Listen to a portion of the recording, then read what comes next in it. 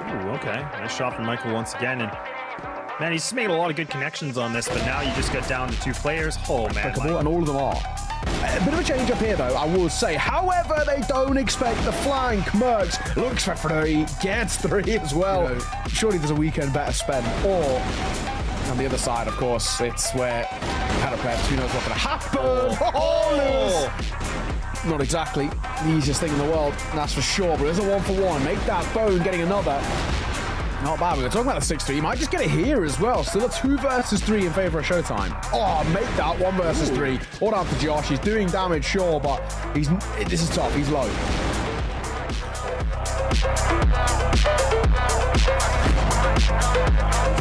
Why, but Dizzy White will get that kill. Looking for more as well. Lewis up close, spamming. Gonna get a couple. All right. Maybe with a chance to work with. Time is ticking there, 15 seconds. Don't have a lot of it to work with. Brando gets tapped down. Close right. So does Hunt. Oh my gosh, all down to 1. All down to Famous. If anybody can clutch it up, it would be him. With the stick in the defuse. The stick in the defuse. Michael gonna get on timing. Oh my god. No, because he's gonna get a little bit overwhelmed here, Josh, but at least he finds himself 1. But look at Michael. He's just mowing him down, looking for a triple. Yeah, why not? He's just going to take him out. Be able to come clutch into this. And oh, this over peak. Oh, this over peak. Oh, he misses the shot, but he's not going to expect this player above him. Surely not. All of a sudden, looks like he has a bit of a spidey sense, but no, now he's about to be a dead man. Unless we see Kai's. Unless he over peaks himself. Oh, dear God. Kai's, what are you doing? Play it, but it will allow them now to kind of take the site and maybe try and work with it. Kai's going to try and come up close. He'll get caught. So will Hunt.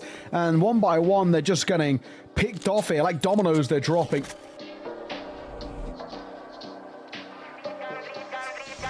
Really pull off on this. They don't want to go for the fight, but this is a really smart play because again, they have the number advantage. They're just going to turtle up, and it's just a slaughterhouse in here.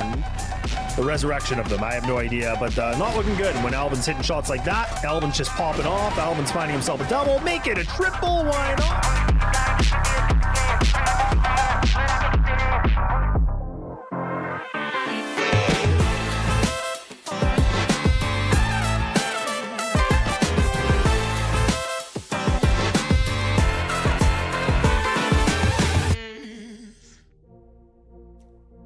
All right, everybody, welcome back for some more NA action, day number 2, and it's of course myself, Laz, and joined here with Naokai.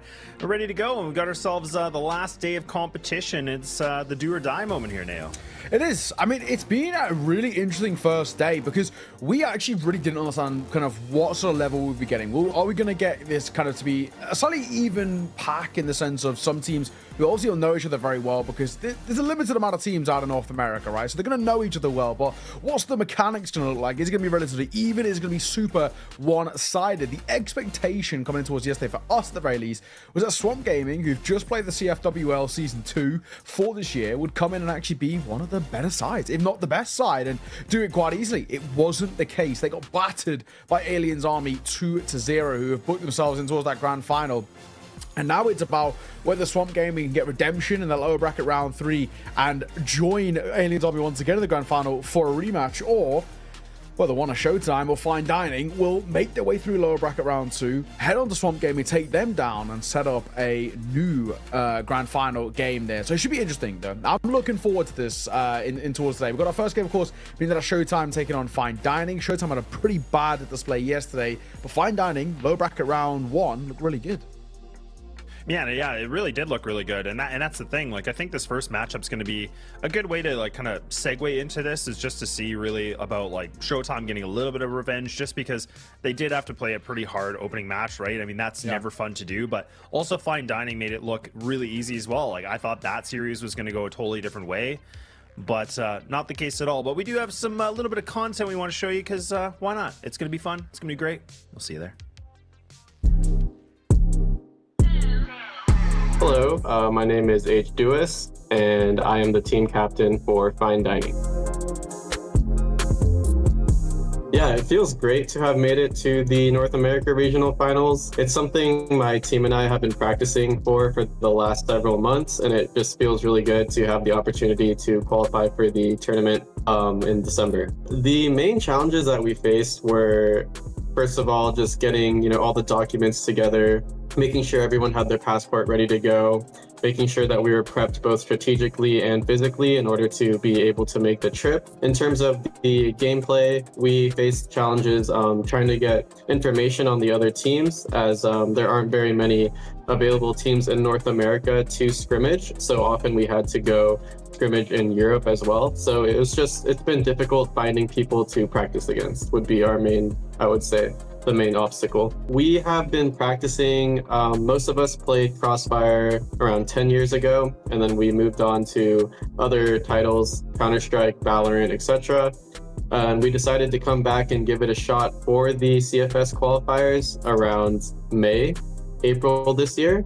So we got together and we've been practicing, preparing, watching VODs from CFS tournaments, teams like AG, Baisha, etc. We've been watching how they play, trying to learn, practicing every day almost for the last couple months. And yeah, that's how we've been preparing for this tournament. The team that we find to be the biggest competition would be Swamp Gaming. The reason is because I believe their players are the most experienced in terms of international competition, namely Famous, Brando, and Kai.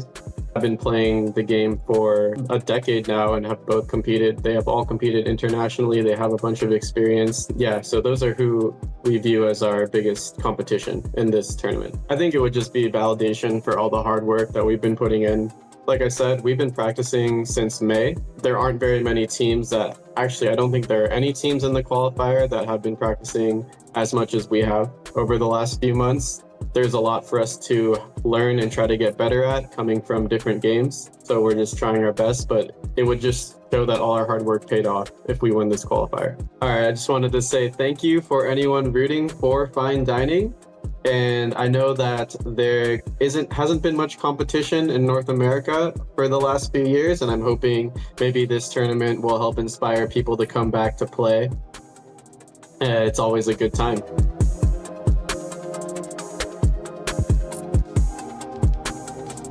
Well, not bad. I mean, some interesting little bit of comments, and I don't know about you, but I'm just, I know Canadians are typically supposed to be polite and friendly, but I was going to say, he said, watching VODs, even Baisha, and I was like, well, I really hope he didn't watch Vietnam, right? Because that was, unfortunately for Baisha fans, not the best one, but honestly, some interesting comments. Well, I want to get your takeaway, whatever was a highlight for you. I think one in particular is just those guys talking about how, obviously, fair enough, they moved on to other games like Counter-Strike, like Valorant. They're a little bit more popular in the region comparison to CrossFire. Obviously, it does kind of hurt a little bit them not having their own kind of dedicated servers anymore. So, they moved on to the likes of kind of Counter-Strike and Valorant. And now it's about, I'm actually interested to see what they can bring from those games. They're very developed FPS scenes in the same way that CrossFire is, but they also have completely different metas, the way you approach them, the pace of the game, and all the rest. So maybe that might be something which can help them out a lot. And obviously, they've been talking about how they think they've been practicing more tthan anybody here in this tournament. So let's see if it pays off for them throughout this lower bracket. We've got the maps running through, as you can see. It's Ankara, Mexico, and Black Widow are going to be our selections. Ankara, of course, played it quite a lot yesterday. Mexico was also picked in yesterday, and Fine Dining looked great on it. Black Widow we didn't actually get to see yesterday, so a new map in towards the series, map number 3. But then again, on the other side, map number 3 wasn't basically required at all yesterday, so we don't know if it's going to be required here today as well. Yeah, no, exactly. And I mean, it's true, right? I mean, it's going to be interesting to see what like a team like Fine Dining's going to be able to bring against a team like Showtime, because again, we saw that, Showtime, not too bad of, showing on a map like Ankara, but we actually got to see that it was the map pick against, Fine Dining in Mexico, whereas Delusional that actually picked this map, and they were the ones that actually came out with that 10-4 victory, right? So they were the ones that were able to do quite well with it. So that's actually really funny that they went for that pick, and I actually like it. It's kind of a little bit of a curveball in there. Again, it's a very difficult map to practice, but we'll see if they've been able to, utilize the game they played yesterday, try to replicate it maybe with a few tweaks here and there. But I'm all for Black Widow as a decider as well. That's honestly probably one of my favorite maps when we talk about the map pool. But look, it doesn't even matter because we're going right into it. We're not even going to hesitate. We're not going to mess around, and let's get this thing underway here, Nao. Yeah, let's get the show on the road. I'm looking forward to seeing what we can get here. We're going to kickstart things, of course, on Ankara for our first. And hang on a moment. Bone going to get the first, sure, but there is going to be an interesting fight that's going to be happening here. It's carnage already, but it's looking pretty good for Showtime. In a matter of moments, Fine Danny left down to 2. And unfortunately, you know, they're double stacked them towards B, and, well, the bomb is on A. Yeah, and this is the thing. Like we said in the beginning, like for Showtime, I mean, they had to play the best team right now so far in this qualifier. Like they had to play Aliens Army. They got 2-0'd. So I think for them, they want to make a bit of a statement here. And I felt like they were still moderately competitive. So Fine Dining really have their work cut out for them right now. This retake's looking quite beautiful, though, as KXN has just been able to just pounce on all 3, leaving it down to the 1v1. And Bone is just playing a little bit of a jiggle, just trying to burn the time as much as possible. The defuse is going to be stuck. He's actually going to commit to this, but Bone will be there in the last split second to just getting them that first round. But my God, what a way to start it off. Yeah, I think a lot closer as well than they would have wanted, especially considering it got into that 2 versus 4. It sort of felt like it was done already at that point, and then it did get a little closer. But thankfully, round still taken by Showtime nonetheless. And it doesn't make me wonder heading in towards this. I mean, technically with Showtime coming from the upper bracket, the assumption would be that they are the favorites, but Fine Dining did look very good yesterday. And of course, on the other side, Showtime looked very, very poor. But you did touch on it. They were playing against the best side, right? That of the Aliens Army team, who were dominant all the way throughout. So I definitely can't kind of underestimate just how good Aliens Army was. So you have to take that kind of a pinch of salt. Maybe this is sort of more Showtime's level where they can, I guess, flex their muscles a little bit. Yeah, definitely so. And that's the thing too, is you know, of course it's Bone that has to be the clutch player too, because he was, you know, last night, despite them having poor performances, like he was the guy that was putting up the bigger numbers. Like when they got 10-2'd on this map against Aliens Army, he was sitting at a 0.73 KD. But then when you talk about Eagle Eye, he was putting a 1.45. So he is somebody that you really do need to rely on for this team of Showtime. So good to see that he's already starting off pretty hot. So we'll have to see if he can keep it hot. And right now, things are looking a little spicy here. They're going to go once again back for the full exec into this A site. They're not going to mess around, but now Spark can't be able to find a singular kill.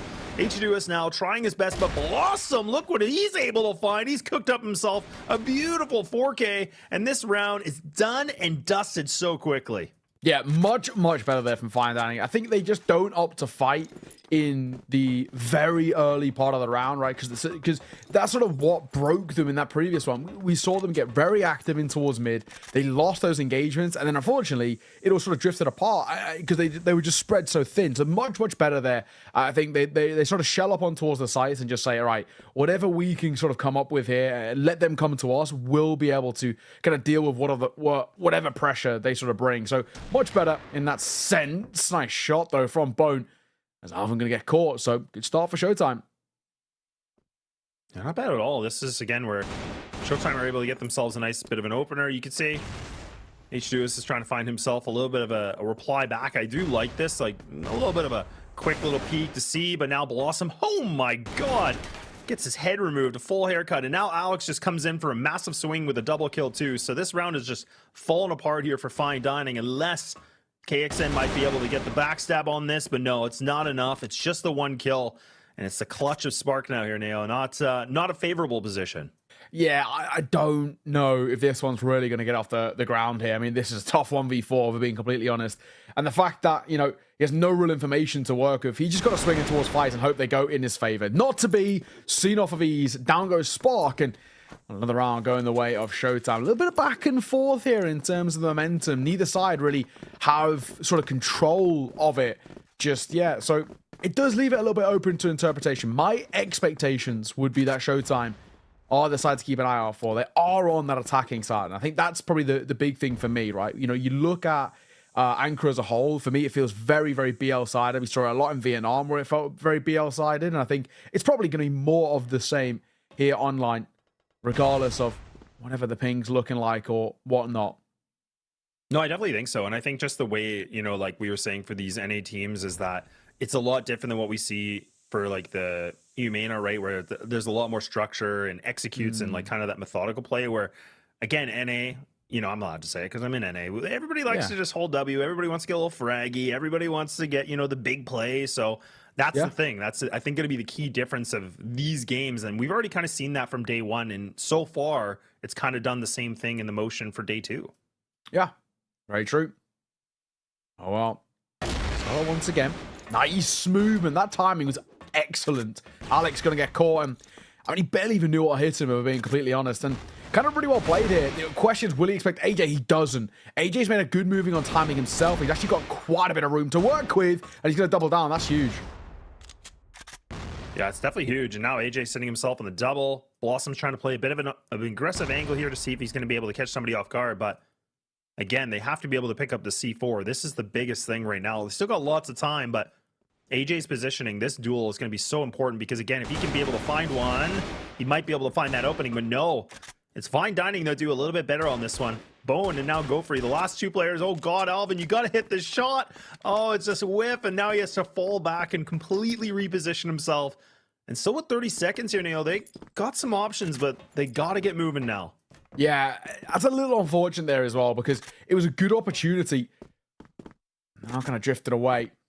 20 seconds, C4. Oh, no. I don't think it goes down here. Yeah, Gopher's going to get caught. Really well play from Alvin. Just doesn't give him an opportunity. If that C4 goes down, it probably changes things a little bit. But it doesn't really matter what Bone does here. It quite simply does not have the time, right? So do what you want, but he cannot get on towards the side and get that C4 down. So this one is Dunzo. Bone, he actually will get a kill right at the tail end. But again, doesn't make a difference. Yeah. It is going to be another round on the board for Fine Dining. And that one, again, early move here was very, very solid. And then, after this thing in the late round, you just slow things down. You know the clock is sort of your best friend. Yeah, honestly, I like the play, though. Like, I think the whole demise here for this round of, you know, for Showtime is the fact that the C4 was dropped on the back of stairs. It was definitely not the best position for them. So when you have to refight for that control, it is the most frustrating thing because essentially you're burning so much time. You have to really clear every single angle even more just because you're worried there's, you know, a defender close on by. But good work coming in from Fine Dining just to burn the clock. They're going to win that one down to the last seconds. And now back to the tie game once again, but this time Showtime trying to make a bit of a cinema here and underpass. They are going to be able to find that opener, but oh my God, it's KXN once again. Just sweeps them both up. Looking to see what he can find. He's still got 6 bullets in the chamber, but should be able to have time for the reload and repositioning now. But Bone's trying to even get aggressive, and he's been spotted. So this is kind of falling apart once again here for Showtime. Yeah, no, it is. I feel like they're giving away too many opportunities here. At the very least, Bone, Alex, one apiece. 2 versus 2. Not impossible anymore. Well, to work with something here. Orm posted, Bone waiting for a fight to come his way, but nothing really being given up for the time being. Spark shot connected, and so will want from Alvin. And just like that, Fine Dining going to find another round in their favor, and this time it means they can take a lead as well. So bit of space for them to work with. You know, potentially they can put up a pretty decent GR side, even just taking any sort of a lead, right? Like a 5-4. You give yourself so much of that momentum, which could be huge going forward. Yeah, no, definitely. It really could. And that's the thing. Like, I think for Fine Dining, if they're going to be able to, you know, build up some rounds, if they can do it, like you said, a 5-4 would be huge, just because the Blacklist side definitely seems like it's the stronger side right now. But it's going to be a question if, because this thing has been a teeter-totter. This thing has gone back and forth, and these rounds are really close. They're coming down to like these 2v2, 1v1 situations. So it's not even like Fine Dining are blowing them out of the water. Yeah. Oh, Spark. Oh, God, he spots the barrel, but at least he's able to get out of this. I thought he might have been able to find himself a cheeky little spray, but look at how fast at Showtime. They've already pushed it through middle, but you can already see the counter aggression from Fine Dining. So this is a little bit of a back and forth, but the opposite way. Question is now, Fine Dining. I mean, honestly, just playing full retake here, I don't think it's even the worst thing in the world. You know, you're going to give yourself at least probably the best way to go about it in the sense of isolating Jules. First fight, a little awkward. They're going to come down, and well, down goes Alex. He was actually stuck in 2 mines there. Didn't really know where to play. One coming from behind makes life very difficult. Bounding around the corner. Bone going to get one, but only. Will be traded out. As KXN looking for a second. Nobody close enough, though. He's got to try and support on towards the site. Go-Free going to get one of his own. Blossom going to get caught as well. So 1 by 1, they're being picked apart here. Oh, man. But he's got to get going. And that's it. Like, the time's running too low. I don't think it's going to be enough here. All he has to do is just tuck his tail. It's all good. Once again, right down to the wire of the timer. And okay, I mean, here we go with a 3-3 once again. But man, this is a lot closer than I thought it was going to be. Like, I really thought that Showtime were going to be able to come right out the gate, putting themselves in a pretty big lead. But this thing is, like I said, it's kind of going back and forth. They're both just exchanging hits and blows, and now they're sitting at a tie game. But you got to give it to Fine Dining. I was a little bit hesitant for their preparation, but so far it's not looking too bad here, Nao.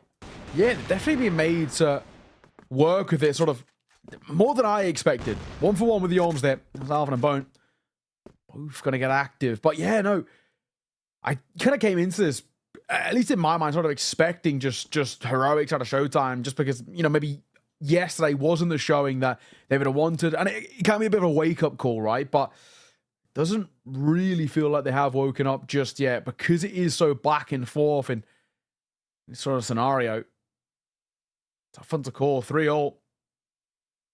Opening duels, of course, are great in a sense, but going to get the side here. I mean, this is an interesting decision once again. Fine Dining more or less playing full retake. Spark needs to be careful. 2 different angles he can fight from, and I just don't think he expected the aggression up on site that quick.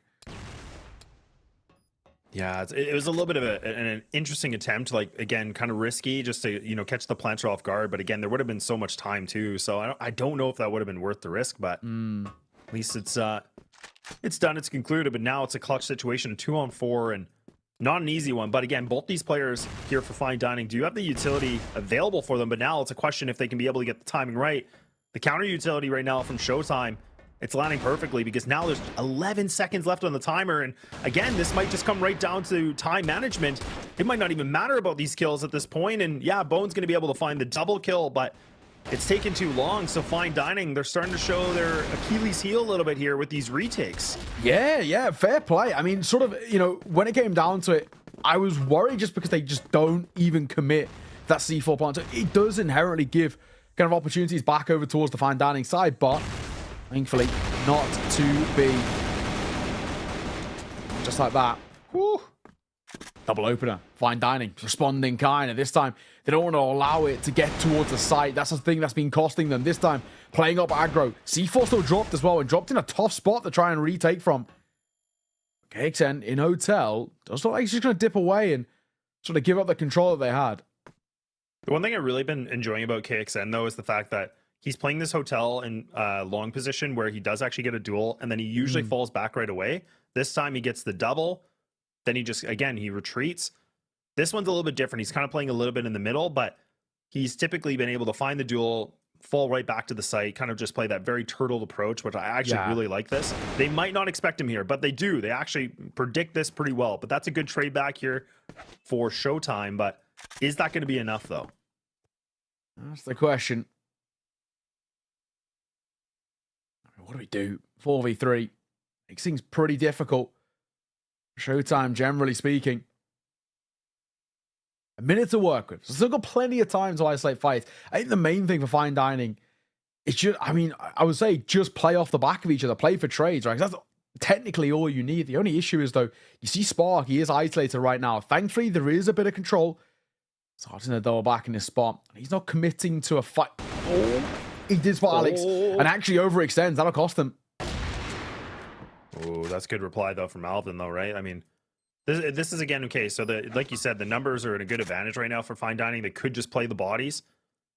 H2S, oh, God, you got to be careful about this. So now he's just giving himself up. But look at Bone. Bone's trying to even be more aggressive as well. He catches a kneecap, but now Alex, with 49 HP, tries to re-aggress. Gets taken out here from Alvin, but, you know, not a bad attempt. But again, some of these mechanical mistakes we're seeing from both these teams.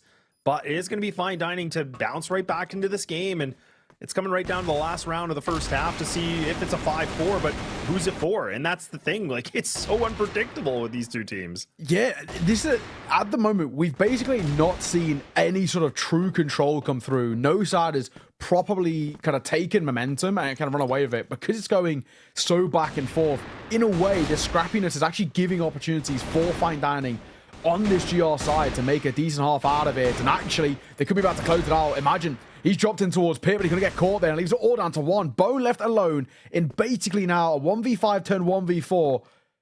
Yeah, good luck. Yeah, no doubt at all, right? I mean, this is a lot to ask. Look, it is Bone. Like, I mean, he has been, like I said, the pillar of this team, and it's been somebody that you can, as you can see right now, 12-5. You know, subtract a couple kills, you know, where they didn't really mean too much, but this is a lot to ask. Misses the first shot. Now they can just use these bodies to their advantage. Should be a dead man, and that indeed is going to be the fact. So Fine Dining will be able to find this half with a 5-4. Like you said, this is a really good way for them to kind of move into that second half. But again, I'm not even sure what to expect on this, because I think you made a really good point, is the fact of there really hasn't been true control in this game. It really does just kind of seem it's so sporadic, and that's kind of one of those variables we have to really analyze on right now, because this is still anybody's game. Yeah, this is a real tough one that we've kind of seen so far. I mean, maybe the expectations for me is that Fine Dining, now they are on towards that BL side, can start to take a bit of control here, just off that one thing alone, right? They've got that bit of an advantage in a sense, and maybe it might just work out for them. I don't know. Weird spot that we're currently in. Showtime, I feel like they had opportunities and plenty of them. They just sort of didn't take them for me. Yeah, I would agree. I definitely would agree with you.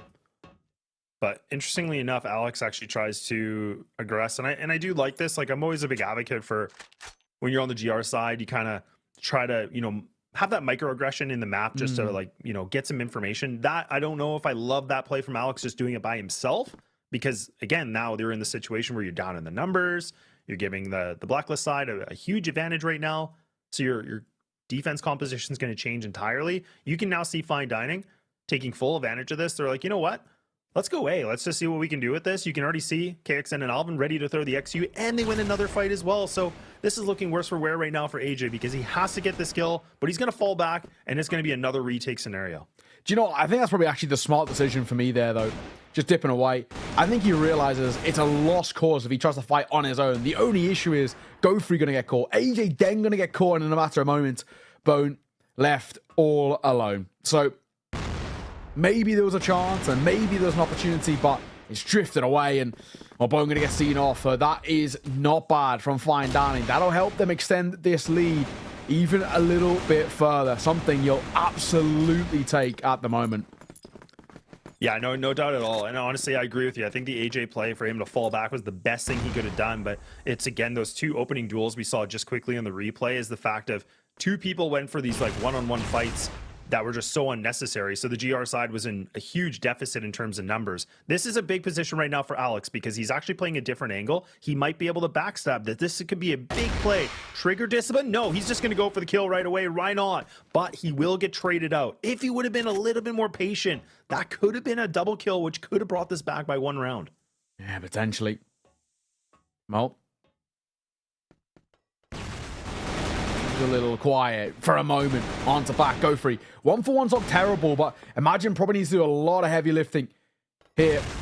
C4 going to go down, and as KXN finds, imagine this is going to give the advantage over towards Fine Dining. They're looking to extend this lead from, I was going to say a 6-4 to 7-4, but an elevated angle there on the second floor by Bone will catch Spark. Yeah, with 20 seconds remaining too. So again, right down to the 2v2 situation. That time is the ticking here. You got to get going, and beautiful shots here from Fine Dining. It's going to be some fine shooting here. Okay, now this lead is starting to get bigger and bigger. We were talking about, you know, control. Now it's starting to look like there is some control here from Fine Dining. And this is what you were alluding to, is the fact of when teams get on the Blacklist side, it seems to be like the more comfort. It's, you know, the bread and butter, and it's definitely starting to show here for Fine Dining. They're looking really swift on this. You love to see it. But now for Showtime, they have a very unique little bit of a triangle setup. But is this going to be enough? And I think so, because imagine he's going to be able to pick up two. Yeah, nice work. All right, up close as well. It still feels like it has the legs behind it of maybe Showtime can start to deliver in their own regard. And they need to. I think Showtime needs to come in and do sort of rounds like this. Not constantly, but at least showcase that we can play aggressive, we can get up in your face, and we're more than happy to sort of fight you in that sense. So, well played. I got a saw there, and at the very least, maybe a sign of things to come. Oh, a double from GoFree. It is big, though, and that will once again give Showtime a little bit of a leg to stand on into the 3 versus 3. Oh my God. That double kill. I was just... I can't even believe he got away with that. Like, I was thinking there's no way, but that really saved them and put him back into this round in good contention because, again, it's back to the 3-3, so things are fair. And this is tough, too, for Showtime because, again, you can see on the minimap, they have to play these, like, one-player setups and, you know, one on each side, or site, I should say, and then one in the spawn, so kind of just having that quick rotate of Imagine, but what are they going to use with this? But for Fine Dining, they need to be able to get the timing perfect here because if they can catch one of these players off guard with a rotate, that might be just enough. Their Inkling doesn't seem to be the best here now because, again, you can see both defenders, they're locked and ready here in this B site. Yeah, they're ready for it. I mean, GoFree's had a real nice couple of moments, and he might be able to add a little bit more. 1, looks for 2. Oh, he's going to get it. GoFree has gone massive. What a round coming out from him.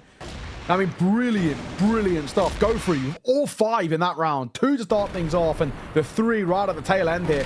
Individual brilliance from him. And Showtime, they absolutely get bailed out by one-man's heroics.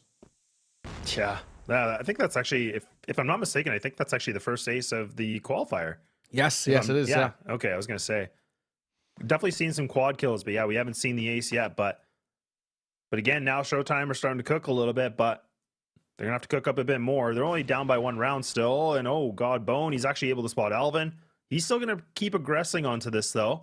But now you can see Fine Dining. They have to make a decision. They either go for this mid control or they have to fight and take him out. There's 2 options here. So it does look like they're going to try to re-aggress. They might even try to backstab him. And yeah, he's getting sandwiched. This is not good. Bone has to get some kills and he's going to be a dead man. Surely. Yeah, you'd expect it. Yeah. I mean, sure, he gets 1, but going 1 for 1 in that situation, I don't think it's actually really going to help out. And that is really nice from Spark. Catches a second coming through. Smoke going to go down as well. I don't really think GoFree can make too big of a difference here. The flash doesn't really make too big of an impact. And it will be another round going the way of Fine Dining to once again extend their lead a little further. Yeah, I like the attempt, right? I mean, again, I was just kind of, you know, making the criticism about when you're a defending player and you push out like that by yourself, it's really risky. I think in that circumstance for Bone, I don't mind it, but again, he had to react differently. Like you could tell that he was going to get flanked, and I think he was just that awareness wasn't quite there.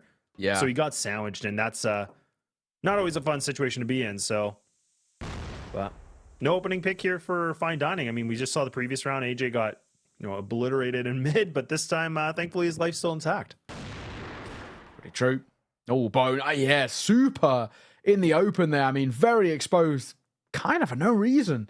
And he'll lose his life without really gaining anything, not even in terms of like a kill, but even just raw information. He doesn't really have anything to relay over to the rest of the team. So, kind of feels like it's a little bit of a lazy fight there, and one which hasn't worked out for the best.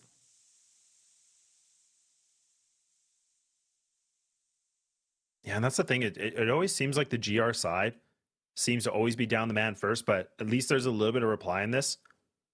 But right now, for this vent position, this is so important. Imagine has to be able to win this fight, and he does, but it's only a 1 and done. So again, these guys are just slowly peeling the onion, but AJ's in a really bad position. Oh no, that flash! I thought he might have not have been able to find at least one, but I guess he does. But now it's Alex for a clutch factor here now, and does he really have enough? He has no utility.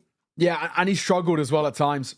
Alex, he's not exactly been running away with things. 7-12, he finds himself, so real heroics are needed. And the only issue is, sure, he's got towards A, but as he's got towards A, they've wrapped all the way back towards B. It's a foot race, and one, in all fairness, that he'll lose, but he's actually not in a bad spot. May just have a bit of something behind this. Alex trying to get into ice. Like, there's one. That's good. C4's down, sure. Speaking of shoulder, Alex, that is big. Massive 1v2 converted. Oh, man. Just when you think this game could have a bigger lead and, you know, getting to the map point ain't going to be the case, especially with these two teams, right? I mean, you got to give it to them. There's a lot of grit in this. And I think both these teams knowing that, you know, whoever loses this entire best of 3, that's it, right? Like, this is what we were saying. This is the lower bracket run, so everything counts, and these teams are just fighting tooth and nail to keep themselves in this tournament, in this qualifier. So everything has to be laid out on the line here, and I'm, you know, again, impressed to see, but Bone tries to get a little bit aggro, tries to see if he can get some multi-kills, but it's a one and done. KXN doubling back. In a bit of room to work with via mid. I mean, we're not seeing too much proactivity from Showtime in the early part in that kind of mid control. So at the very least, maybe something in which Fine Dining can utilize to their advantage. For now, though, feels like a finish in the direction of A seems to be the conclusion. 3 setting up here. Fourth as well, holding for mid rotations. And actually, this is a good hold. If this is played well, Alex should get caught here and should go down for free. Oh my god, little labored, but Spark will get it nonetheless.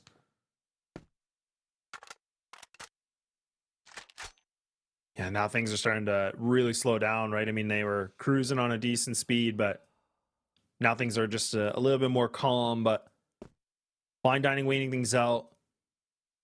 And imagine just playing, you know, again, this vent position, just going to anchor A by themselves, and then having just AJ and Go-Free playing the buddy system. This is a good setup. You typically have the one player anchoring A. It's always a little risky. Fine Dining have really put a lot of attention on this A site, but we'll have to see what he's going to be able to bring to this. Imagine is in a position where he has to find a multi-kill here, Nao, because if he doesn't, this could be worse for wear right now for Showtime. It's true. Could be maybe a little problematic. Waiting. Imagine. Come on. Looks for 2. Can't quite get it though. Trey gonna come through from Fine Dining. That's good. That's our numbers advantage and the site as well. This is a tough retake. 2v3 and AJ and Go-Free have got to really do something quite heroic. Yeah, the time is now 30 seconds remaining. So they got the utility, but are they going to be able to utilize this properly to get that little bit of an opening? Flashes land perfectly, so KXN actually does have to retreat off this, but Spark, he's not able to get the shot. Now, this is going to be KXN. He does find himself this one engagement. Now, 1v1 situation, burning the time as much as possible. Alvin, a little bit of a peekaboo, and there it is. Fine Dining on the map point. Yeah, well played. Really well played.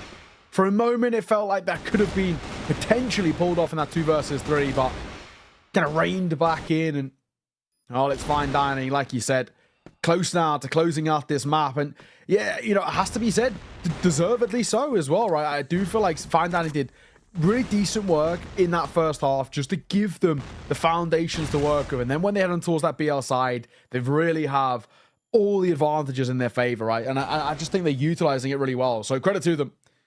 I mean, job's not completely done just yet, but they're pretty damn close. Yeah, it's pretty damn close, that's for sure. And now you can see that Showtime have caught the memo. They're like, okay, I think we need to put a little bit more defense in this A side. Like I said, Fine Dining have really just started to make that the staple. They want to go for these A execs. They've been able to get the site pretty convincingly for the most part. But now I think Fine Dining getting a little bit of an inkling. You know what? Let's maybe we can change it up. We'll throw a different ingredient here. Maybe we'll throw that B site ingredient into this one. But I like it because they still are going to do a 3-2 split. They're going to have their 2 players, again, just making a lot of noise, just trying to keep the attention still on this A side, but they're going to use that to buy themselves some control around Hotel and even getting closer to this B site. So this is so far so good, but Showtime don't look like they're really biting too much on the rotates. Yeah. All right. Under a minute, 55 to work with. If he does spot out just the shoulder there, but not going to commit towards the fight. Nade, I think, was meant to go over that ledge, but it just kind of banks off a bit of the pixel, and he might be in a bit of trouble. Down he goes. So will Alex, and bit by bit, we're starting to dwindle here. Showtime under a bit of pressure. Blossom spamming, and he'll actually get caught. 3 versus 4. The numbers, the sights, everything sort of feels advantageous for Fine Dining to close it out here and now, but question being, can Showtime make this work? Alvin, other ideas. Both going to get caught as well, so imagine an AJ with it all to do. Both have struggled as well throughout this game. And I don't think it's going to change. Imagine gets 1, and that will be that. Fine Dining are going to take map number 1, and it has to be said, lads. Honestly, I'm pretty impressed. It was kind of scrappy and back and forth to start things off, but that second half was really solid. Yeah, it really was. And like that's the thing. The first half was definitely a lot back and forth. There wasn't much control like you were talking about, but as soon as Fine Dining were on the blacklist side, they looked really, really good. And honestly, pretty impressive to see how well they were coordinated on the blacklist side, because I was thinking it'd probably be a little bit better for them, but I didn't think it'd be that much better for them. Yeah, exactly that. So this is now really an opportunity for Fine Dining to kind of once again showcase maybe what they've got in towards map number 2 as well. We saw them on Mexico and I was pretty impressed. I think generally speaking, they looked pretty good on it yesterday. And, we said there's a bit of a pocket pick in a map in which they can maybe utilize in their favor. Well, the question is, has Showtime really done anything to sort of prepare for that? Not a lot of teams do a lot of hard work on it. That's why we were sort of so impressed with Fine Dining yesterday, because we were saying, okay, these guys have obviously put in a hell of a lot of work. Question for me now for Showtime, I don't know, they just, similar to yesterday, don't fully look in it. Yeah, they really don't. They actually look a little bit less performing than they did yesterday. And I know that's kind of hard to say because they played Aliens Army yesterday and they got kind of blown out of the water, but it felt like some of the rounds were still decently close, but that's not the case right now at all. So I think Mexico is going to be a really bumpy ride for these guys, because I think Fine Dining looked really swift on it. You could see they had some good setups. You could see that their defense was a whole other ball game. So that's the thing right now. I think Showtime's going to have a quick conversation to figure out what they could probably watch from yesterday's game just to anti-strat as much as they can, because I can't imagine the strat book's going to be too deep here for a lot of these teams, but is that going to be enough? I'm not sure it will be. I'm with you, man. I don't know. For me, it does really feel like, Showtime, who started in the upper bracket, obviously had that sort of advantage where you get 2 chances, unlike Fine Dining. I think for Fine Dining, they've come in towards this playoffs knowing they've got sort of nothing to lose and playing like they got nothing to do. So I've been really impressed with what I've been seeing out from them. The question for me being now is just, can Fine Dining keep this up? Can they take map number 2, Mexico, in their favor? Can they move on towards Swamp Gaming and pull off a massive upset there and maybe even make that lower bracket run all the way from round 1 all the way to the grand finals? It's still many more steps needed to get there, but I think generally speaking, I've been impressed with Fine Dining. They've looked like one of the more cleaner sides we've seen so far, as you can see throughout these highlights.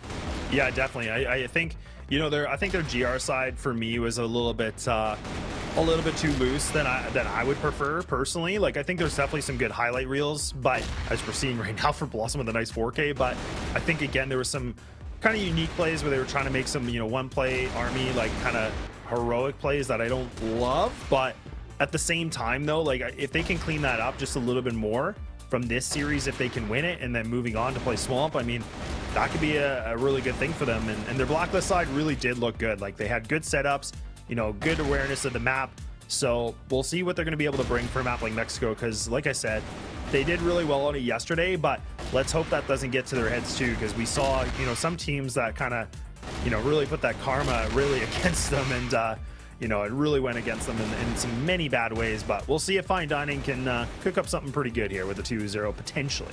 Yeah, I feel like they've got the best chance of it, just because even if you kind of take out the things like the maps and this, that, and the other, I just think, kind of a buzzword we were using a bit yesterday, the more macro sense of the gameplay does seem really better from Fine Dining. I mean, you can take a look at the stats at the tail end. KXN, really decent from him, 1.31, 1.29 for Alvin as well. And over in the side, only one man of Bone finished positive over towards Showtime.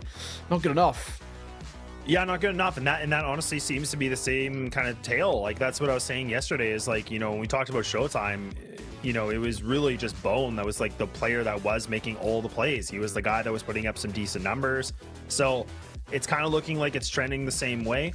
But again, like when you look on the other side here for KXN, like I feel like he was playing phenomenal. Like, he was getting a lot of good anchor kills. He played the GR side really well, where you get a duel, fall back, like I talked about in Hotel. So really impressed to see him and how well he played, because I think him sitting at a 1.31 definitely warranted, because he definitely was able to get them a good kickstart. But we're going to kickstart a break, because we're going to give them a few minutes here just to get ready for Mexico on map number 2. So don't go too far. We'll see you really soon.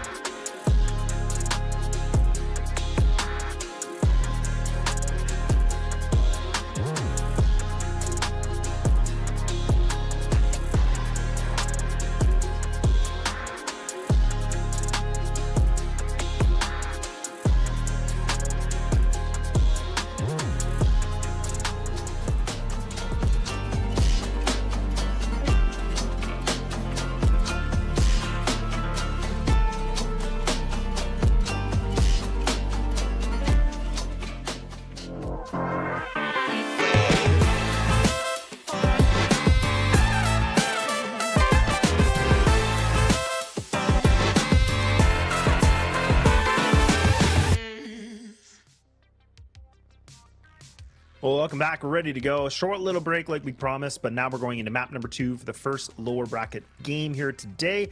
And Nao, any kind of initial thoughts? I know we got a little bit of a debrief on the first map, but any thoughts about moving into the second map of Mexico? I definitely think advantages are in the court of fine dining. For me, they're just playing the better Crossfire, right? They're looking like a side of a little bit more control and a better understanding, and I think they're just taking their opportunities. They're more macro sense of how they're approaching the game right now. Feels a little cleaner, you know, when they're on that GR side, on the what is the weaker side in my opinion on that Ankara, and they play it really well. They're playing it quite chaotic, and the chaos is giving them rounds here and there, and then when they go on towards the advantage of the BL side, they just utilize it perfectly. So yeah, for fine dining, for me, I was really impressed with what I saw from them, and I'm hoping we'll see a little bit more. Good start for Alvin, and go for gonna get caught.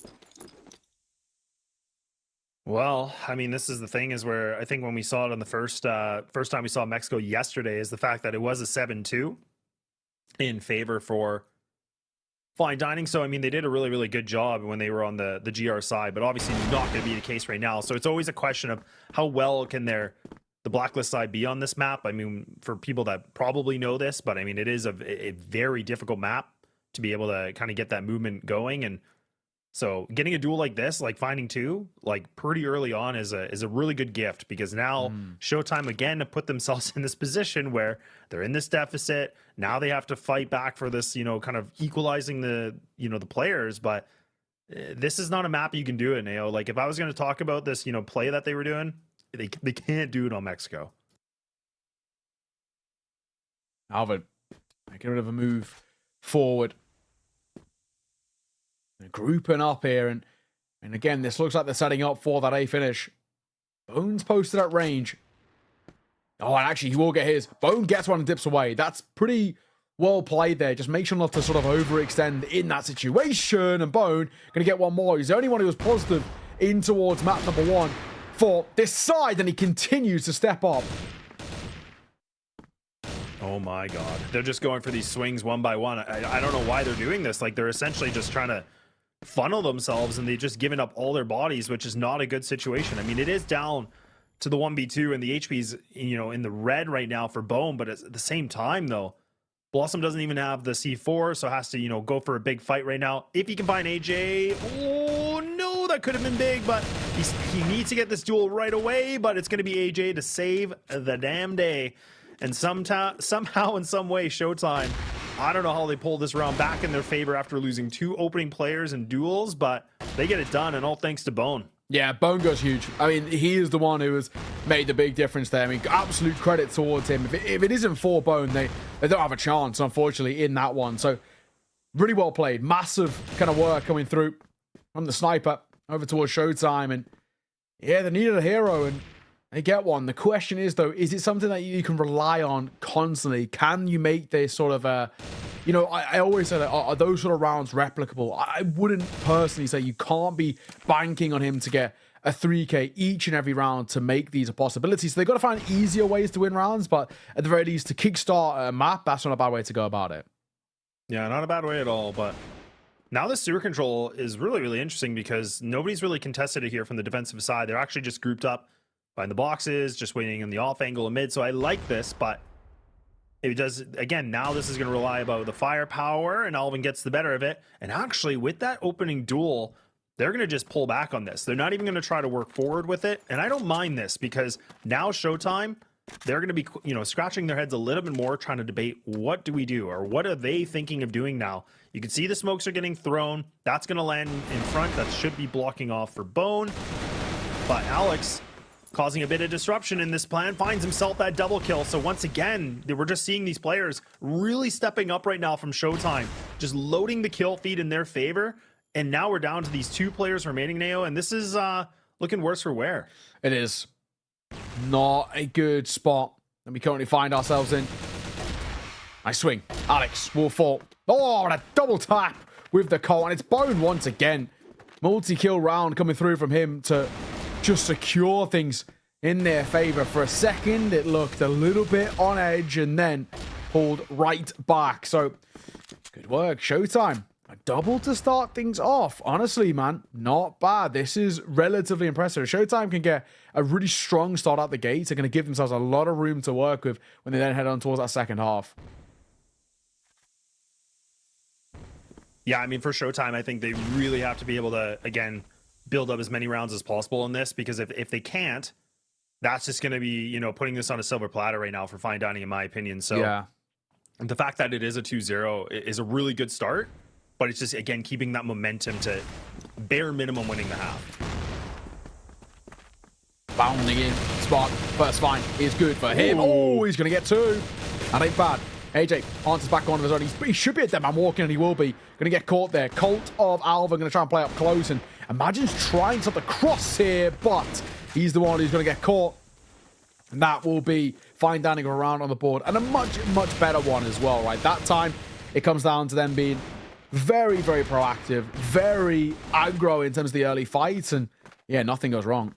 Yeah, I love that, though. Like, I love the fact that it was very simple of a strategy from Fine Dining. They just take that A site, just use their firepower a little bit, and that was perfectly executed. They caught, you know, Showtime really off guard, so they did a good job just to be able to win the engagements, but we'll see what they got in store for us a little bit more now. They finally get themselves on the board at least, so that's going to be a sigh of relief for the time being, but you can now see for Showtime, like, all the presence is in mid. They're on the side here for A. H2S is not going to be able to expect this, but if Alvin can be able to get away with this double kill, this could be huge for them, but it's a little bit of a dance. But you can see Fine Dining once again. They're just picking up these kills, wow. And Spark is just making a flame. All right, fair play. This is bounding back, and I mean, Imagine going to get 2 of his own in a matter of moments. I mean, it is still anybody's round here, 2 versus 2. And who knows which way this is going to swing. C4 will be collected. It was dropped, but thankfully in a spot which is able to be kind of brought back in their favor and under their control. It's just more of a question of kind of now, where do we go with it? It feels like an A finish. They are being slightly kind of kept under pressure, though. Imagine doing a lot of good work to deny them getting too much control.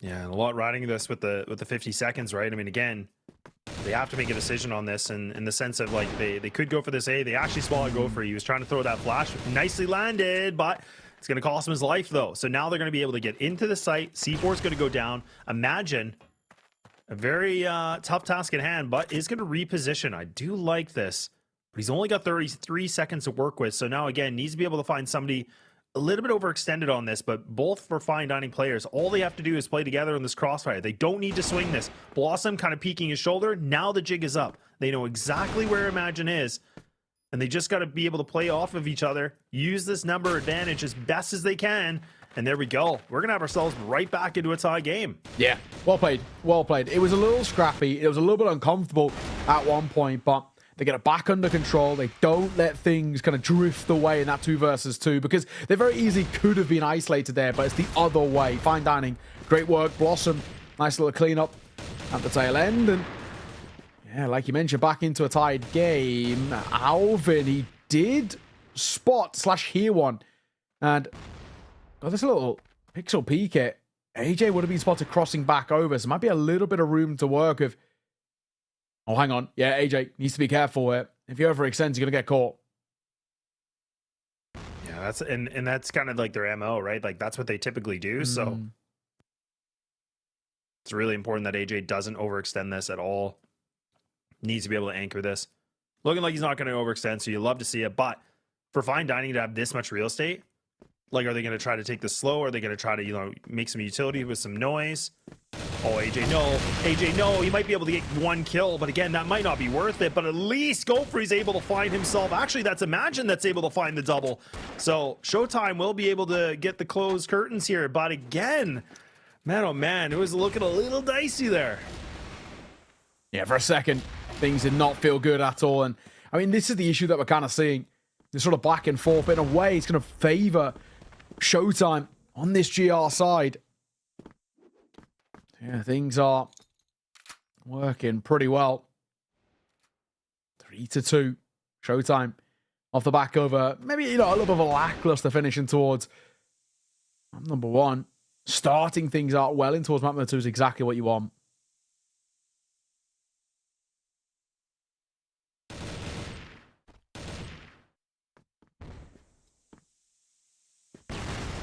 Yeah, good mixture of positioning right now from Showtime, but okay. We'll attempt of a spam, but yeah, fine dining. It's funny because we saw yesterday, like they were playing really aggro yesterday, like they were, you know, trying to just hold W. This time they're playing a lot more methodical. They're putting a lot more thought into this. So I don't know what changed for them, despite them having a pretty good scoreline on this. But now Go Free needs to be a little bit careful. He's overextending his welcome. I mean, it is one of those as well. Yesterday, their quick pace and sort of the aggro that we saw out from them, it worked really well. So the decision to sort of change here feels a little weird. I mean, maybe trying to adapt in a sense to what Showtime traditionally bring. The only issue is that it's not working right now. So maybe going back to just the raw fundamentals might be the play. Miss shot, Go Free, nice find. Yeah, that's a great find for sure. And now he's able to find himself a double. So Go Free's just having a pretty decent game thus far, like just finding some good impactful kills. But now we have to see if they're going to be able to use this positioning here. And the flank from Alex is huge. This could just end this whole entire round. He might be able to just find these kills. Should be able to take down Spark. He will. C4 is going to be dropped. So now Blossom in a not great position right now because he has to take down 3 players, has to fight for the bomb.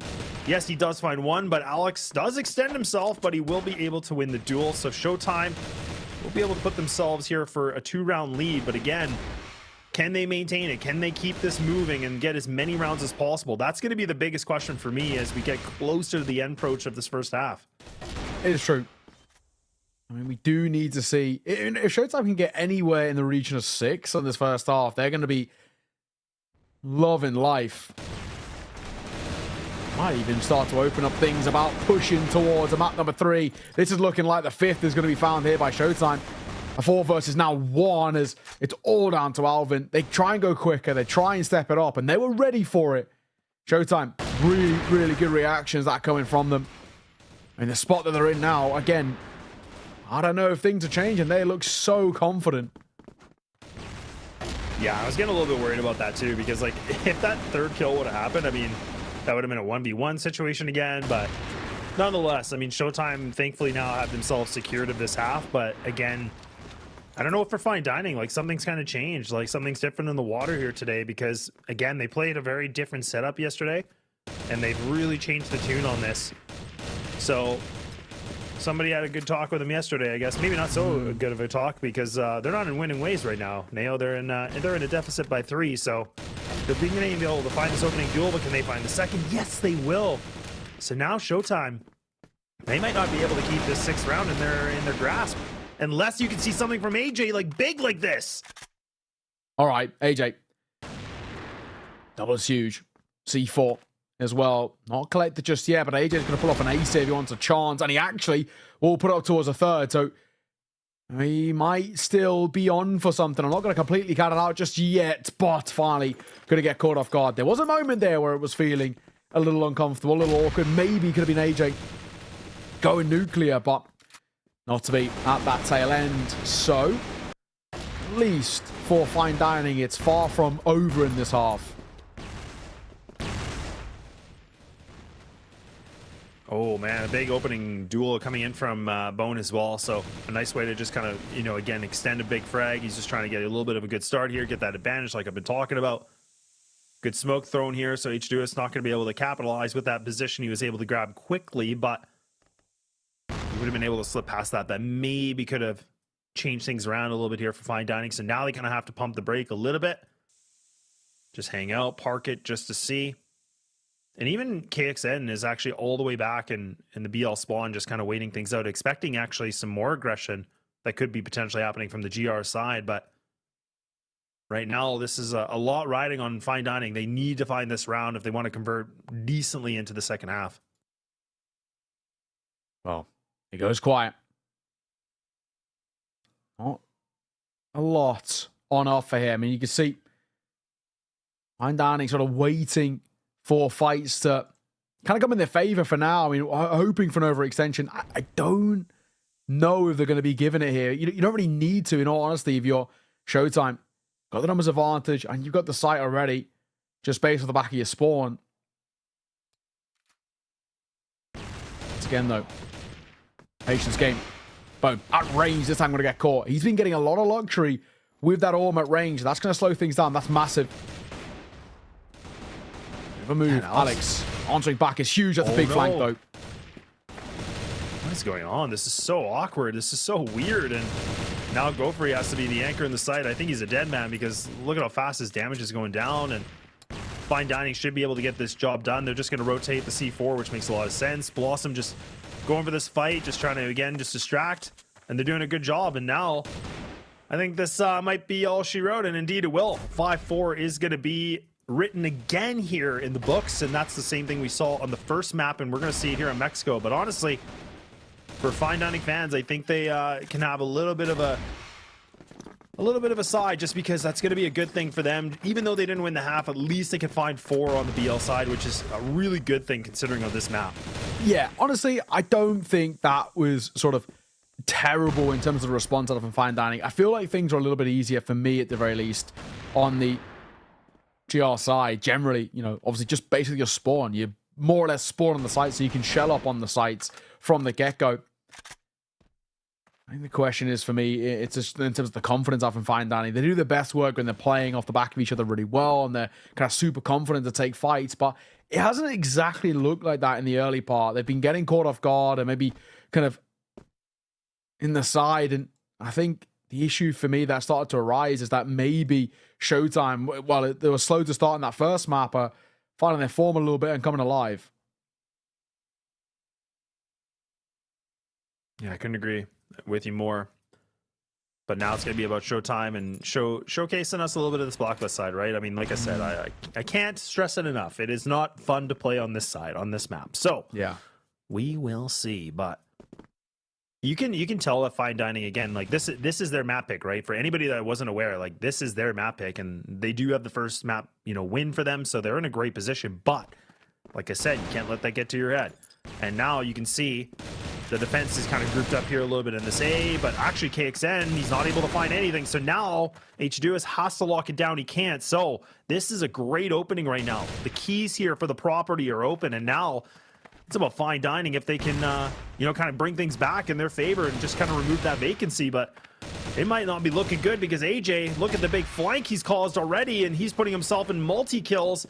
And we'll see it there. Showtime. They're going to take a convincing round here for the opening of the second. Yeah, that's exactly what you wanted as well from Showtime. You know, set the tone nice and early, and just like, you know, even though we are on what is generally revered as the kind of the quote-unquote worst side, we're going to make it work for us. So, nice work. Impressive stuff.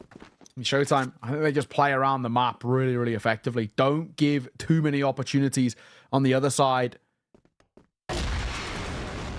Shot. Going to come through. Alvin going 1 for 1 there with Imagine. If he could have found one and fallen away, that would have been huge, but unfortunately it's not to be. Spam with the M4 is good for the spam damage, but it's not going to make a difference. Showtime, good work as a group, but Spark KXN fine a piece as well. The spam getting pretty damn close too. KXN overextends.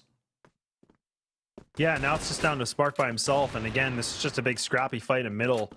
We'll get the reload back to the M4, but now these players, they gotta be careful. They're overextending. They're overextending. Oh man, how does he get away with it? It should have been a Showtime round, but again, they just get too excited. They think they're gonna win it, and then they just lose it in the most inopportune time in the world. Yeah, unfortunately, that is just quite simply a little bit of a throw, right? They're not actually playing that well. They don't overfight or properly swing in towards the engagements there. They're kind of tentative to peer around that corner. Doesn't work out. At the very least, though, Bone will continue his pretty impressive form for the first. He's been good when it comes towards kind of opening kills in particular. That's where he's really getting a lot of leeway. But a response back. So yes, Blossom got caught, but sort of go free. So 4-all, and it goes quiet briefly.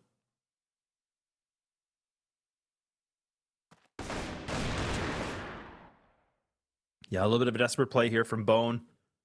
Trying to go for a big pick. Just trying to see if he can do something on his own. But too much to chew down. And DELUSIONAL just can sit in the site waiting things out. Nice little bit of a crossfire from both these players. And yeah, they should be able to lock this in.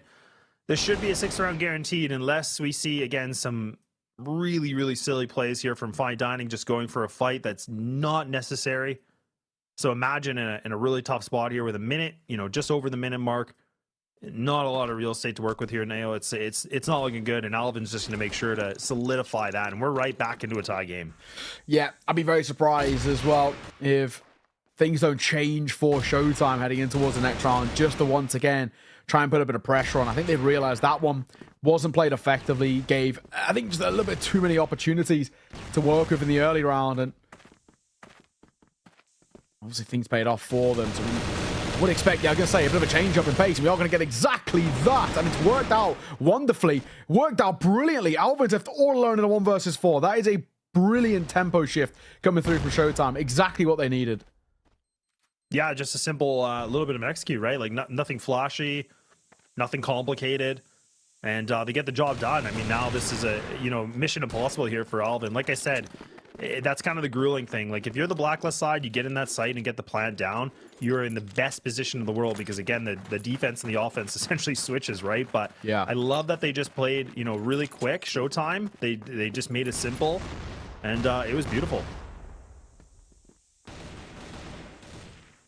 All right, so that pocket round of a quick one, change in tempo, get up in their face, get aggro, obviously works out, but the question is now, when you can't continue to do it, how do you once again find a little bit of form? Bone going to get caught early. That's big. Bone, like I said, he's been super important when it comes to opening kills in the rounds. And now the fact that he is down and out for the count, does it then change things up where Showtime look a little bit lost without him? Yeah, maybe. And I mean, like you said, like kind of losing Bone is a huge negative effect here against Showtime because they rely on him a lot. I know he's kind of slowed down a little bit in this game, but he is somebody you can still, you know, the old faithful that you can rely on. So for him to go down this early, not a good thing. But let's not take it away. I mean, I feel like AJ, like a lot of these guys have been playing quite well, but a lot of those highlights were from the GR side. So now somebody else has to, you know, get the bootstraps ready to go and go to war here, and somebody has to be able to do this. And Fine Dining finally now are going to kind of pull back on this aggression. I like this play. They don't need to extend.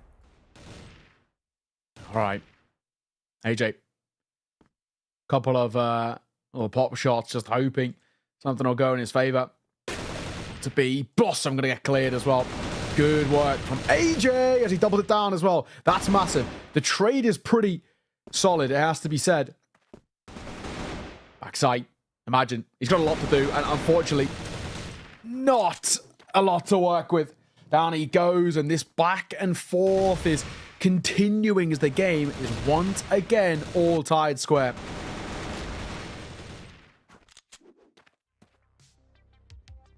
Yeah, seems like I got a tech issue. Yeah, it wouldn't be, you know, it's you always got to have like a little tech issue here and there. That's okay. that's fine. Hopefully it'll be quick. Hopefully it'll be swift and easy, but look, I mean, it's this game's getting really close. I thought, to be honest, that Fine Dining were going to do a little bit better of a job, like just kind of closing this game out just because of how well they looked yesterday. But that's what I was kind of saying in the beginning, is that I'm curious if Showtime actually, you know, despite their quick game yesterday, they were the first opening game. I think they got to sit around and watch this, and they probably were like, you know what? There's things we can capitalize on and we can anti-strat. Yeah, I mean, you know, one of those things where you can actually have a little look in towards sort of, you know, yesterday's VOD, like you mentioned, and you can probably pick apart some weaknesses. I think the big issue with Fine Dining is that what they brought yesterday, you know, we were saying, hey, this looks fantastic. They're playing, you know, really great on Mexico. It's a map that not a lot of teams practice. So, you know, what they've brought to the table here feels new, and it probably was new yesterday, right? I think Delusional got completely kind of caught off guard just by how quick they can play it, the tempo shifts and all the rest. But like you mentioned, because they could have at the time of, you know, last night in towards kind of today and say, right, if they are going to pick in towards Mexico, we actually understand how they like to play and what their defaults are and what their kind of tells are. And it feels like at the moment, this is the issue. So for Fine Dining, they're having to find alternative ways to sort of find rounds in their favor, and it's not as easy as what it was yesterday, where it's just like, right, if we go quick, we're more or less guaranteed around here. Now it's getting to the point where they have to actually slow things down and find other ways to find gaps, this, that, and the other. And hey, at the moment, I think you know, credit to kind of the Showtime guys, their prep seems to be working pretty splendidly. 7-all though, Everyone's back in the server, so it's all right. It's all right, yeah. And now it's, like you said, the tie game situation. Fine Dining are going to actually put a little bit more control onto this one now, which is a good thing to see. Showtime, or you can see from their positioning, they were definitely expecting some kind of aggression. Good utility usage, though. Getting thrown here from Fine Dining, going to do some good damage against AJ, but right now we have to see the trades, right? Because you can see that Sparks kind of being the one player that's being quite aggressive on this angle. So it's kind of like he's playing the one-man army again. This is like no trade opportunity. So I'd love to see him fall back. He's starting to do that. But Showtime have really, really just put themselves in the quicksand. They're just kind of sinking away. They're just gonna hang out. They're not gonna do too much. I mean, you're not really hanging out in quicksand, but they're just gonna hang out here for the time being, I'll say. But they got to make a play now because again, map control is the most important on this map, and so far they've done nothing with it. It's true. Smoke over. Bit of space to now try and work with Alvin. Spark one apiece, and now we get to see. Even at the moment, it's sort of back and forth, like we said. If Fine Dining can just flourish a little bit in the chaos, they can make things work for them. And hey, at the moment, credit to them. Not bad. Oh boy. Oh boy. Is he going to expect this? Is he going to be able to read this? Oh, that's perfect. And there may be a second no, but again, he could have waited things out a little bit longer, but instead gets a little bit happy on the trigger, but it doesn't even matter. Should be fine. And Fine Dining now, with this little bit of a timeout, has been able to use this into their effect and the benefit. So there's 30 seconds remaining. It might be able for AJ. He has to be able to find this little bit of a cheeky swing here. Has to take down Alvin, giving up his position. The double swing will be too much to handle. So Fine Dining will get themselves into a lead position, but for how long is the question? Yeah, it's true. At least for Fine Dining, off the back of the tech pause, they come right back into this, and so far, so good. It is looking like they've got a bit of control, and I think this is now where the pressure really starts to mount on the shoulders of Showtime. You know, you already touched on it a little bit. Nobody likes playing on the BL side of Mexico. It's awkward, it's uncomfortable.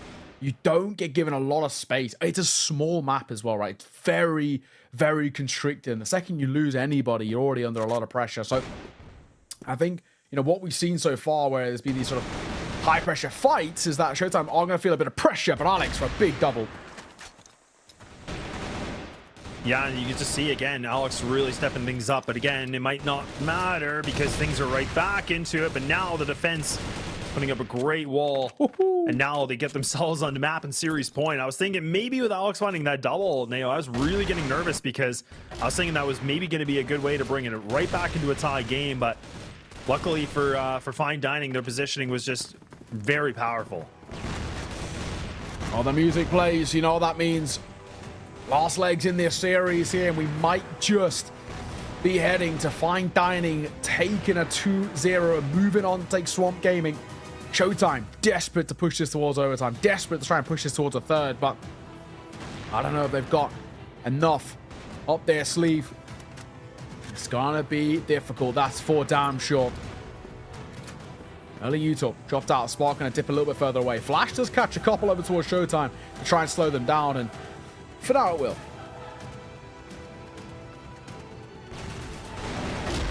Oh, big swing. How does Alex get away with that again, man? Okay, well, he's going to go for the swing. He's going to get the drive-by. Almost taking on Blossom, too. So, right now for Showtime, once again, winning these opening fights, Alex is just going to get himself the job done. Why not? He's looking for more. He's very hungry, bloodthirsty. He's trying to see what he can be able to find. Music plays, but now H2S takes him out. He's the lurker, but is it going to be enough here, Neo? Because, again, they have the man advantage, but they got to get moving. They still got a minute left, but they got to make a decision.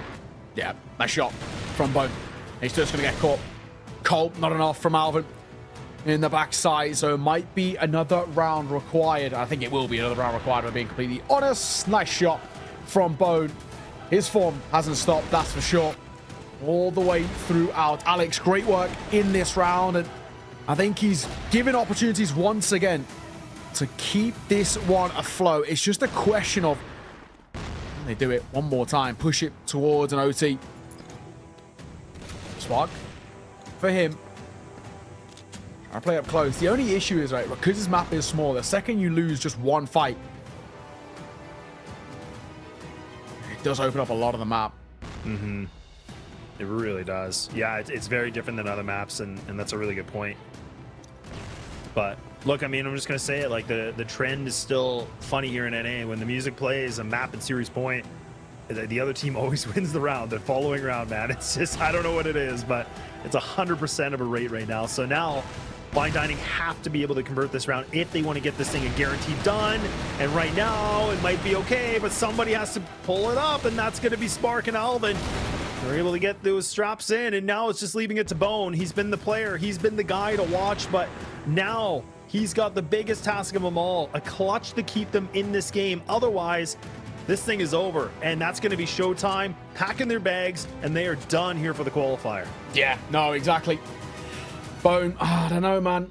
This doesn't feel like it's a lot to work with. I mean, it doesn't help that, A, first of all, no C4. B, no information about where any setups are. I mean, he's trying to get in the back lines here, but this coverage that we see out from Fine Dining is great. They're playing 2 towards the A site where the C4 is sort of located around, and 1 out towards B as a lurking presence just in case he picks up that C4. I mean, time ticking, 45 seconds. I don't know about you guys, but I just think he's got too many corners to clear and not enough time. Yeah, I think so too. I like the idea, like you said, that he's trying to, you know, really do some exploring to see if he can catch them off guard with a backstab. But again, not having any sort of control, no C4, not aware of anything at all. This just makes it even harder.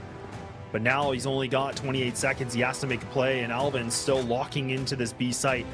Alvin just needs to stay alive, and you know what? He does one better. He's going to tee it off. He's going to get it done, and Fine Dining continue their run here in the qualifier, and that's going to be it for Showtime. They lose this one with a 2-0, and that was not too bad of a game, but you got to give it to Showtime. I definitely thought they could have brought that into an overtime conversation. I'm with you. I felt like there was definitely a moment. It's just unfortunate when it mattered most. It was they sort of drifted, right? They had this prime opportunity to maybe make something work in their favor, and you know, we're heading towards that last round where they're pushing towards overtime, and just when it required, you know, one of those clean rounds that we've seen them do multiple times throughout that map, it just slips away. But credit to Fine Dining, man. These guys, that's now 2 games back to back in the lower bracket. When the pressure's on, hey, they really do step up. So credit to them. Yeah, that's a really good thing you bring up, because it is a good credit to them, because that was a very tight game, and they were going through the thick and thin of it, because I thought Mexico was a sure thing for them. I was thinking this is probably going to be a blowout, kind of like what it was yesterday, but that's where I think, you know, they pushed through a lot of adversity where Showtime did, you know, anti-strat them, and they definitely knew the gimmicks that were coming in from them. So, you know, for Fine Dining, impressive to see what they were able to do as a team, because I think overall we're starting to see that, you know, equal effect of everybody kind of contributing, whereas it felt like with Showtime, I felt like it was a lot of Bone that was kind of the player to watch. But then later in the second map, I think, like, you know, players like AJ, you know, he was able to get himself some good moments, but it just wasn't enough. It was a little too late. Yeah, it's true. I mean, credit to Bone, though. I mean, I'm glad you kind of touched on him. For me, especially that first half, he was fantastic when it came towards the opening fight. Having a play like that is so reliable, I think it is really great. But unfortunately, as this is the lower bracket, that's it, right? There's no more, you know, there's no third chances. You get a second chance, sure, but no third chances. I think for Showtime, unfortunately, they just didn't actually play in this qualifier, I think, as they would have hoped. The groups are pretty good from them, but the groups are one thing. Playoffs is a completely different beast, and unfortunately, sort of when it mattered most, they did drift apart. So, you know, Fine Dining, credit to them. Well, groups maybe a little bit more lackluster.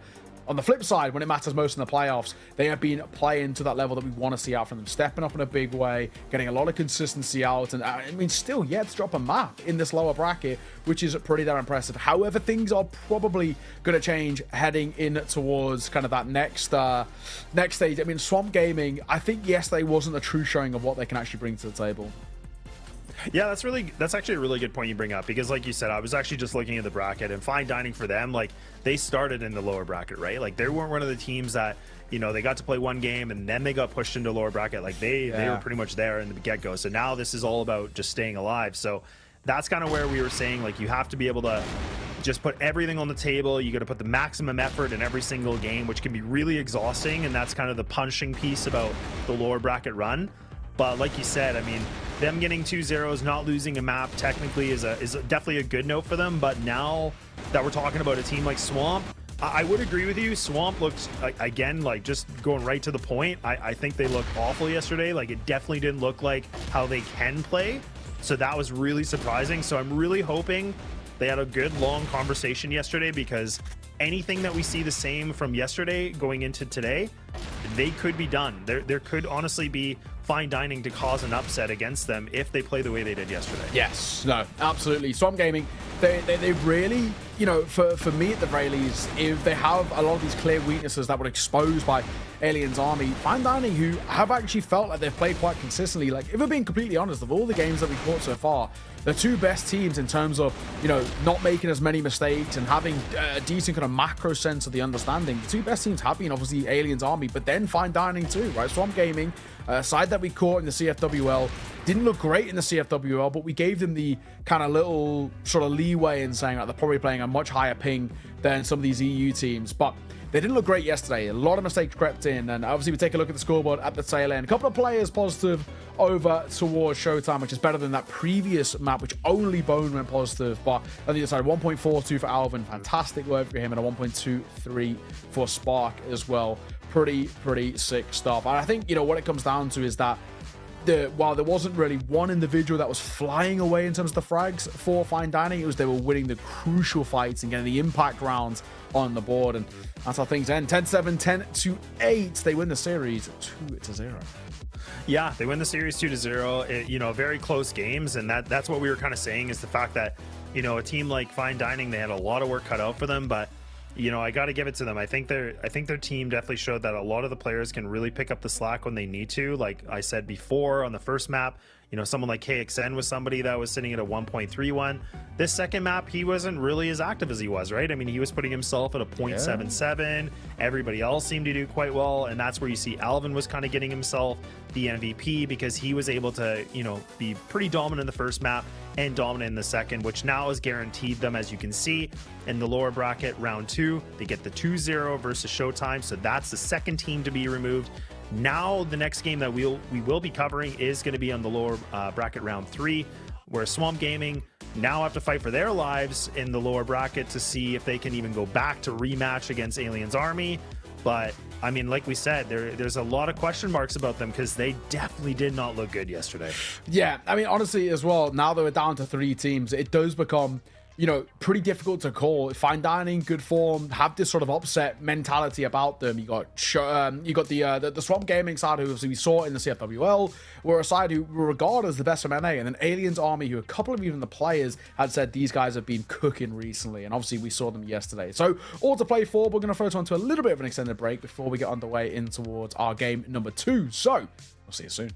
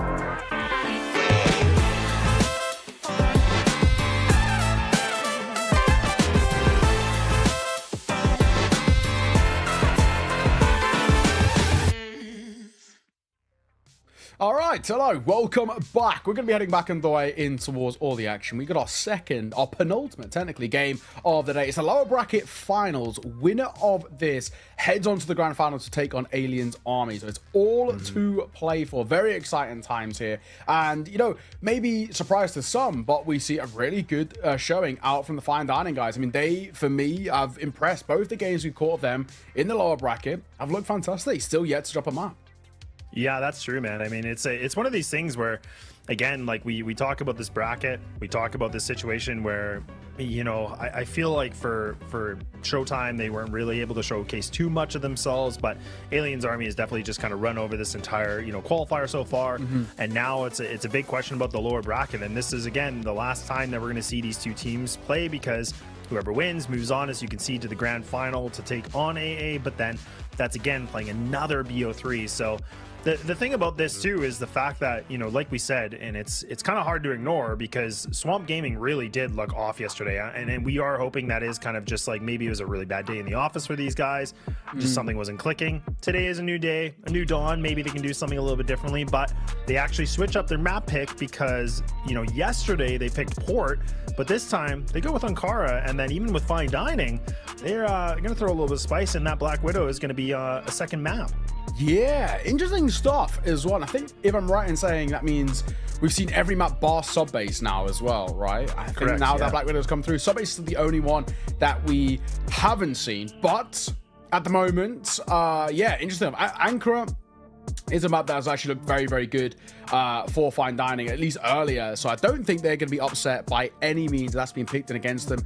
And then you've got kind of the other side where, you know, you have kind of that Black Widow as a bit of a new showing for them. Surprised they didn't maybe tempt the Mexico, but I think with how close that previous map was, they were probably thinking, actually, you know, maybe this isn't as good as we thought it was for us. You know, that looked a little uncomfortable, and actually let's maybe not risk it again. I think it's probably the way to go about it. And then Port as a decider, if we need it, is a pretty good map for Swamp Game, and they played it a decent amount in the regular season of the CFWL. So keep an eye on that if it does go towards 3. This one is interesting. Swamp Gaming looked pretty woeful yesterday. The question is, are they going to go back to the winning ways in towards today's lower bracket? And so far, so good. Yeah, looking so far so good, but now with the opening duels, it's a question if they can, you know, to be able to get the job done here. They get themselves into the site pretty quickly, but the C4 is not planted yet.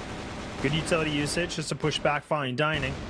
This is a difficult situation. Even Brando's, again, just making sure nobody's going to try to flank from underpass. Alvin with actually a very nice shot here. Gets a little bit aggro, and Fine Dining. Okay, hang on. They're starting to pick up some kills here. This is starting to get a little bit worrisome again here for Swamp, but now Famous, he's had enough. He's just trying to, you know, pop off once again, but it's only 1 kill or 2 kill for him in this round, but at least, you know, his teammate's going to be able to get the job done to open things up. And I like this play from Swamp. They kind of switch it up. They just do a very fast-paced round, because I think they're a little bit angry here now. Yes, no, exactly. I think, you know, the big thing for me is showing really what SG have actually got to offer up. They, for me, are a side who, you know, we even caught them in the regular season play some really nice crossfire, and they were able to put up decent showings, but yes, they wasn't a good one. This is much better. They look very clean out the gates. Yeah, and it's actually interesting that, you know, for Swamp, they actually went with this map pick, because, again, when they played Aliens Army, they lost this one 10-4, so they're really just trying to, you know, reset that a little bit. They want to prove that they are a decent team on this, and like I said, so far so good, because you can see Fine Dining looking a little bit uncomfortable with this, just because Swamp Gaming, they're really putting their foot on the gas. The rubber's hitting the road. These guys are just kind of, you know, trying to send it. They're just trying to get this thing done. They want to get to that grand final quickly, because these 2 rounds have been quick, man. Like, these have been send it, who cares, YOLO swag, like, I don't know, whatever the kids say, but damn, like, these guys they're not messing around right now. Yeah. I mean, at the moment, this is good. I mean, for Fine Dining, at times they sort of, I mean, at the very least, had these moments where they were great in that first kind of game of the day, but there was definitely issues and errors that arose at times, and, you know, you can't really afford to be sloppy against this SG side. They'll punish you. Like this. Hunt can get 1, but he running away will not be able to get the second.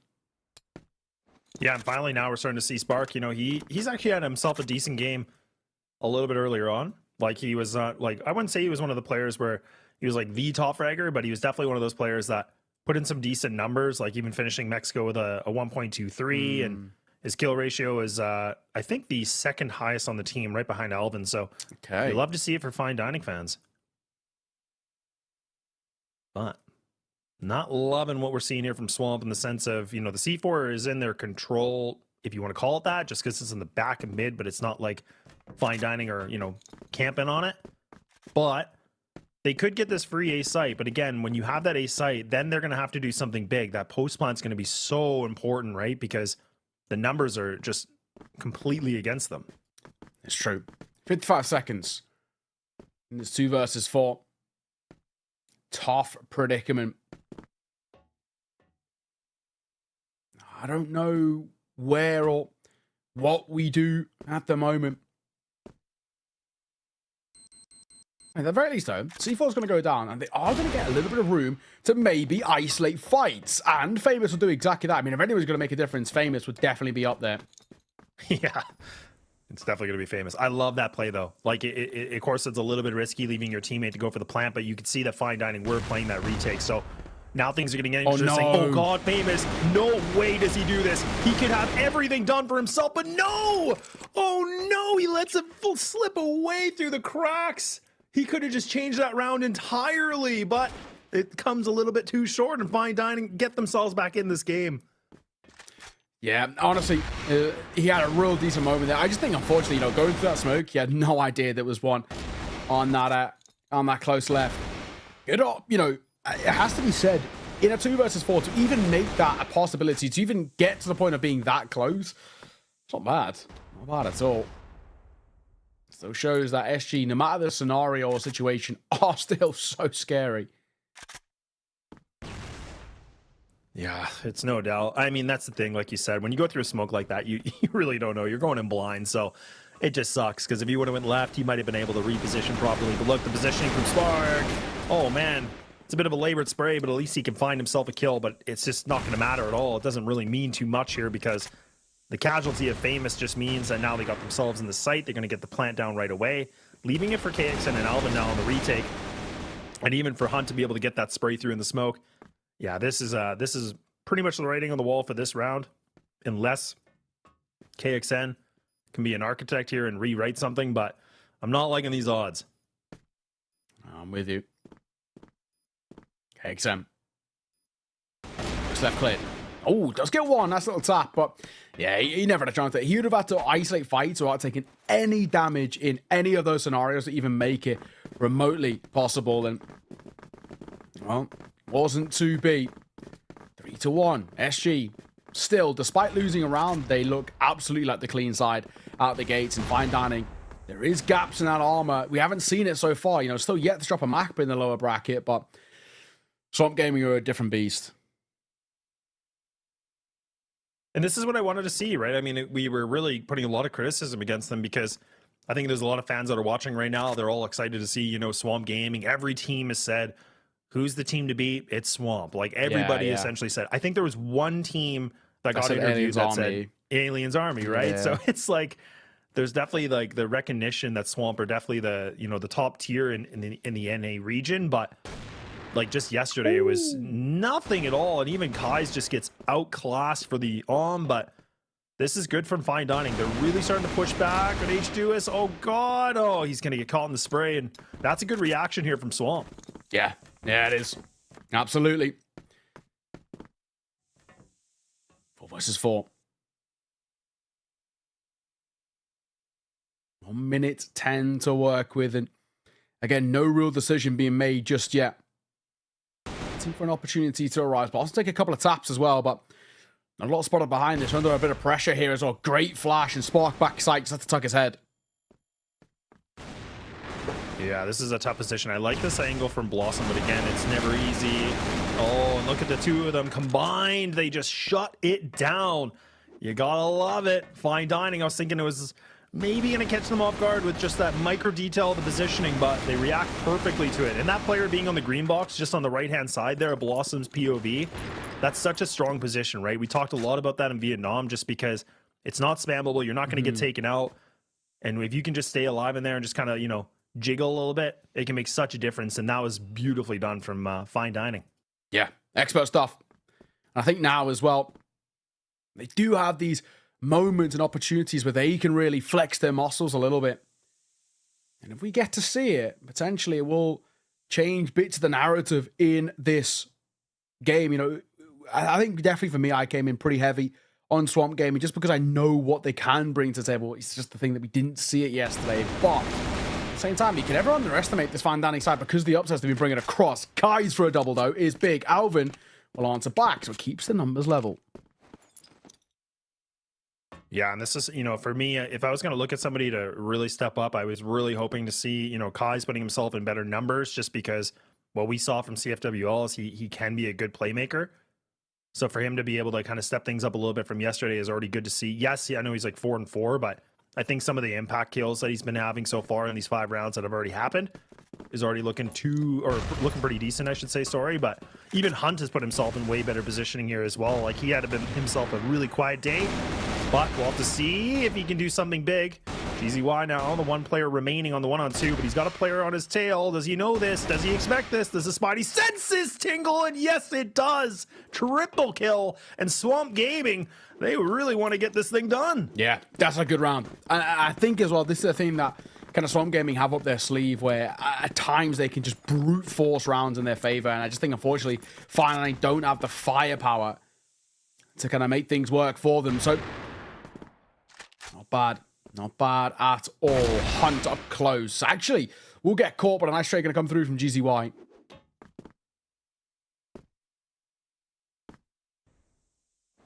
Yeah, good aggression, though. KXN, you can see how far he's already pushed up. If you can get his POV, I was going to say maybe we could catch him and get this kill, but he does some good damage against Brando. Oh, my.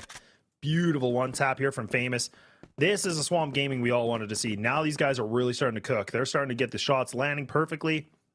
Their positioning looks a lot better. Everything seems to be, at the given moment, so much better than what we saw already yesterday. Like I said, new day, new dawn, and that's definitely the case right now for Swamp.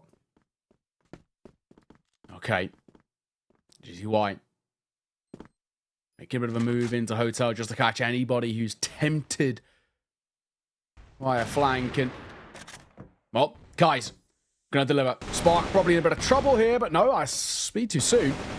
Spark, he'll get one. He might get a second behind this as well. Colt pulled out. Spark gets 2, but yeah, unfortunately, too many angles to clear and yeah, not enough space to work with. So these bounce backs and these really good rounds out from SG just show how deep the kind of bag goes for this side. And I mean, just how much depth they've got as a roster.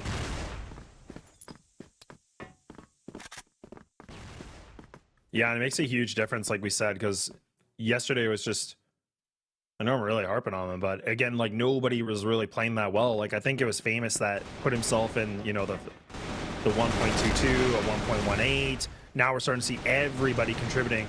This is what I always, you know, really talk about. Like this right here, the double kill from GZY. That was somebody that was very quiet yesterday. He had himself 2 quiet games, not the best day in the office for him, or the first map, I should say.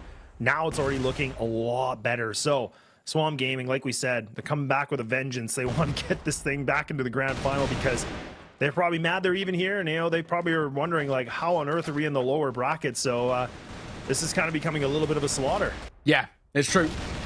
SG, they are making this look like... I think as well for SG, they really want to push it towards that final just to get revenge, right? I think they're probably, more than anybody, saying that was not the showing that we've got. That was not the sort of performance that we can bring to the table. We're usually a lot better than that.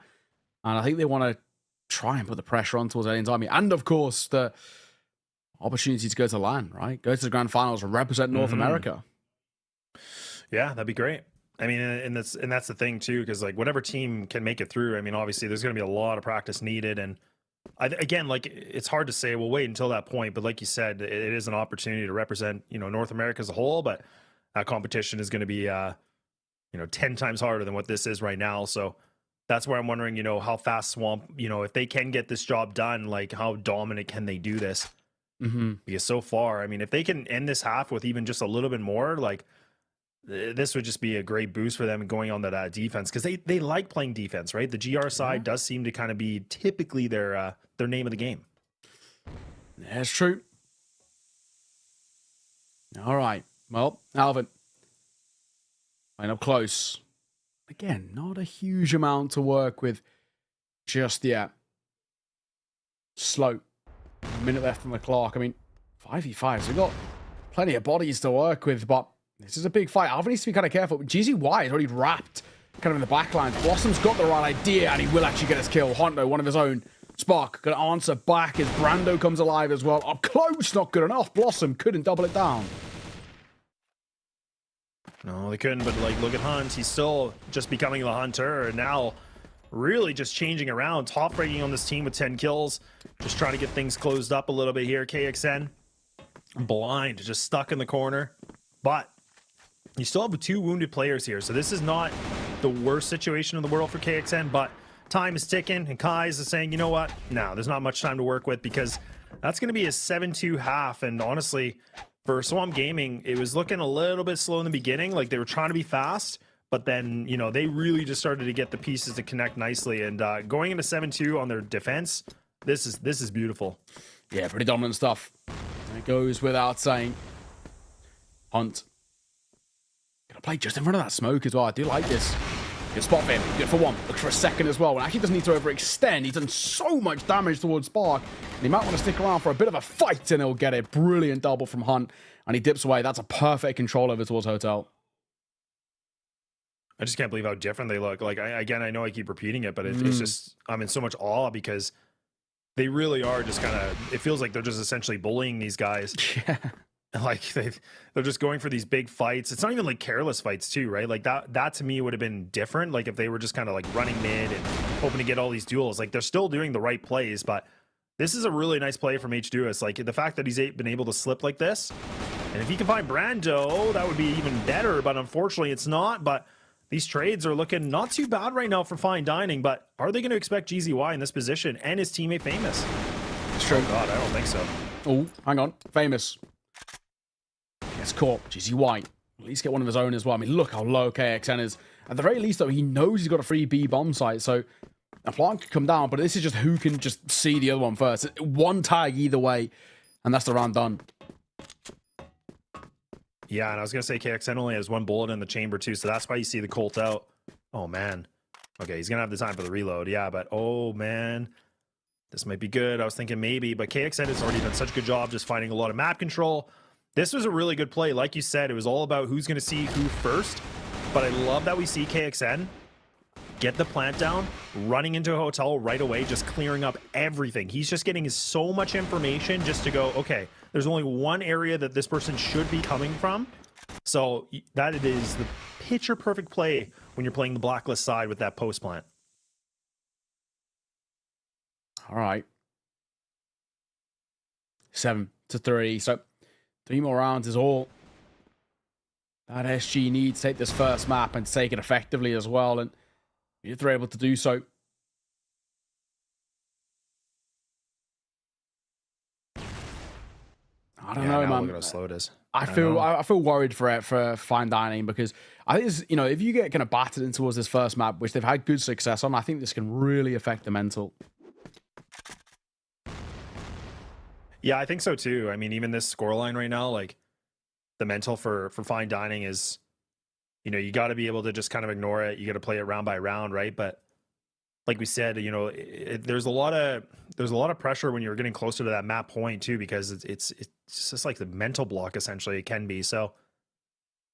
But we'll see if Swamp Gaming, they're not there yet, but definitely getting closer and closer to succeeding on that. But this round has really taken a bit of a pause on it, surprisingly, actually. Fine Dining really hesitant on what they want to do. So it does make me wonder if things are getting a little bit nervous here for their side. All right. Up close. Spark. We'll get one on towards Brando. Blossom as well, trying to make a bit of a move as well. Alvin waiting for his chance. Pop shot, unfortunately, doesn't connect. Still a bit of space here as this round kind of feels like it could go either way. I mean, they're grouping up, 4 of them, making their way over. GZY got the right idea. If he can just get one here and fall away, that'd be huge. Dropping down, that's probably not what you wanted, because actually his fame is very exposed.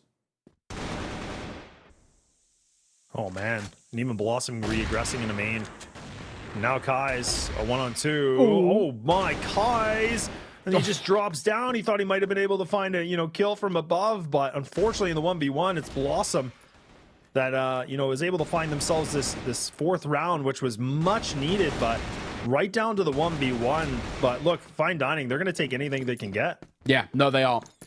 Maybe a little bit closer than they would have wanted, but all in all, a round is a round. So for Fine Dining, chipping away at this deficit a little bit. I mean, they are doing it on what is the, as we know, the easier side, the BL side. So they're making things look okay at the moment. The question is, though, it's about consistency more than anything.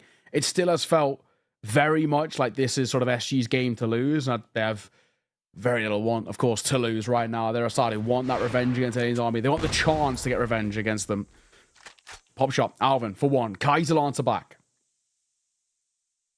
Yeah, good trades back and forth. The Alms are just getting good connections right now, but so with this 4-4, you can see the Blossoms by themselves in Hotel, and actually that's Hunt that's actually going to poke and prod a little bit here. Doesn't get taken out, and surprisingly doesn't take too much damage. And is going to reposition themselves. Oh, this is a nice reposition. Oh, no way. Blossom should never expect this. Surely, there it is. Hunt. Love that detail. Love that movement. But again, we're just going right back and forth. Like, nobody seems to put themselves in a man advantage for that long. And even now, Famous, he's just kind of playing on the ramp by himself. He drops the C4 carrier, but he's got two more players to go against, and he's not done yet here, Nao. He's still trying everything in his power. Yeah, GZY. He's up close. Hunt for one, and GZY will close it. Good work. He was just sitting in that corner, waiting for exactly that opportunity. It comes and he takes it. Simple. That's all you can ask of him. So another showing where just when it feels like there's an opportunity maybe to work with, SG ever closer to taking this map. And I mean, you got to say deservedly so as well. Unfortunately, it's the first time we've seen so far, at the very least, that Fine Dining have been, a side on the back foot and have not looked as comfortable as they once did. Yeah, this confidence is kind of getting a little bit shaky, but maybe not for Kai's right now because he's getting himself this double kill and now even Hunt. Okay, I was thinking the confidence maybe a little shaky here for SG, maybe, but not looking like it at all. I was thinking, Fine Dining, definitely that is part of their conversation. I was thinking Swamp maybe just because of how slow these rounds have been going, but yeah, no, they're just playing it a little bit more methodical. Like we said, this is where they are trying to make sure they can get all these kills, and actually a couple bodies overexposed here, but look at how well SG's put themselves onto the C4. Now leaving him for H2S, he has to do something big. Look at what he has to go against. This would not be a fun situation to be in right now, I'll tell you that. No, I think it's safe to say this one's probably not getting off the ground here. A shot, though, for a second. Oh, hang on, gets a second as well. It's all down to Kai. So Kai's got a sniper picking up for the Colt, and he jumps on that corner, and he'll get it. Oh, my, for a moment, that felt uncomfortable. And thankfully, he's not given the luxury of just pulling off what would have been an absolutely miraculous 1 versus 3. Still, SG within one now. I don't know about you, man, but this one does feel like it's on its last legs. Yeah, and I definitely agree, because I mean, we're at the map point here, but this is the thing where the SG has to be really careful, because now they're starting to do this play where they're just, again, being really aggressive, and it's costing them, so now they're in a deficit. This is now where we see a good lead here for Fine Dining, and now it's a question if Swamp Gaming are going to be able to, bring it back. And no, I mean, GZY, he gets taken out early too. So now Kai's has to go in the 1-on-3 to win the game. Yeah, I think it's probably safe to say this one's not going to get off the ground here. I mean, I say that though. He's got a very nice gap. A really nice gap. And look at it. Which is the second. Also the pistol. Jumps. Oh, missed shot. If he could have hit that, that could have been something. But second time of asking. Not to be. Always seems to be the case. We get map point, and then, the team that are on the back foot find a little bit of form. Yeah, and honestly, I think that stat still, like, when a team hits the 9th point for map point, like, they never can convert the following round. Like, it always seems to be the other team that's able to bounce back. Like, I swear we're like, it's like 0-8 right now. Like, every team hasn't been able to do this. It's just madness. I'll flash over. Try and get up close here as well. GZY sitting backside. Doesn't really have the support. Guys, He'll get one. GGY gets one as well. That's all you need to do, in all fairness. Get his one. Any damage dealt off the back of it is just sort of consolation. It maybe helps out a little bit, but it's not exactly what we're looking towards. Numbers, advantage over towards SG. This is the spot they want to find themselves in. Yeah, it really is, because again, like, they have the number advantage. So this retake, if they can play this right, like right now, you can see Famous is kind of by himself in A main, so he's just clearing everything up. But if he can be able to just cause any sort of distraction like that, this now is going to be even more of an opening for them to just kind of pry through the door. And that's what they're going to do. So now Alvin and KXN, oh God, they have a lot of work cut out for them. But now Alvin has to do something big here with a 1-on-2, but I don't think it's going to be done. And there we go. Swamp should have enough time to get this defuse. It's going to be pretty decently close, but yes, they will. Whoo-wee. Okay, it's going to be a 10-5 for Swamp. Yeah, for a moment, it felt like it might have actually gone to another round, but in the end, it isn't to be. So, credit to Swamp. I think it's safe to say from the absolute get-go, there wasn't really too much of a conversation there. They were the better side. They played considerably better from the get-go, and you could just see that aggression that made them, a CFWL side, why they are seen as arguably the best team in North America. Yes, we didn't get to see it yesterday, but that is much better. They don't really take any prisoners. They don't pull any punches. And unfortunately for Fine Dining, they've had a really good run up until this point, right? 2 games in the lower bracket, which have looked, fantastic so far. But that one is not the map you want to see. First time we've seen them drop a map, and yeah, I mean, they never really could get going.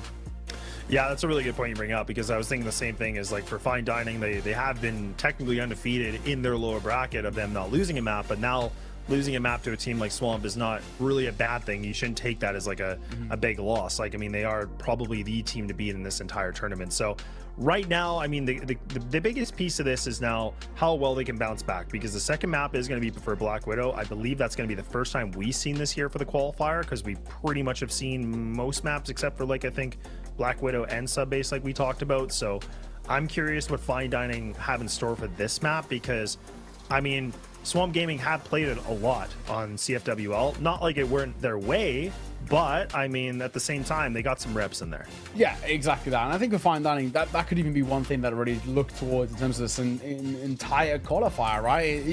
They aren't seen as one of the top sides. Alien's Army are arguably kind of, the best challengers we've had to the throne, maybe from North America, if we consider Swamp Gaming to be the best. And, unfortunately, Fine Dining, third place is one thing, but I don't think they have that ability to be able to compete with Alien's Army, and at the moment we're seeing that. It's pretty evident with this SG kind of roundup. It wasn't a good showing, right, by any means. They really looked all over the place, and I think unfortunately for Fine Dining, they've got to have a pretty big conversation in the next, 10 minutes or so, and say, right, we've got to find ways to really slow things down and to play it more to our tempo, because we're completely falling for every trap that they've kind of, thrown at us so far, and we're not really finding any advantages.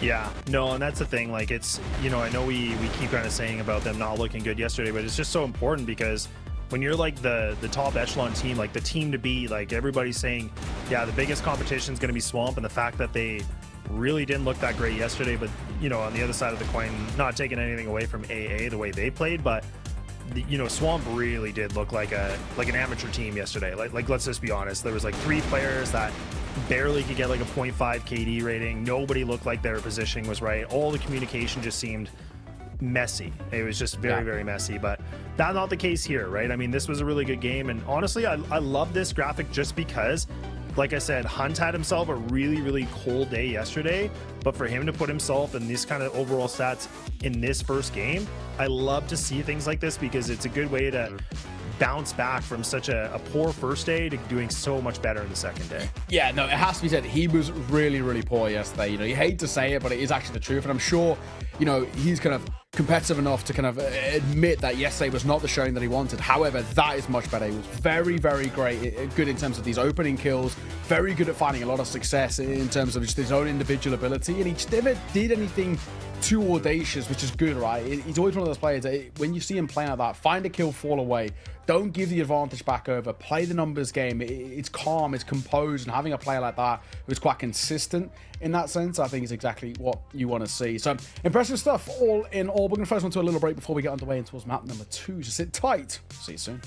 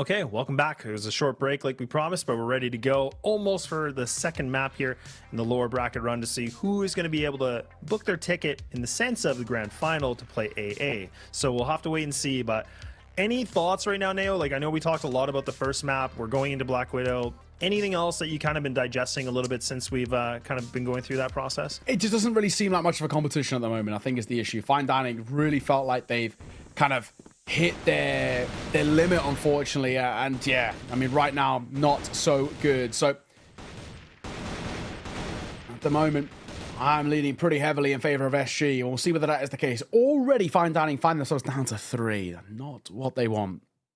No, not at all. I mean, again, like I think the one thing I like about this though from FD, like even though it's not looking good yet, I like the idea of like putting a triple player down long, just trying to really get that long A control, fighting for the presence, having somebody in like, you know, terrace essentially, or like in the long hut.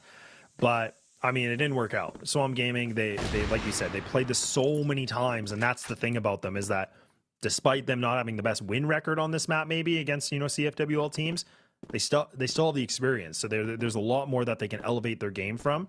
But look, I mean, that duel from Alvin, that's going to bring it to a 3-3, which isn't a bad thing because right now Spark's kind of the one player that's a bit of a hybrid anchor for this B site. They might just be playing full retake, which I don't know if I love this idea personally, but it's an idea. Yeah, it's better than nothing. I think something's got to change a little bit. The question is now, though, for me, SG, what's the idea of how they're going to crack open this site? 2 players here to meet them. They're going to tuck their head as they aren't fully committing to the contact just yet. First fight on this corner, Spark should get cleared. You'd hope.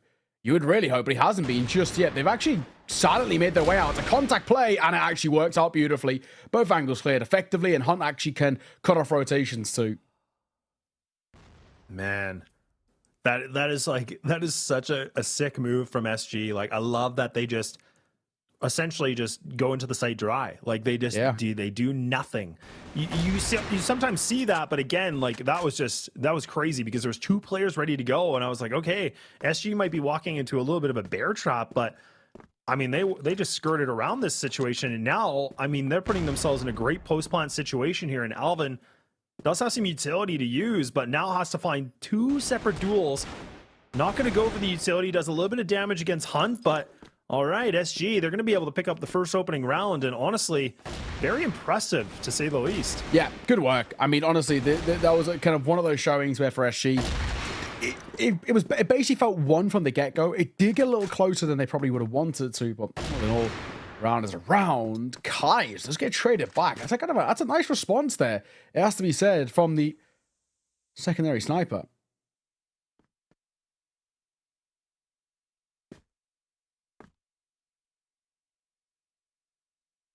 Well,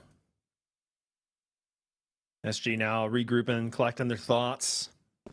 Thinking they're going to go for the old B hit.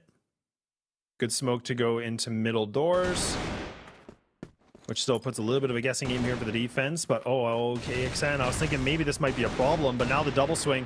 H2S, he's actually still going to re-aggress. I don't know how he wins that fight on that kind of an angle, but he does. Nicely done from Fine Dining. We were saying that maybe the pulse is not looking so strong for these guys, but so far it's beaten all right. Yeah, no, it has.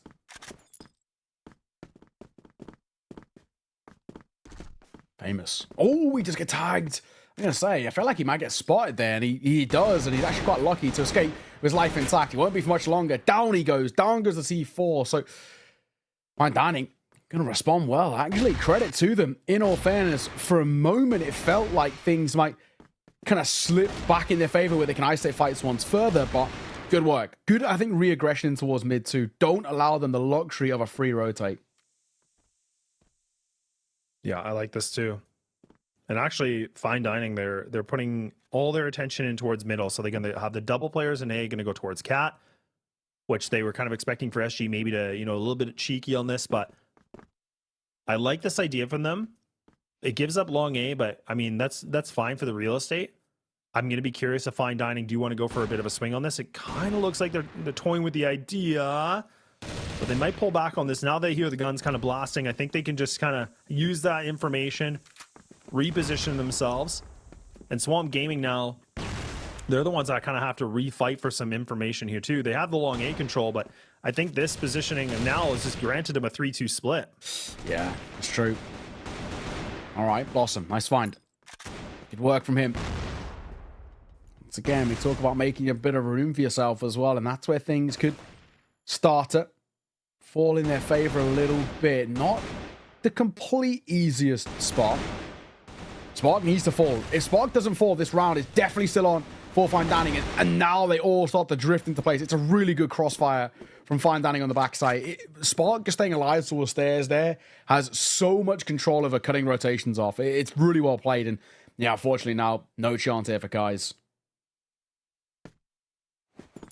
Yeah, not looking good at all. And I mean, unless Kai's going to be able to do something crazy, make a big highlight for himself on a 1-on-3 with 3 players just on the other side of this wall, yeah, thinking this might be a Fine Dining round, but I mean, it is NA all the way, but nope, it's going to be a swing and a miss, and Fine Dining will get themselves back into a lead. So far, so good. I was kind of worried, like you said. I was thinking that might have been SG just putting themselves in a better position and being more the dominant force, but Fine Dining, I mean, again, this is their pick, and it's looking like the GR side is benefiting them not too badly right now.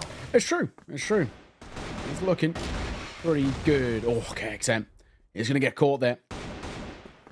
Alvin, he was very close as well to catching a straight bullet. And speaking of straight bullet, that's actually what happens to Alvin. He peeks back in. Even before he's really realized what's happened, he's a dead man walking. Oh, spot. They get long control.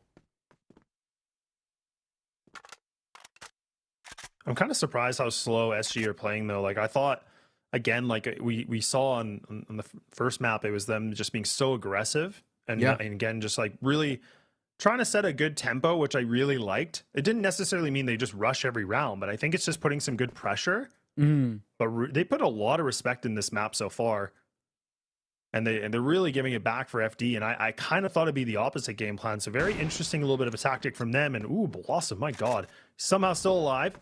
Swamp Gaming now, they're not going to mess around. They're going to try to go for this, but Spark going to spark up a double kill here. Maybe make it a triple. Why not? Yes, indeed. And now Fine Dining, once again, this game plan they're having is working very well. They put themselves in a comfortable 2-round lead. Yeah, and especially considering as well where the opening fight was very successful for SG out towards long. I just think once they get that control, they just get a bit lost. I think more than anything, they don't have enough space to work with it, and it drifts away. Work. Open it. KXN going to get caught with a quick shot from Kai's. Okay, now they're going to make the decisive decision here, but H2S does try his best to get the spray down. Now Swamp Gaming finally get themselves a little bit more activated here with the rifle, so this is what we were kind of expecting, right? I mean, this is where Fine Dining were getting a little bit aggro in middle, but it does kind of, you know, push back against them. But Swamp Gaming, you know, thankfully were able to kind of finally hit their shots. That pick from Kai's was really, really nice. And there was another player in the mid ramp that was also trying to go for the fight as well. But I love that they just, again, make a simple decision, not too complicated of a take, and they do it very, very well. All right. Nade over. Try and slow them down a little bit. They're going to try and get out here. And GGY going to be the one to get caught. Nice nade. Onto Hadouken. Will change things, but he will still get a shot nonetheless, despite being caught by the nade. Spots another as well. Brando just tucks his head just before things got a little awkward. All right. 2-3. With that advantage for Fine Dining, if they can make this round stick, it would be massive to once again extend the lead, and it's looking good. Yeah, leaving this player in the smoke. Oh, I was going to say, I think that's Blossom, yeah. And he was just kind of slowly and surely just, you know, walking in the smoke, a little bit of a smoke criminal. And all right. Well, honestly, this is taking a bit of a turn than I was expecting, right? Just because, again, Swamp, they looked really good. I felt like they did a good way to just kind of demolish the morale a little bit. But for Fine Dining, I love this, you know, bit of a bounce back, right? I mean, this is where we were saying they were getting outclassed, and I don't think that's the case anymore. Like, I think their defense is really starting to show that, you know, Swamp Gaming still have a lot of weaknesses in the armor, because right now, Alvin, he's been able to slice and dice 2 players already. All right, moving up. GZ White going to find Spark. At the very least, a bit of coverage to work with. Blossom actually in a bit of trouble here as well. He notices the world that somebody's out towards long, which could be putting a bit of pressure on him. But GZ White does a pretty bad job of cleaning up that fight. Thankfully, Hunt can. And Alvin's left with it all to do. He's had a decent start to this map so far, being the best player, or one of the best players over towards Fine Dining. His impact has been incredible. So 1 vs 2 would be huge, but Hunt, other ideas. Yeah, and it's again like the arms that's really just finding a lot of good impact in that round from both sides, right? I mean, that's kind of the funny thing. It was actually, you know, SG to get the opening duel, and then you see Fine Dining find themselves another 2. But all right, Swamp Gaming, they persevere through a bit of a weird round when things were looking pretty grim, because Alvin just seems to be the Grim Reaper on this so far. I mean, he's put himself in an 8 and 5. He's top fragging with H2S right now. He's put a lot of good impact here with the sniper, but is it going to be enough? Can he be able to find a little bit more maybe? Because Swamp Gaming, again, in the deficit, and they've lost Famous. All right, Hunt. Sort of bailed him out a little bit until that previous round. Might need it once more from him.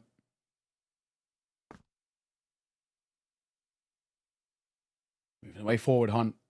He's got to get this kill until Alvin, and he actually just jiggle peeks around the corner, baits on a shot. So at the very least, information without really giving up too much, not even in terms of his health, is decent. Yeah, and just like for him just kind of walk around and find these kills like this it's so weird that Swamp are just allowing this to happen in a way, honestly. Like, again, there's so much respect. They're playing this so slow, and yeah, this round's going to be over unless GZY can be able to come up big with a clutch. But again, look at the C4 positioning. With still a minute left, does find himself the double, but this is going to be an ace clutch that's required right now. But Alvin, once again, putting his impact onto the field. And now Fine Dining put themselves at a 5-3, and this, you know, the answer seems to be in the first half. It's just on plays all across the board. Yeah, it is. It is really been that kind of telltale sign, but Fine Dining look great. Early part of this game, this first half, has been very solid from them. They can get a 6-3. Who knows what could happen? It's not a bad start, but kills go back and forth, and it's still a 3 versus 3. Spamming the wood. The AK is not the best gun for it either. It's not the best spam damage going for it. That's where you need the M4.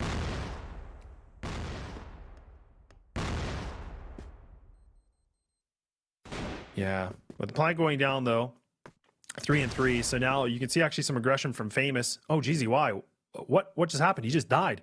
Oh no, his body's giving up. Oh no, not in a moment like this. And now Kai's thankfully can get himself this little bit of a quick shot, but now Famous here on the 1-on-1. The guy's known. He's famous. He stays true to his name, maybe. And he's just going to one-tap Alvin's head away into another orbit. So 5-4 is going to be the case, but FD will have themselves a lead, but it's not very comfortable. But honestly, considering that they were in the deficit in the beginning, this is still a good amount of work that was done from them on the first half.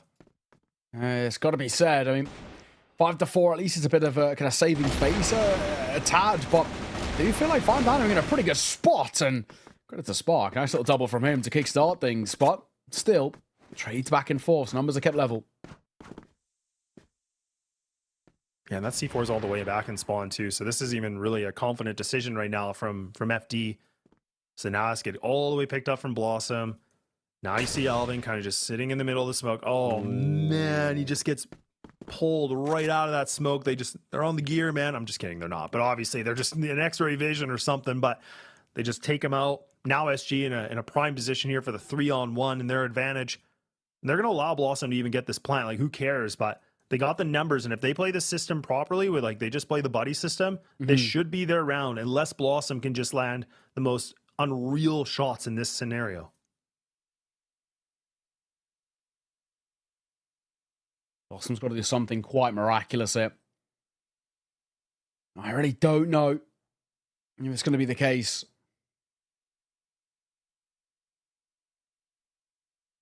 He's got plenty of time, which I guess is the good thing to work with, but generally speaking, I really don't know if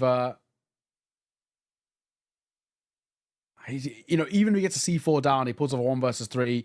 I feel like SG are just so so well tempered that they're going to be fine in the sense of playing this retake. 35 seconds, though.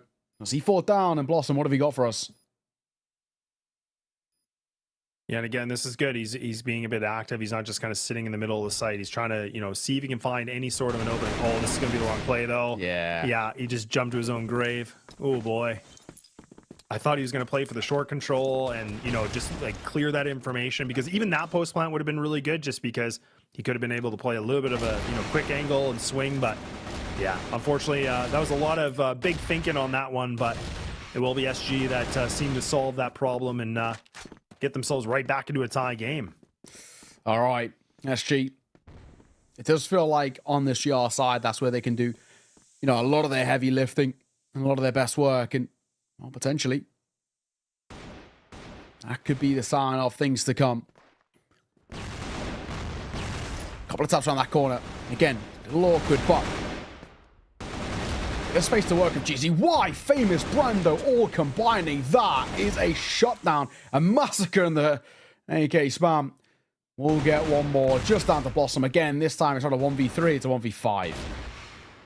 Yeah, not looking good at all. And okay, so now we're starting to see SG, finally cooking up a little bit. The dish was warm, but now it seems like it could be a little bit more than warm, right? It's not it's not ready for the meal, but it's getting there. We're still cooking a bit, but at least that round we see someone like Brando. He's able to find himself some good multi kills.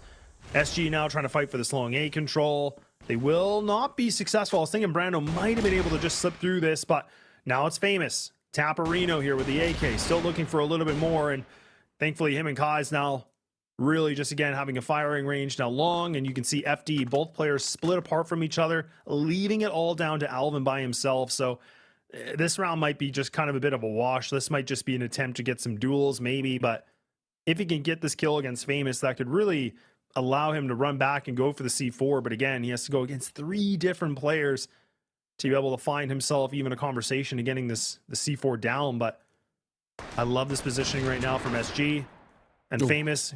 Why not? Just go for a swing. Yeah, exactly. Honestly, nothing to lose. It looks like we might have a bit of a second shot. We're going to come back to us ever so briefly. Maybe somebody has dropped out. We've had a couple of dropouts so far. Normally they're quick. They're kind of fixed pretty quickly, so I wouldn't worry about it too much. It is looking like SG are getting a bit of a better understanding now about how to go about this. I feel like they're starting to develop what is a very strong GR side, and I think with kind of how these early rounds have gone, you can see them getting very proactive. They want to get up in the fight, in the face, and kind of fight up in towards the opposition. They don't want to allow Fine Dining to control too much of the tempo or the room, because that's what they do a lot of their best work. When they have map control, they're very good at kind of playing around it.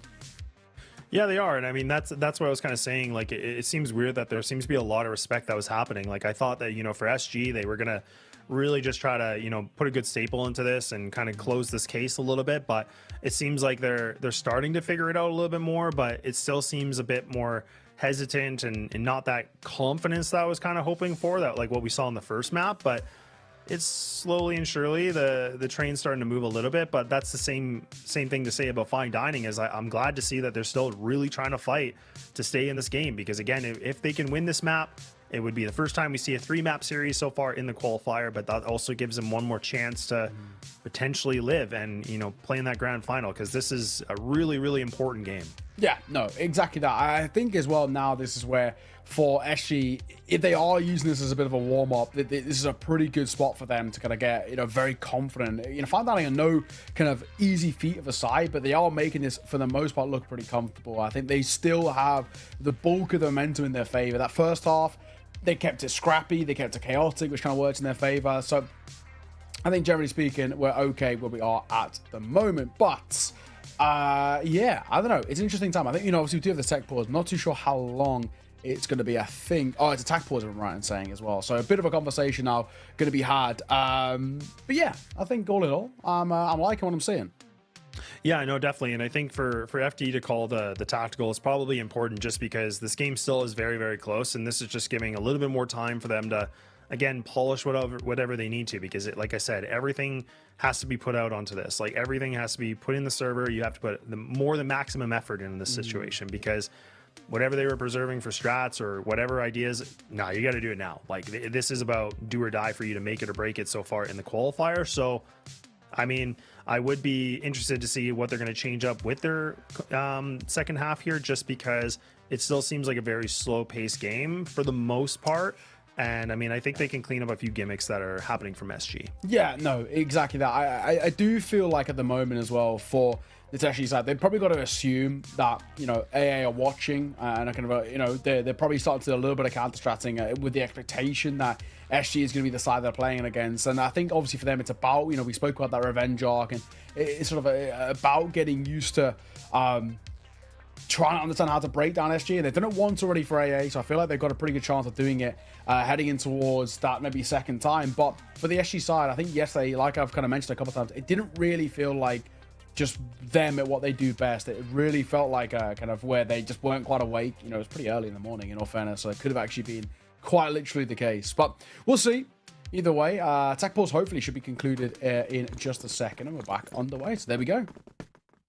Yeah, right back into it. So SG with this 2-round lead, like we said. So I mean, again, for FD, this is going to be a really, really important round. Again, just to bringing it back a little bit closer and closer, maybe. But they play with the idea that they're going to go for this long A control, and you can see how fast that SG kind of react to this. Like their defense, like all 4 players are grouped up in sight.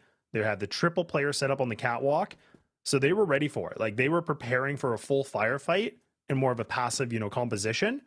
But FD used that as a little bit of fake. They were hoping to maybe, you know, just cause a little bit of disruption, but they're actually walking into a trap right now. So this is not good. This is not the best positioning, maybe, because GZY in a prime position here needs to be able to find these kills, but actually gets caught a little bit. And I don't know how this works out, but FD, I mean, they pull through, and that triple kill from H-Duis is massive to say the least, because I was thinking they were dead. I was thinking they were walking into a bit of a spiky trap, and now Hunt, maybe, I don't know how he gets away with this, a little bit of parkouring in the window, and now I can't even fathom what's happening right now. Yeah, no, it's true. Alvin. Oh, missed shot. But then he actually, it felt like he could have punished Kai's there, and then sort of doesn't. Kai's even still doesn't really react. Oh, wow. All right, time ticking though. 14 seconds. They haven't got a lot of time here for Kai's, and yeah, he's going to get caught at the tail end. So, just like that. Off the back of the pause for called by Fine Dining as well. And it, yeah, works well for them. They make it a one-round game. They really do. And yeah, like again, like it just, you love to see when a team's able to run through a stack and they still are able to, you know, have some big frag. And then H-Duis, you know, puts himself in the triple. That was everything you need. Like they needed somebody to be a knight in shining armor, and there you go. So that's not a bad way to get themselves, you know, a 1-round differential in this game. But it's cost now this following round is, you know, KXN getting taken out right away. But look at that little bit of a cheeky angle from Alvin, gets himself on the wall. Hunt just gets removed. So we're right back to an equal situation. But is SG the ones that are going to be, you know, re-aggressing in mid, just trying to get a little bit antsy for this? But they're not getting it a bit over antsy, which I actually do like. Famous is kind of just, again, spotting things out. This is some decent intel, and you can see even FD, they're not even confident on a decision yet. Yeah, it's true. Still, we wait. Okay. What's the idea so far? All goes very quiet, and now a bit of a chance to work with. She's going to get up close. Big swing. Not a good find, though. And Famous desperately trying to get both here. He's actually sort of been given the opportunities by Alvin. This Blossom at range is going to see it off. Oh, man. And yeah, now Swamper getting a little bit desperate. You can see GZY's even still trying to put a little bit of pressure on this. And yeah, okay, it's going to work out. But now Blossom with the C4 should be able to get this plan, but actually drops underneath.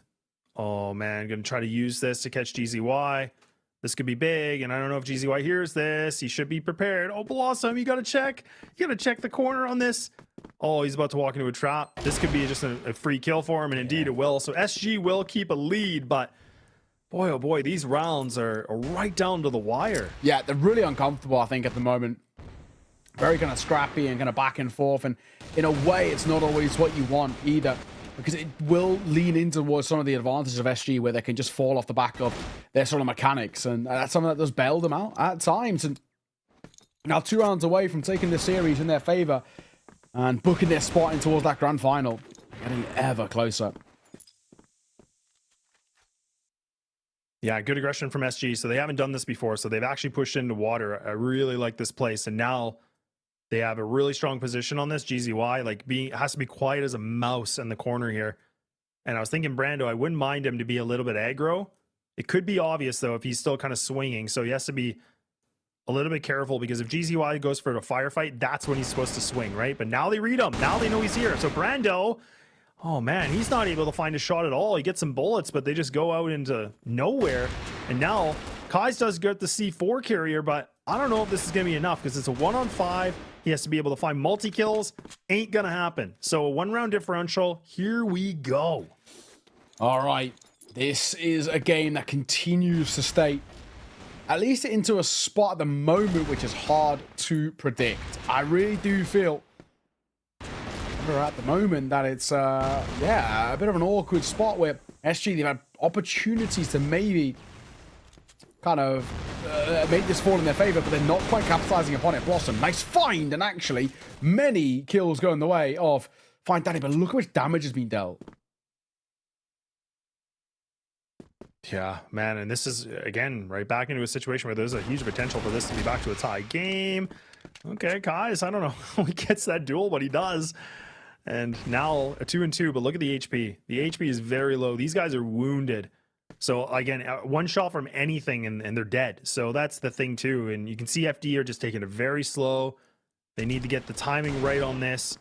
And they do get across. And Alvin actually does find Kais with that last second to get that arm into connection. Now GZY. Oh boy, this is not easy to do. 17 HP. Everybody's low. Everybody's a one-shot. And now he has to be able to find essentially 2 bullets to make a connection against 2 different players.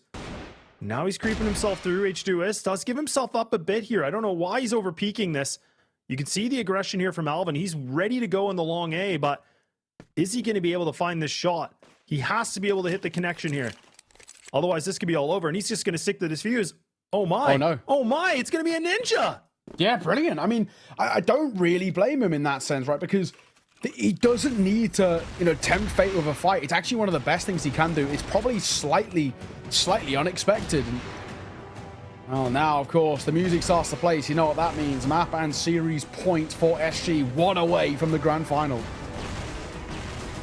Yeah, the music's playing, so now we'll see if SG can get it done when the moment strikes on map and series point to get it done. Or FD can be able to bring things back to an overtime. Like we said, we haven't been in an overtime situation at all yet. Now FD, they're going to go for the fine dining here on Catwalk. They're going to be able to see if they can just put their bodies to work on this triple player onto this. Leaving it just here for GZY playing on the lower ramp. But it's all come down to this. Swamp Gaming need to be able to find at least 1 or 2 kills just to kind of stunt this. A good flash, though, so that's going to push these defending players back. The fine dining, a little bit of hesitation on this, but Alvin, he swings, and he's going to be able to start the opening duel. Yeah, good stuff. GZY falls. Does feel like it gives a bit of an opportunity. Still, though, plenty of time to work with. Guys, he's going to just dip away. He's actually the right call. He's rotating back over. C4 down, though, and now, of course, that clock put above the head of SG. It's a tough predicament. Stu's holding for that flank going to come through as well. Alvin probably going to be one of the first contacts alongside Blossom. Sparking towards window.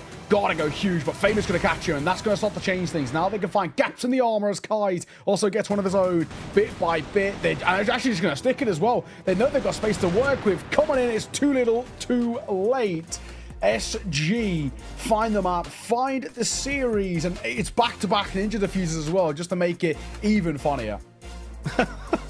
I know, that's why I'm trying to pick up my jaw a little bit. I'm like, how on earth are we in a situation where it's 2 ninja diffuses? Like the first one, and then you're kicking yourself if you're fine dining, and then it happens again. So I mean, okay, that's gonna work. And SG, they keep themselves in this. Now they're back into a rematch with Aliens Army, but I gotta give it to fine dining. Honestly, I really was impressed with the way they played for a team that was already in the lower bracket to go this far, and to honestly, this easily could have been a 3-map series. The way they played, like Swamp Gaming got tested again, and I got to give it to Swamp Gaming to be able to push through that, because that was something they were not successful with at all yesterday, but at least they could get the job done when it matters most. Yeah, exactly that. So it sets up for this really interesting rematch coming through. Obviously, we would expect that Aliens Army sort of would have been watching, and you sort of know what to expect and coming up sort of against Swamp Gaming, because there's a lot of tape of them. Obviously, they played within the CrossFire West League, and we also did see, just to kind of rehash a point that we spoke a little bit about yesterday, where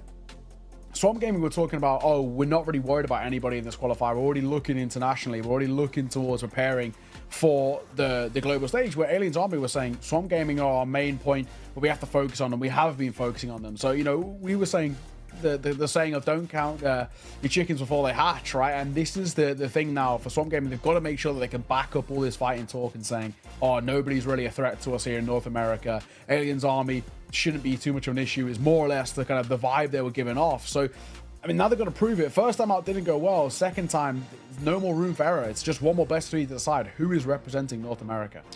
Yeah, and that's exactly it, right? I mean, this is the thing, because for anybody that's not aware, I think you talked about this a little bit earlier, but it is the reminder is when we go to this grand final, it is a best of 5. So that's a different format than it is the BO3. And then the winner of that does book themselves into the grand finals at China. So that is the thing. You are the North America representative, like you talked about.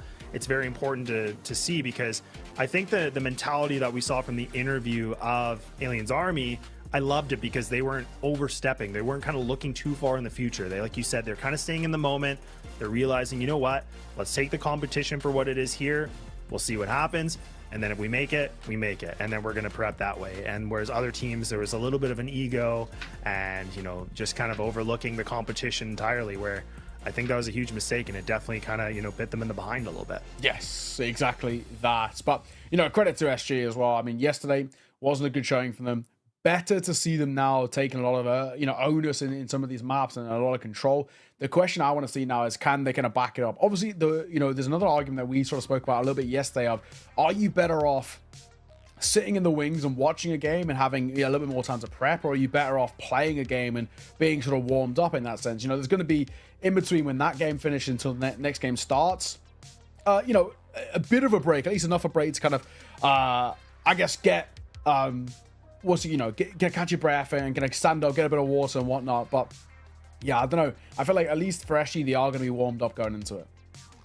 Yeah, I mean, that's always the funny thing, because I think any person can have their own opinion about that. But I think, in my opinion, I feel like this series for Swamp is probably a good thing, just because it will keep them a bit warm. Yeah. Whereas normally I would say, like, it could exert a lot of energy, and then when you're going into a grand final, it puts you in a disadvantage in some degree. So I think for Swamp, though, this was the only map that really felt like a bit of a challenge for them, where they really had to put a lot more effort into it. Not to say they didn't in the first, but this one clearly was a close encounter where they could have lost it. So yeah. I think with this little bit of a break, it won't be too long, but they will have a little bit of time to, again, just kind of cool off, do what they need to do. So I think for Aliens Army, though, like, I would imagine one of the players, if one or two of the players probably was watching the game again, just to make some quick notes, just to see any quick little things they need to take away from this, because the preparation time and the turnaround anti-stratting is so low. So for them just to take anything they can at all, that's going to be beneficial for them to, retain the reason why they're in the grand final. Yeah, exactly that. So all in all, I'm impressed. Run through these highlights as well, and you can just see at times how back and forth things were at one point, but all that really matters is, do we get to see kind of what SG have got on offer and how actually good they can be? And the answer was yes. So here's the scoreboard at the tail end of that 1.55 for Famous, showcasing why he is such a big name in the North American scene. Kai's looked really good as well with that sniper. On the other side, Alvin, great performance out from him once again, right? He's looked great all tournament long, but unfortunately it wasn't enough in this sense. This is a 10-7 in that final map. So, a kind of a case of close but no cigar, but, credit to him at the very least. Alvin looked really, really good. But 10-5, 10-7 is how the series goes. 2-0 Swamp Gaming. Great performance. It is a great performance. I mean, and like I said, I always hate kind of pinpointing on players that don't perform as well, but like, I guess for me, like, this moment of when you have players at this high a level of competition, Yeah. like they're pretty normal to bounce back, or they can, like they've been through a lot of these adversities. But someone like Brando is very well experienced. Like he is somebody that's been around in multiple different titles. He's been here for a long time in Crossfire.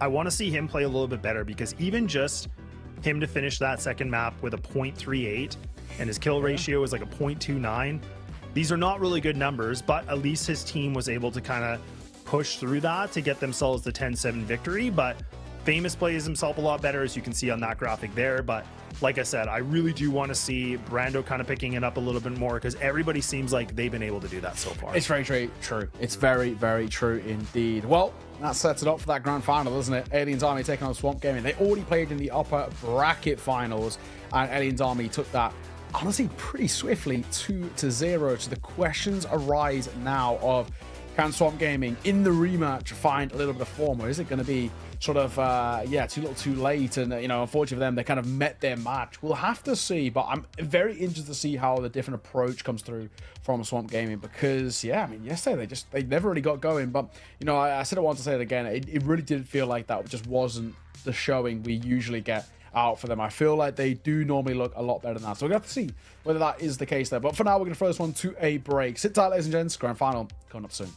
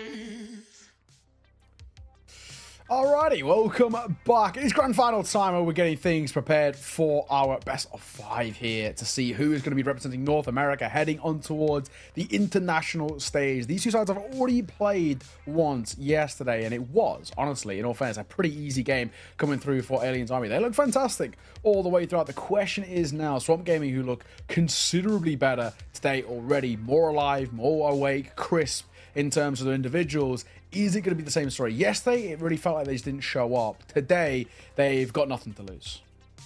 Yeah, that's the thing. Like, I feel like Aliens Army did a really good job to get themselves a little bit of a shorter amount of game time here for the qualifier. So they've been kind of sitting in the wings, waiting for this, lower bracket run. And now we're finally here, like you said.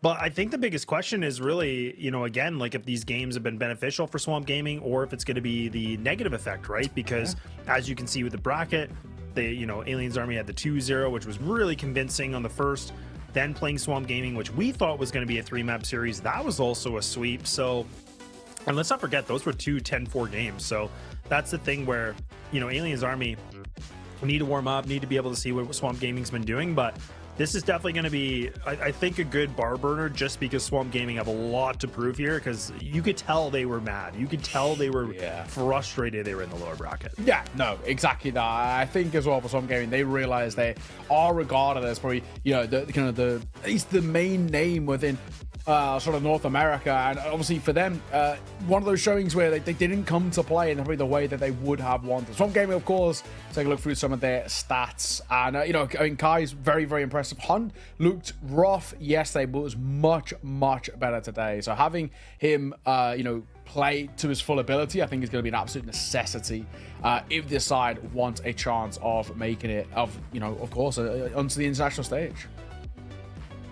Yeah, that's true, right? I mean, and that's the thing that's been so interesting, because I feel like for Aliens Army, there really wasn't a weak player. I didn't think there was anybody that was considerably like the anchor, if you want to call it that. Like everybody, look at these stats. Like these stats are unreal. Like I think there was one map, if I'm not mistaken, I'm pretty sure it was when Swamp and AA played against each other. Michael had, for some reason, like a 0.55, like a really quiet game. But despite all that, is able to still put themselves on the second, or like probably third highest overall about KD. So that's a really good thing to note here. Yeah, no, exactly that. I think it's spot on, right? Everybody had their moments coming through for this side. Let's take a look through the map picks and bans. Subbase is going to get banned out. So you don't see it at all throughout this qualifier. It has had, no one really has picked into it. No one wants to go in towards that subbase coming through.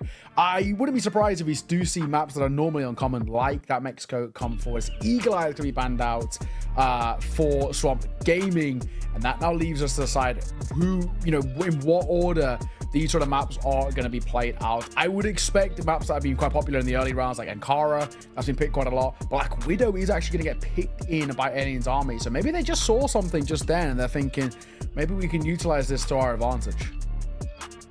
Yeah, maybe, because actually I do like this. Like, I don't know if it's like a little bit of like a BM, they're just trying to, really rub it in their face. Like, yeah, sure, you guys wanted to play this earlier? We'll do it too. Why not? And for some reason, Swamp do go back to port, but maybe, like we said, they feel like yesterday was not really their full showing of who they are, but they are going to re-pick back into that, and that's what they did the first time these two teams played.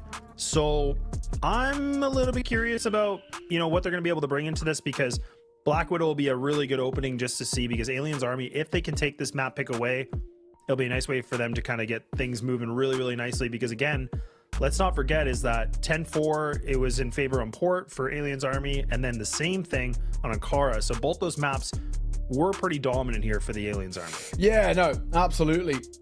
All right, this is definitely kind of interesting in terms of the order in which you beat out. Of course, Mexico will be that 5th and final. So it is a map that has been played a little bit, but in this instant, not one that we're going to immediately go into and kind of rush into in that sense. So yeah, I don't know.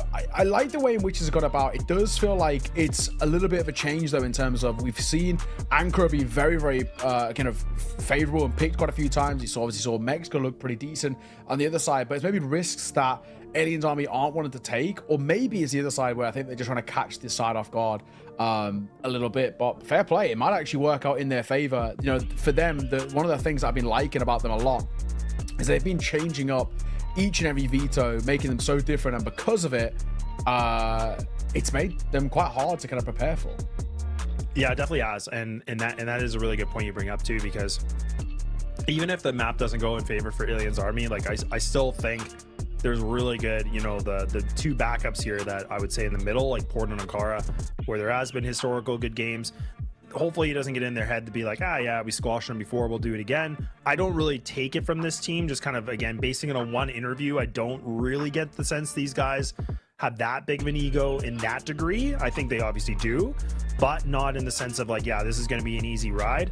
Yeah. So I do think this is a pretty decent veto, in my opinion, for Alien's army, because again, there's so much tape against Swamp Gaming right now, where I don't even think Swamp have really shown me that I'm really comfortable with their compound over from CFWL. So I'm gonna say this probably leans a bit more for AA if I was gonna go on the vetoes personally. Yeah, no, I'm with you.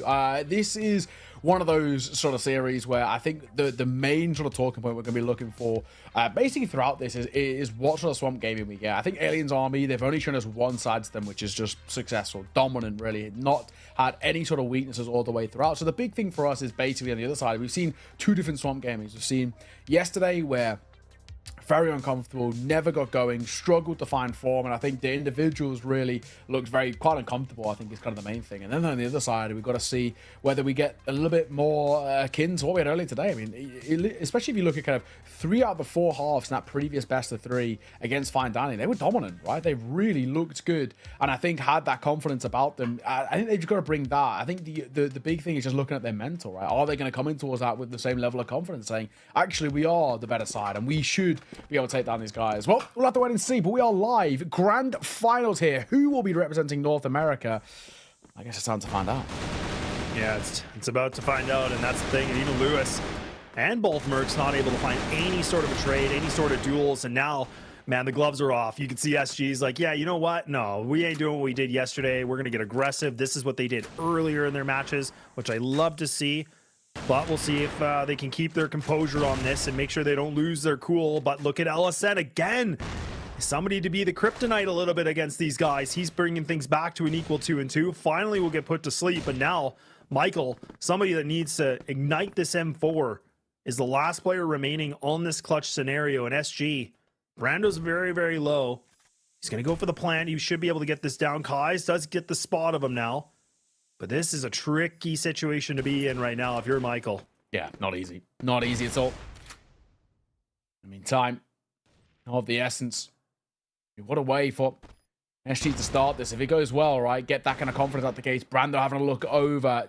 Now they know where to look and where to focus in. Kai's at range, trying to just keep attention drawn. Time is ticking. Brando is probably going to be the first to fall. They want to make this a chance. Spot up close. Brando will make it work. Michael falls. SG start the series well. They started really, really well, yeah, and that honestly was getting a little bit scary too, because I was thinking LSN, if he would have been able to stay alive a little bit longer, that could have allowed for that rotate just to be a bit more clean. But look, I mean, again, a good round from SG regardless, but they are going to lose Kai's right away, so that opening is going to go, I think, for Michael. He does actually equip the as well with LSN, so they're going to double stick this up, which I don't mind, because I was kind of thinking Michael should be equipping the quite a bit here just to kind of complement as well. So I like that they're going for it pretty early.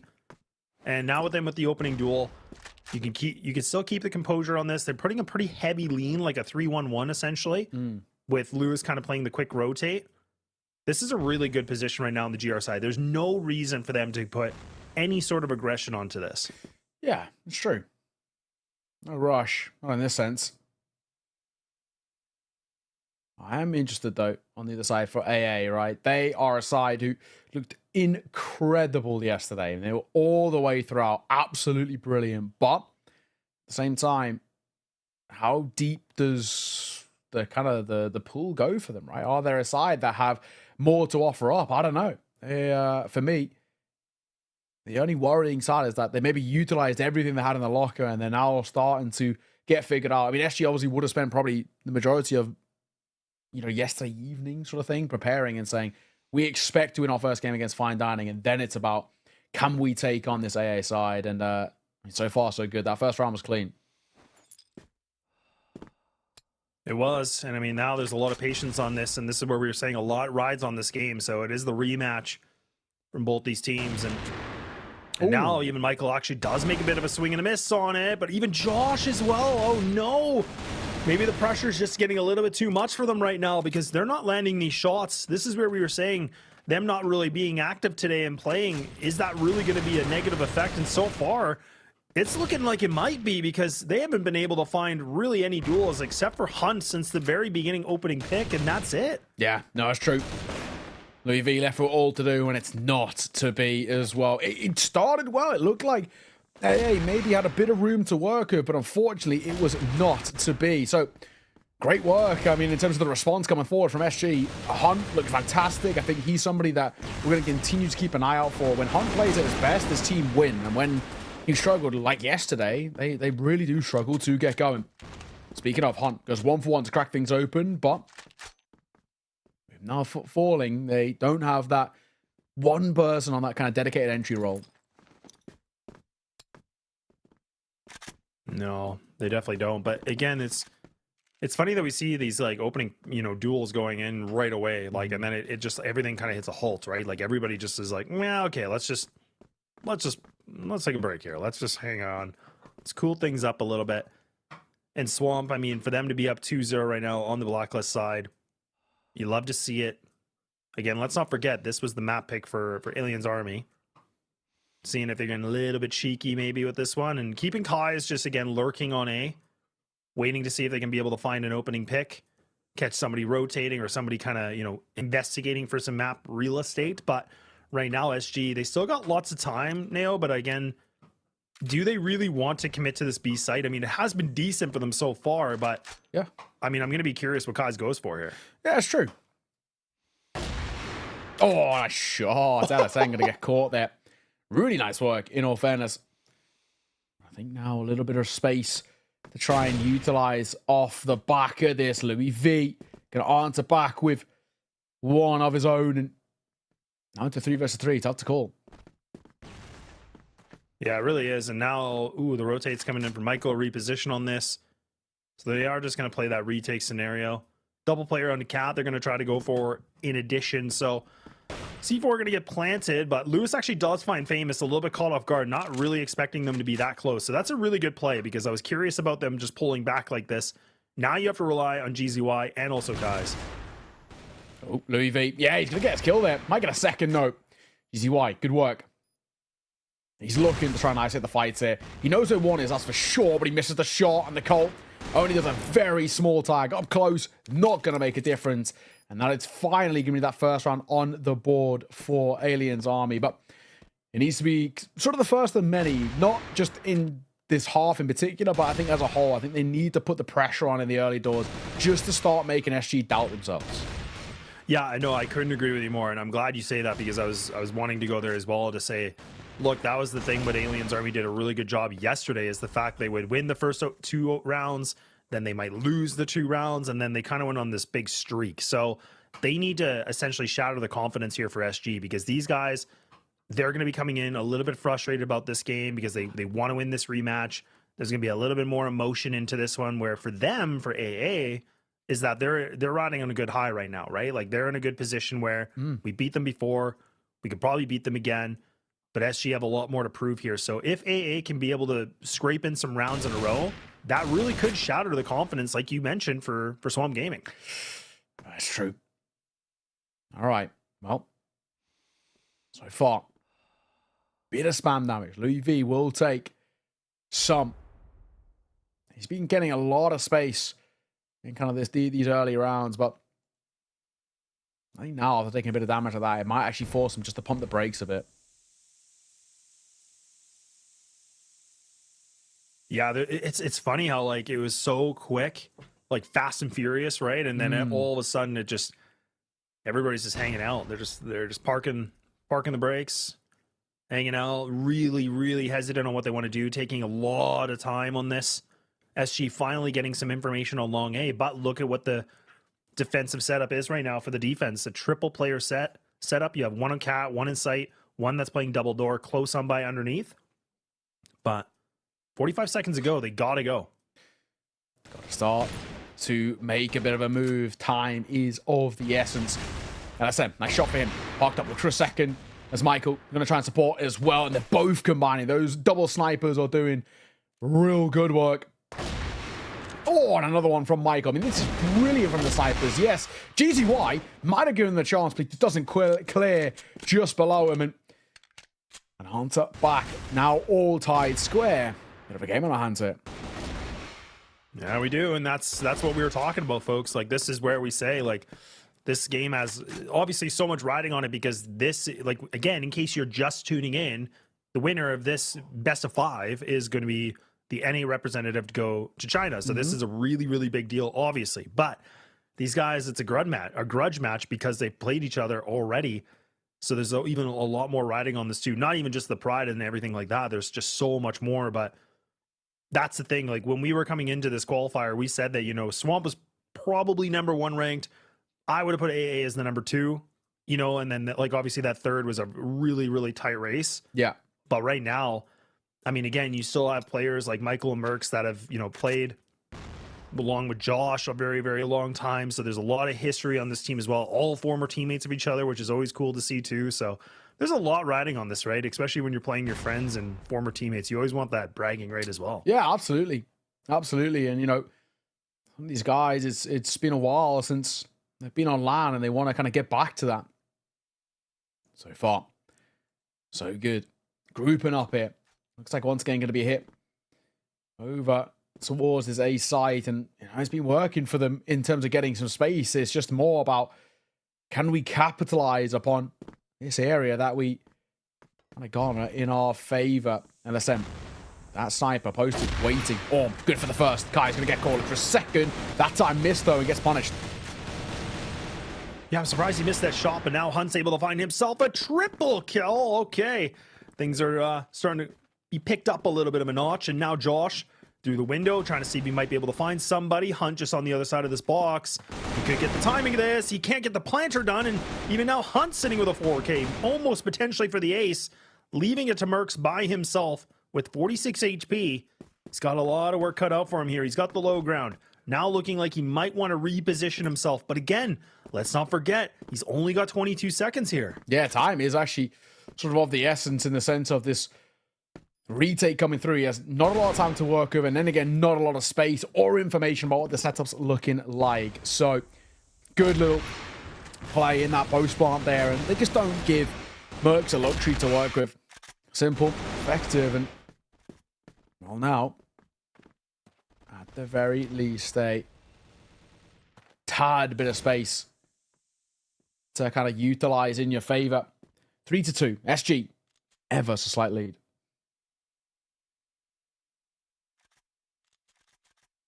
Yeah, the slightest lead, but again, I don't really, again, expect to see a lot of big leads in this series. Like, if we were going to talk about that, like, again, even the first time they played each other, I was never ever going to bank on the fact of 10-4s. Like, I thought those games were going to be 10-8s or overtimes, even golden rounds, right? Like, this again has so much where it could really go the distance, but we'll see. And again, SG, if those losses have really, again, like, ignited a big flame underneath them just to play a lot better and to realize they still have opponents in front of them they have to worry about. But now there's no messing around. They're not, you know, kind of lurking in mid, nobody lurking in A. They're just going to commit on this execute. Yeah, I like this. Going for the fight. And oh my god, Hunt probably should have fallen there. The fact that he doesn't get punished is actually kind of wild in itself. Yeah, this is still a little awkward, though. I don't know what the idea is, because you know they have a bit of space to work with. They're actually allowing AA to get in towards the fights. However, they're actually kind of baiting them in towards the fights, and it's working. Now, things are in a really tough spot. Number dwindling, Michael with all to do. Yeah, he's by himself, and now he's trying everything. Again, this position is the worst because you have such a tight angle to get out of, and you have to worry people in front of you, people underneath you, both left and right, and then you have to worry about, like, B main, essentially. Like, you have to worry about the whole other corridor. So, like, it, to me, it's just, like, the worst position to be in, but Michael's now trying to figure out, like, is anybody trying to overextend. Can I find a quick little duel? And you can see Kai's is kind of just, you know, toying with him. He does give up his body. Hunt does take some damage, and right now, and Michael does give his back up to Brando, so right back for SG to take a nice, comfortable lead with 2, but boy, oh boy, that was a really good point you brought up, Nail, is the fact of, the, you know, SG were kind of playing with them in the mind games to letting AA just swing into the site. Like, the C4 wasn't even planted. Yeah, it's true. I mean, they do just give them the luxury of kind of working around a bit. I really am surprised in that sense, but SG do take a bit of a kind of a lead to work with. You know, we've got 2 rounds now as a buffer zone, which is good. They can extend it a little bit further on, and you know, potentially even just guaranteeing a 5 here would be pretty massive. Yeah, it really would be. Oh boy, and AA, they're actually going to do a triple player stack. Ooh, I like this. Good flash. Lands perfectly. Blind as a bat right now for GZY. So now they got themselves a little bit of on water control. I like this. So they can use this maybe to their advantage. Josh still playing a bit of a nice little bit of an off angle. Brando, yeah, now realizing his teammates are just falling apart, and it's all down to Famous. And this is a 1-on-5, so he finds one of them, but now he has to find multi-kills. Now this is where Famous, he likes to make some highlight reels. This is where he likes to, you know, he gets off the leash a little bit and he can just pop off. And this is where AA are making a bit of a grave mistake right now. They're going for these 1-on-1 fights, and this is where Famous loves to just use that AK for the one taps. Just can't get it done. But man, that was a little close for comfort for my liking. Yeah, it was. And this game as a whole is pretty close. I mean, we are seeing how it's being kept in at least a spot in which AA are keeping the conversation open. I mean, it did really feel like yesterday it was very one-sided, not that much of a conversation generally. I always felt like AA kind of had the control there, but it isn't the case here, right? I mean, we are seeing what is actually an impressive display out from SG, but at the same time, AA keeping this close, and you know, at least for now, it does feel pretty difficult to predict actually where this is going to lean. Yesterday, it never really felt like too much of a debate.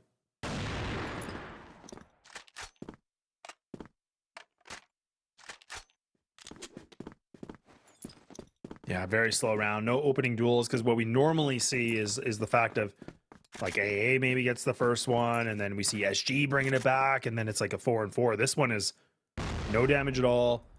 Nobody's down. This is a full 5-on-5 right now still. So that respect that we were talking about, SG was giving a lot of respect for, you know, fine dining in the previous series, and that's kind of being the case from both these teams in this grand final, is the fact that I don't think there's as much aggression and, you know, getting in your face. I thought maybe we were going to see that when we saw that first opening, you know, second round, but hey, I think respect has been earned somehow in the midst of these, you know, 7 rounds we already had. Yeah, it's true. All right.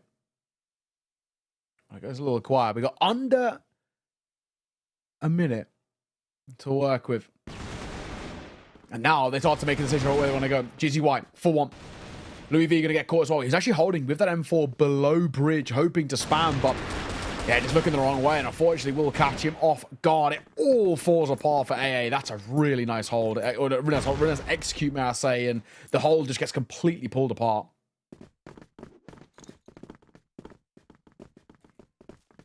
Okay, here we go. Still a big lead here for SG. This is a great thing to potentially end this first half, if they can be able to get a comfortable lead. If they can get 3, honestly, like this will be a nice little icing on the cake, honestly. But if we can see AA being able to bring 1 round back, a 5-4, it still makes it better, right? Because then at least you can use that round win to convert when you go on the blacklist side. But again, I do think Swamp, they do like to play on that defensive side. Not normally the easiest side, but I think they do like to do it when they're playing in CFWL. Because we saw that AA were typically pretty scary on their defense, but right now it seems like it's not as strong of armor as we thought. True. All right. Hunt, he needs to clear this close right corner. Louis V actually in, I mean, what is actually a relatively strong position to work with. Do need to be careful. Don't allow this one to kind of get away with. I mean, going 1-for-1 is not the worst thing in the world because you still keep the numbers in your favor. But if he gets 2 or more, that's when we're in a bit of a troublesome predicament. Louis V, that's one. And he gets a second. What? So honestly, that's pretty good work from Louis V because now the numbers game is absolutely even. But just I say that Kais will pounce. Oh my! I can't even believe that Louis V was able to find himself in that double in that kind of situation, and now this round's been a little bit awkward, honestly. Like, because I feel like AA relying on some individuals, and even right there, like Michael was able to find one, but it just wasn't enough. And good trade right back from SG. A 6-3 first half. Honestly, it really does seem like a big improvement because, like we said, can't stress it enough. When we saw them earlier on day 1, there is no conversation about this. They had no composure like this, and you can already tell it's light years ahead. It is. SG, going back to what I was saying, I just really felt like yesterday wasn't what SG can offer up. We caught them in the CrossFire West League, and they looked a lot more competent than what we saw out of them yesterday. I just feel like they weren't completely on their game, and I just feel like finally a lot of those gaps are being plugged a little bit. Hunt, I'm surprised he even managed to stay alive for as long as he does, but eventually will fall.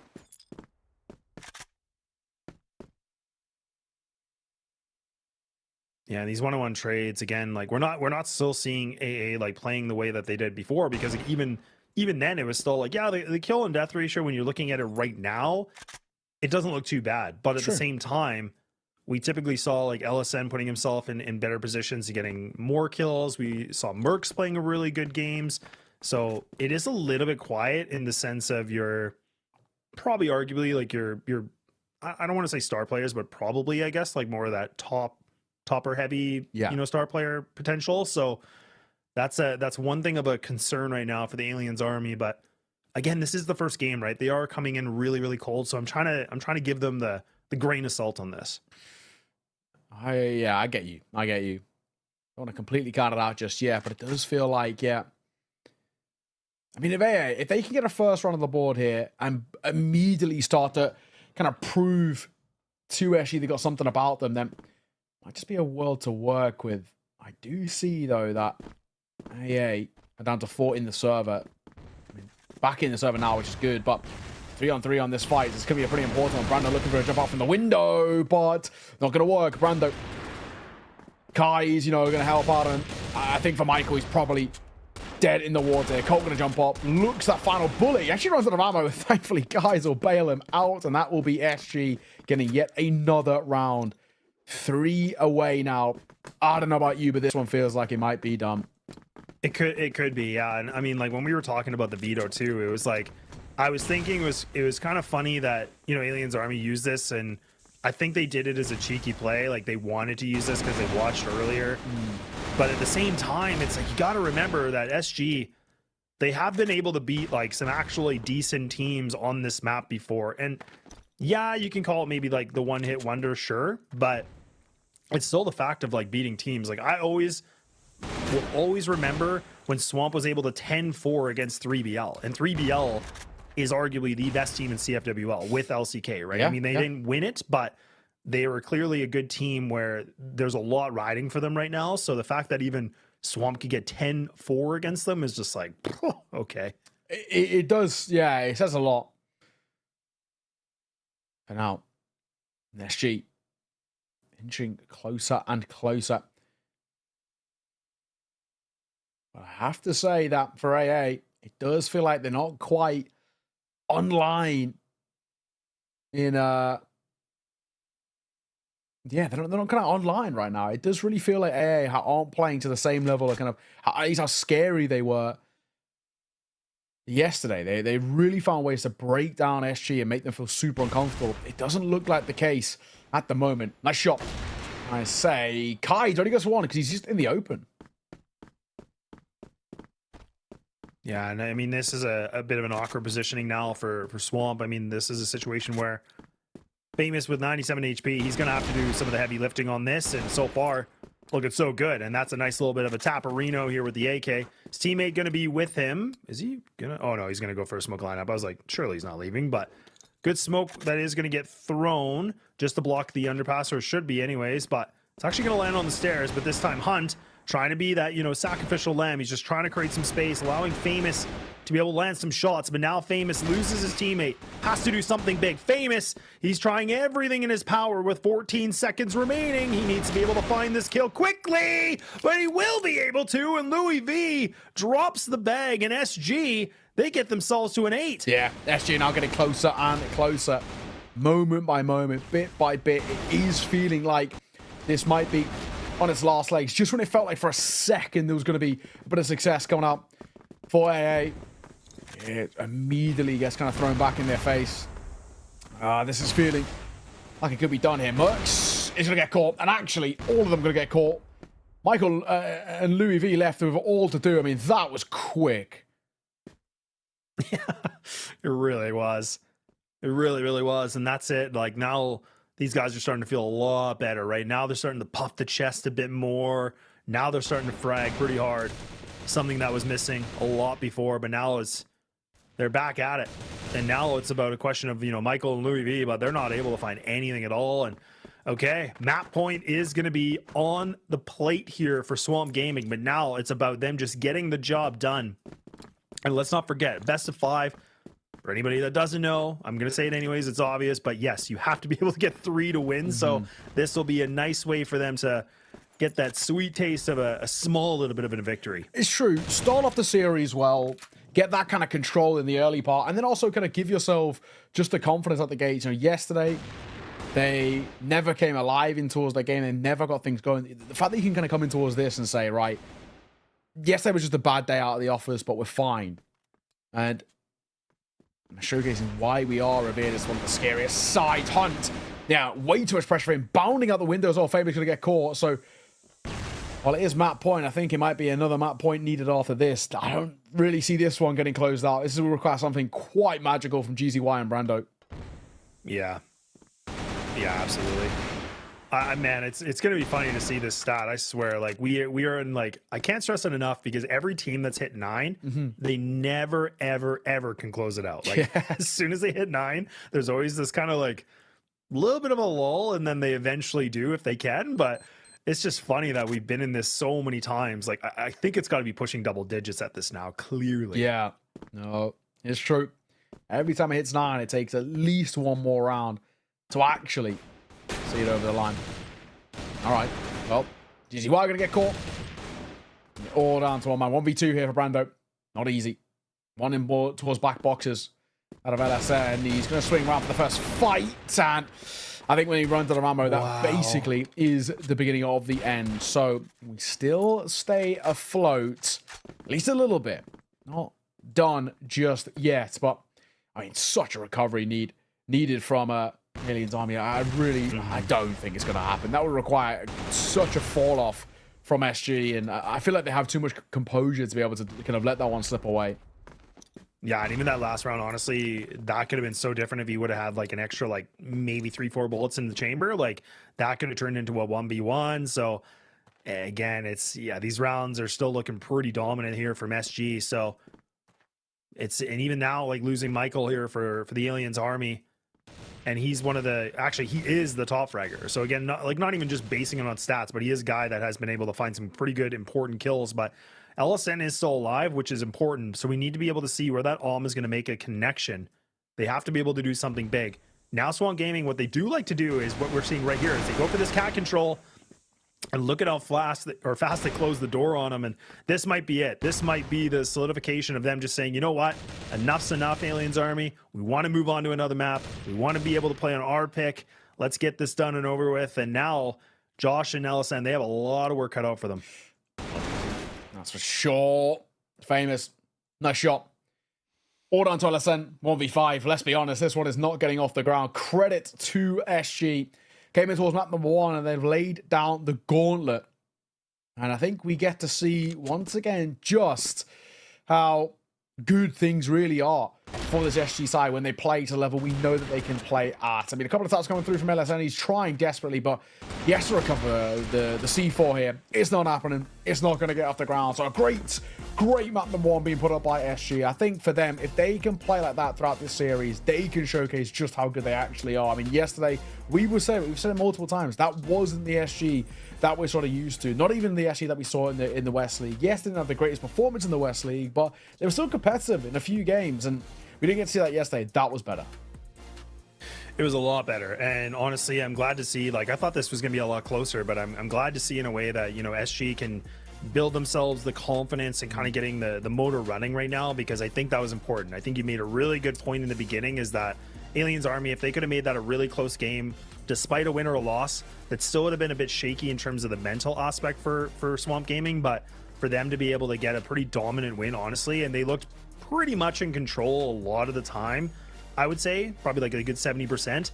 I mean, that's a good way for them to feel a lot better and just kind of ignore yesterday, realizing, who cares? That was probably a hiccup. We move on. And now, I mean, let's not forget, that was the map pick for Aliens Army, which now means we go to Port, which that wasn't a good showing from Swamp, but they have been able to, like I said, the historian in me is going to say they have been able to beat some pretty decent teams in CFWL. They have some good experience on this, so it will be good to see if they can still convert that same energy from the first map to this next one. Yeah, no, I am looking forward to seeing whether we get to see just a bit more of an SG side that look similar to what we've seen today rather than yesterday on this map. Port is a map in which they'll know very, very well. They've played it multiple times in the regular season. It is a map that they have as quite a strong bit under their belt. So for me, at the very least, if we get to see them play to the level we know that they can play at on this map, that's where, once again, we have to worry a little bit about the sort of AA side, right? I just don't think so far they've kind of come alive. Thankfully, in the best of 5, you do have space to work with, you have time, right? I mean,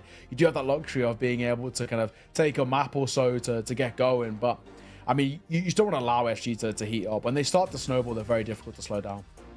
Yeah, that's true, and that's the thing too. Is I was, when you say about snowball, it feels like that was kind of the problem here as well for AA. Is just like I said, it's, you only had the other couple rounds where like some players were making some decent highlights, but it really was like Swamp Gaming. When we look at these highlights, it's going to be a lot of them. Like LSN definitely right here had some really good holding, but it just felt like the firepower wasn't quite up to snuff that we normally see from this group or what we saw yesterday.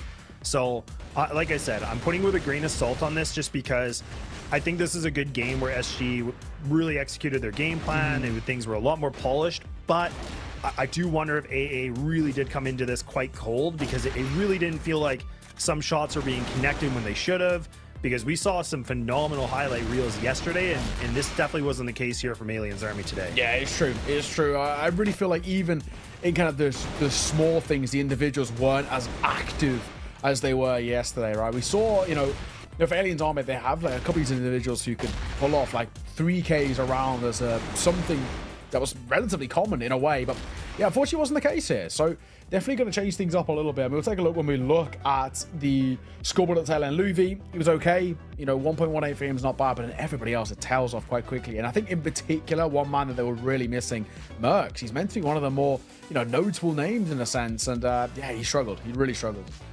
Yeah, he did, and that was something that I was really emphasizing a lot yesterday. Is like when you talk about, you know, from the previous team they had for the CFS, like, I mean, you had Mercs and Michael with Josh. They're kind of this like little duo trio that have been together for quite some time, but Mercs, you know, typically can be a really, really strong player, but unfortunately for him, he just didn't really have the moments to play the way he can play, right? And that is something concerning. So I mean, Louis V did have himself a decent game, but again, it just wasn't enough. And that's the thing, is where we really do need to see these guys warmed up a little bit better. Yeah. They only get a couple minutes here from this first map going into the second, so they're going to have to do something pretty quick and accelerate that very, very, very fast. Yeah, no, you're spot on. I really do think they need to kind of try and clean things up a little bit heading in towards the next. I mean, the good thing is, I guess, with it being a bit of a smaller break, is that you do get to, at the very least, sort of kind of keep warm, you know, ice out in that sense. We'll have to see. Either way, we're going to first on to a very small break before we get on the way towards our map number 2. It's Port coming up next, so sit tight. I'll see you soon.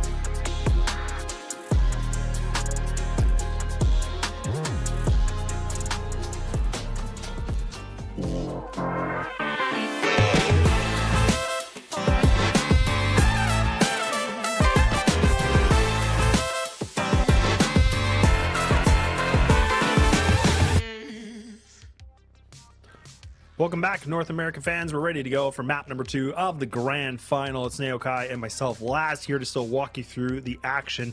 And now we're going to be moving things over to Port, where we get to see the pick of Swamp Gaming.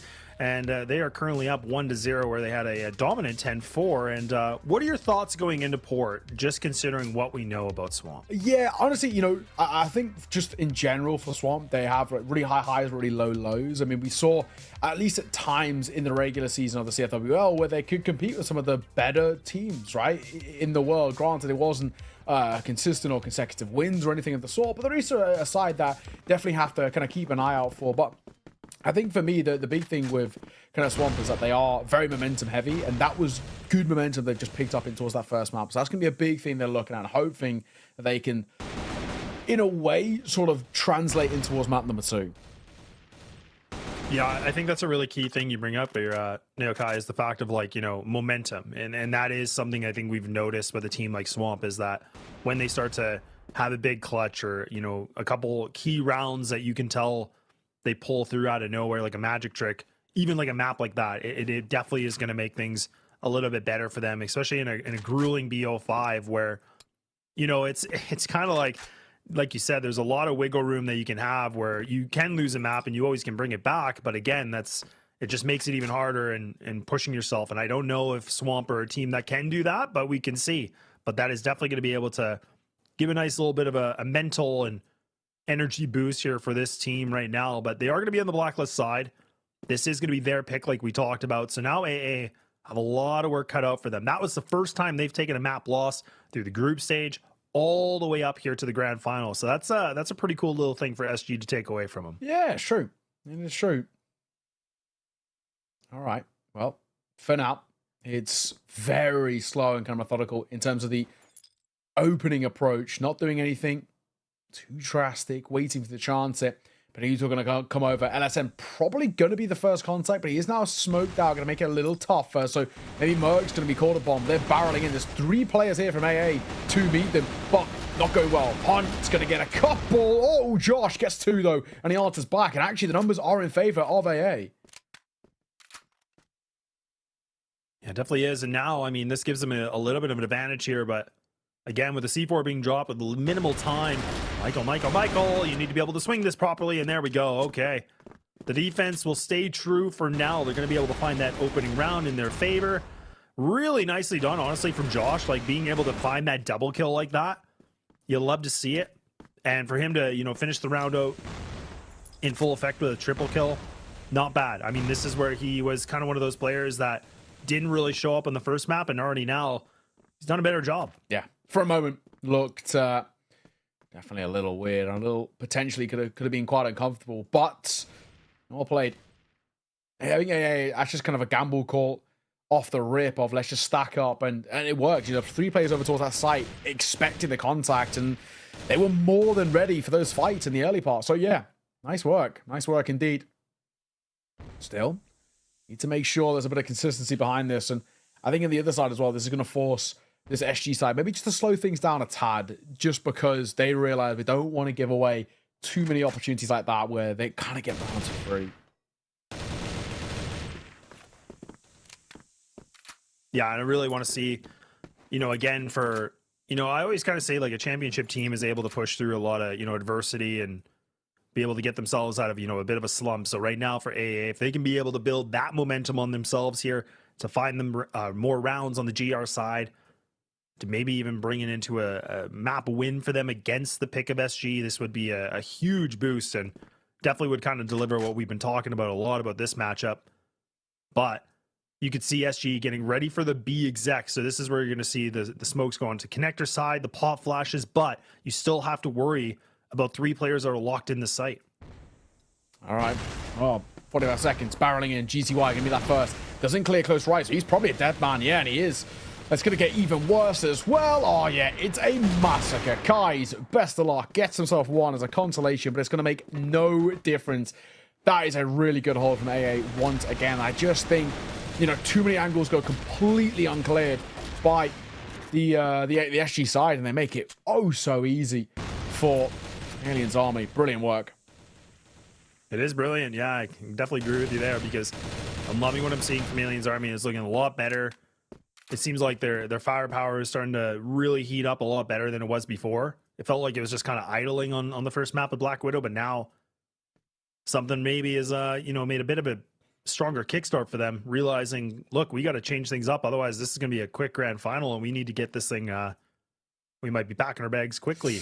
Yeah. But Josh already sitting at a 6-0. Like this is good, man. Because like I said, he was a 0.5 in the last game, and already now he's probably got more or close to more frags than he did in the first. It's true. It is true. I mean, it's good to see him active early. I mean, just in general as well. Everybody over on AA just looking so confident. It's very easy, especially at the back of that first map, to sort of shell up a little bit internally and maybe whether it's get a little bit tilted or get a little bit nervous and think these guys they're really here to play, and maybe I'm not quite ready for this. So it's good to see them respond well in these first couple of rounds and say we're not giving up by any means just yet. Yeah, and I was kind of hoping to see maybe SG, like they're taking this a very slow approach. I don't know if I love this about them. Like, I like that there's a bit of composure, but I think right now they do need to kind of rebuild that, a little bit of aggression and kind of getting, in the face against AA right now, because Josh is holding a really good position, but it's not going to matter because it's only one player. And now LSN has to get the shot, but Kai's able to land the arm in full connect. Now Louis V gets a free kill. I don't know what GZY is doing. This is now the second time, if not the third, where I've just questioned the play and kind of the placement of what they're doing in post-plant. Yeah, no. It's tough. A shot. Josh will get caught. Michael and Louis, a lot to do, and unfortunately just so little to work with. I think with that timer above them, it made they kind of rushed it a little bit on terms of that retake, and unfortunately for Michael, he just hasn't got anything to work with here. So done is that round, and at the very least, SG going to get one on the board. So it took them a bit of time to get going, but finally find the round that is needed to kickstart them on this BL side. I probably want to see them get minimum 4. I think if they can get anything more, that would be fantastic.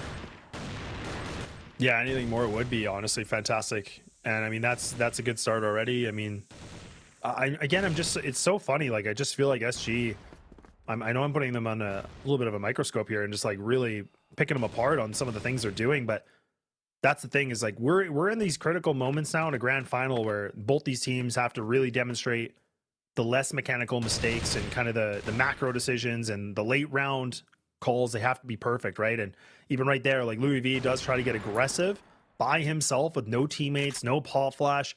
It's a bit questionable. And I know you're trying to be maybe a little unpredictable, but at the same time, it's now you put the defense in a huge defect right now. That's true. A shot there, Brandon going to get caught. Him falling.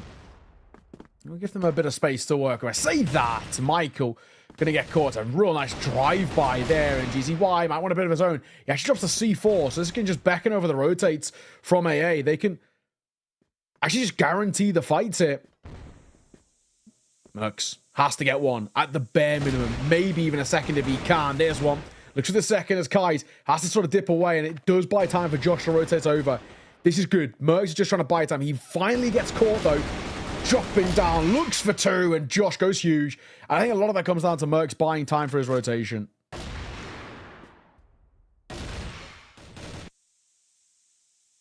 Yeah, I definitely agree.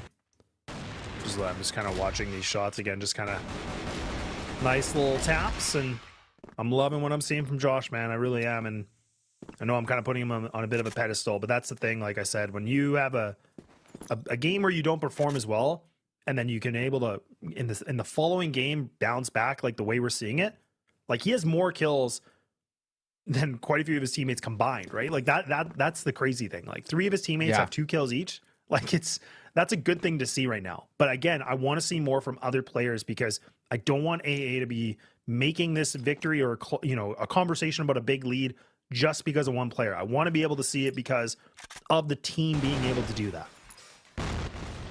That's true. Louis V gets famous. That's big. Looking to hope and make things work. Now that they got that numbers advantage, I mean, for AA, getting a 4-1 here would be a massive way to start off this sort of round. Either way, though, there's an answer back with Michael then dropping, and Hunt, he's got a very strong position. It's quick rotate either way.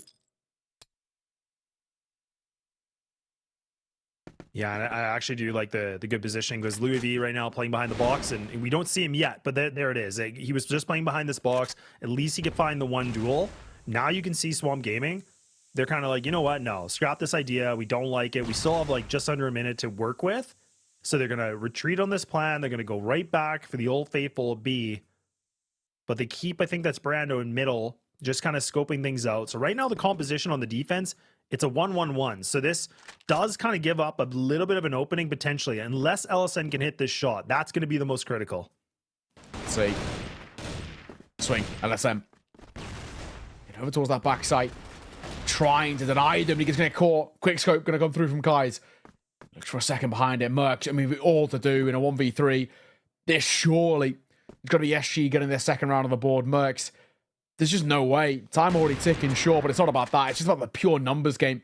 He has to isolate so many fights in his favor, and Kai just isn't given the luxury around a freebie. Bit of Utah as well. A smoke to come down to keep Kai's alive for as long as he can, and as Mercs wraps running towards the site, spotted him by the window and seen off by Kai's with that Colt. Wonderful stuff. Brilliantly played, and all you can really ask for them. They're going to get a second on the board.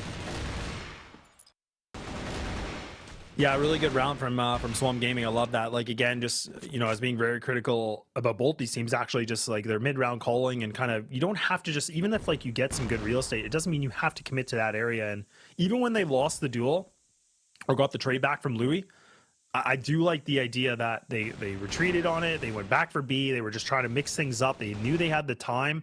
The time management seems to be a lot better right now for Swamp Gaming, because let's not forget, both these teams have actually, they're the only team so far in the qualifier that have pulled up ninja diffuses. They're the ones that have kind of abused the clock against some of the teams. So I'm impressed to see that Swamp Gaming have, again, these improvements in the building blocks really are starting to fit nicely.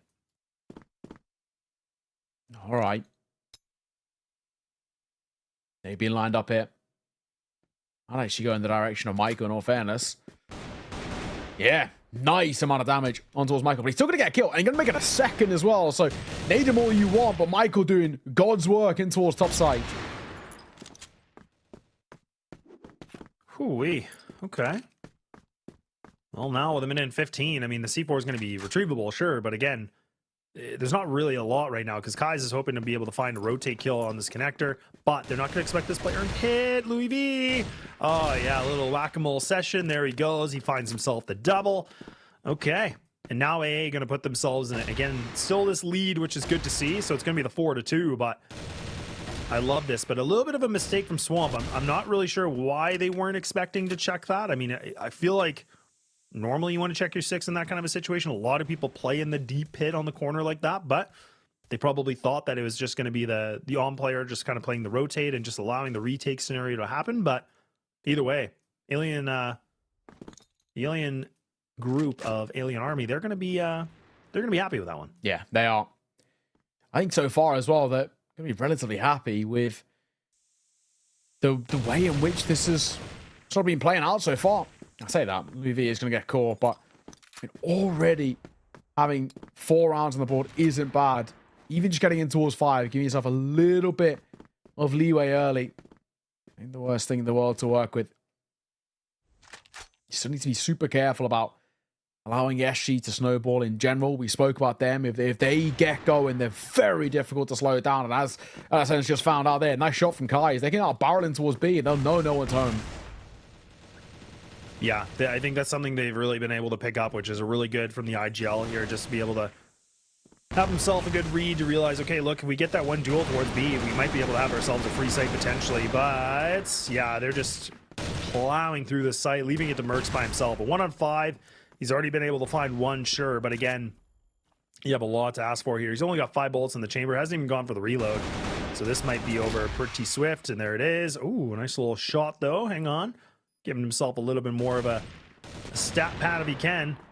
But there we go. Good coordination from Swamp. They're going to be able to find a third. And honestly, again, picking up the pace a little bit more, Yeah. making a quick decision. I love this. Yeah, it's true. It's true. Nice round. Run game as well. Definitely a bit to work with. And potentially we could start to see as well where AA, from a strong start, dwindle a little bit towards the tail end of the half. If SG, it's still a possibility. If they can just snipe a lead at the tail end and go in towards that second half with a bit of comfort, that would be massive. Hunt, good find. LSN overextends a little bit, and then on the kind of transition back gets caught.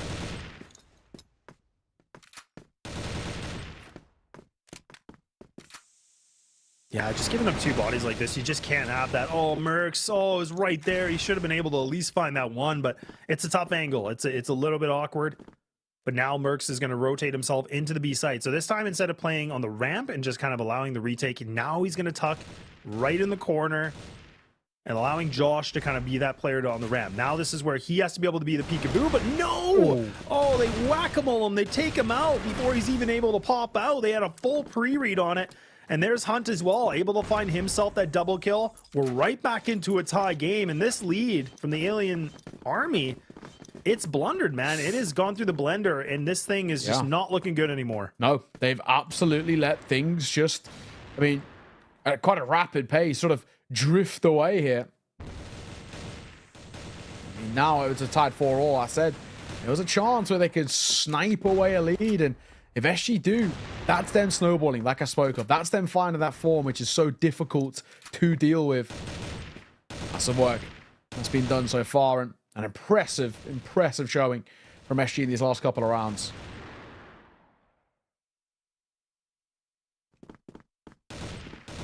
Yeah, and I think it's coming back to the experience. Like I said, it's like, you know, that's kind of the buff that, you know, for Swamp Gaming, they really do have. And that's what we were talking a lot about from game number 1, is saying, you know, the fact that despite Swamp's record, which I won't mention, it wasn't good, but I mean, again, but the reps and the experience, it does make such a world of a difference, because you're still playing some of those better teams in that region to get officials, you get the scrim practice.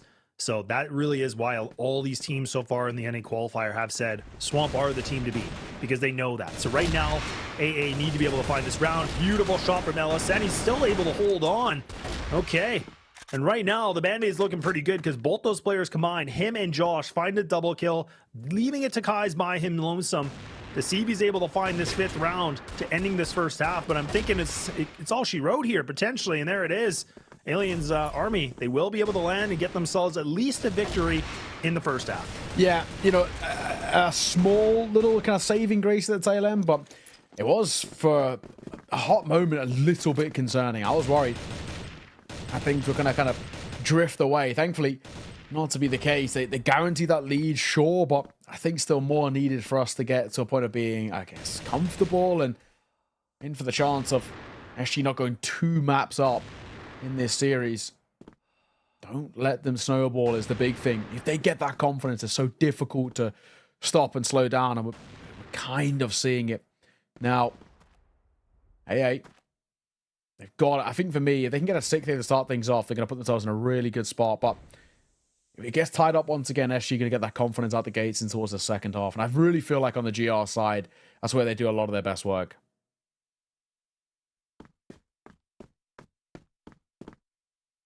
Yeah, I would agree with you. I would definitely agree with you, because, you know, I was just kind of curious, because I feel like for Swamp Gaming, for people that are probably wondering why this map was picked, it is a map that they have been able to get some good wins and some big losses or close losses to with some of those teams. And right now, they're doing a good job to win some of these fights. Ooh, Kai's with a missed shot, but at least he can reply back with the pistol, and things are looking a bit more swift here. Neo and now maybe a little bit overzealous potentially, as now Michael finds himself in a double kill, but this is a 1v2. He's not in the best position in the world, because he does have the C4, but again, he's pretty exposed in this angle, and now he just has to hope that these players swing, and they do, and it comes right down to the 1v1. Yeah, no, honestly, little bit uncomfortable. I just think generally, actually, Kaiser dropping down with the AK nearly sold things a little bit. Thankfully, it's not to be in the end. There was a moment where it looked a little uncomfortable, but cleaned up, and in doing so, 5-all, tied game. Tough one to deal with now. I really think that the Aliens Army side, they need to be careful. They tried to get quite proactive there in the mid to late round, but it did actually work against them.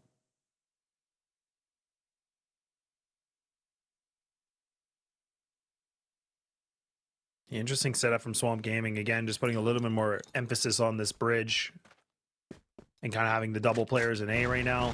Kai's now throws a really nice nade. That crunched Louis B like that. Oh, that's going to hurt. Like the pin's ricocheting off his front tooth or something. But now they're going to try to swing for this long A control. He's in a position with the counter utility, but look at him eaten alive here. Josh and Merck's able to get the utility and the rifles activated. So now things are looking a little worse for wear here now. Yeah, they are. Feels a little awkward. Merck's top side. I mean, even now, surely can't see a world in which this is taken back in favor of SG. It would need to be a complete throw in a way, and it's not looking good. Hunt into 1 versus 2. He's pulled off clutches like this before. He's got that topside angle, but he gets caught on the drive-by. There was a moment where that felt like it could have swung the wrong way, thankfully. Sigh of relief, and AA take that slight lead once again. Yeah, and I mean, I was kind of wondering about that too, because the XM was out, and I was like, huh. Not the best gun, I would say, in the sense of like a retake on that A site, but it almost worked out okay. But man, there was just, again, some really big pushes from SG, but I think they were just, again, trying to be a little bit more loose on their approach on that and just kind of seeing if they could catch somebody off guard with AA. But even right now, like, they've already lost their opening player, now Famous. He's going to play down long A. He's got the drop location. He's kind of just holding that, a little bit of a tight angle. Brando now on the top tower. So they've kind of mixed things up with Kai's being removed, but there's no AWM. Like, these are all rifles now. So this is an interesting position right now in the sense that, Aliens Army, they don't have to worry about a sniper to pick them apart potentially. Yeah, well, goes quiet though, doesn't it? Very eerie. Should be a fight here. I mean, Famous, it feels like he's got the right idea, but I feel like he knows there's got to be some sort of a play coming through. Brando, oh, I'm going to say, he spots him out, nearly fluffs his lines, thankfully doesn't. That's big. Guess one dips away. Famous. Oh, man, I was thinking Famous, look at that flank, and I was like, that could be huge. He was in a position where he either kind of just holds an angle or he has to press forward, and he does decide to be a little more aggro, but it backfires. And now AA, they're going for the approach on A. All right, well, what do you got? Hunt, not for the AK here. Drops the arm, but Brando going to find Mercs. And yeah, unfortunately, Josh, I don't see this one getting off the ground. I feel like a little bit something quite special needed in this one. I mean, yes, GZY and Brando are both tagged to a degree, so that could be the luxury potentially you'd want to work with, but I don't see it working here. 1v2 now, and GZY is still low, but oh, he actually gets the 180 on the GZY. Thankfully, Hunt was just there to make sure it doesn't get audacious. There was a moment, but yeah, not to be. In the tail end. Back and forth, back and forth. This game tied once again. It does seem like we lost somebody over towards AA midway through that round, so hopefully we can get him back in a second. But generally speaking, this back and forth at the moment in the chaos, it can be a little awkward. I think when you're the side who are in the lead and having the momentum in your favor, letting it slip like this for AA can be a little concerning. I think in the kind of the chaos of the situation, this is actually where we're seeing SG do a lot of their best work. It is, yeah. And I mean, I was actually just spending a little bit of time here just kind of looking up the history books as well, because like I was kind of saying is that you and I have the privilege of being able to see, Swamp playing in the past season of CFWL. And some of the highlights I wanted to say is that with some of the wins they got, it wasn't against the highest ranked teams, but it still was wins. Like they had a 13-12 win against TBI, which you could argue anything about that. They also had a 13-10 against Lazarus, which Lazarus were a really hot and cold team too. Yeah. But then they also had some pretty dominant losses. But the thing was, you could always tell their GR side was kind of the moneymaker. Like they had a 10-4 loss against Unknights. Those 4 rounds were on the GR side. And then they just couldn't get anything done on the Blacklist side. Same thing when they played 3BL, where they lost like a 10-3. It was 3 rounds on the GR side. So you know that the GR side really is what they like to rely on. It is the old faithful for these guys. So the fact that they're still making it competitive is not bad, but we need to see a little bit more, right? Because that's where we were saying, like, they really do have the leg up over all these teams here in the NA qualifier. Yeah, that is true. I do feel like, you know, especially if you do have this kind of distinct weakness on your BL side, it does mean that you start off generally games, or you'll have this always, it's kind of this clear part of this each and every map where you know you're going to feel a little bit of worry, and especially in this case because they started on that BL side, it means that you always feel like you're a bit of a kind of a negative and you're trying to get back into it. So I think generally speaking for me, coming off the back of this tack pause, I do want to see maybe a little bit of proactivity come out from the likes of SG. You know, they tied the game up 6-all. They're doing quite well to keep this super competitive. The best chance I think for me of you getting to a spot of where you're going to make AA feel uncomfortable is actually if you get up in their face. Agreed.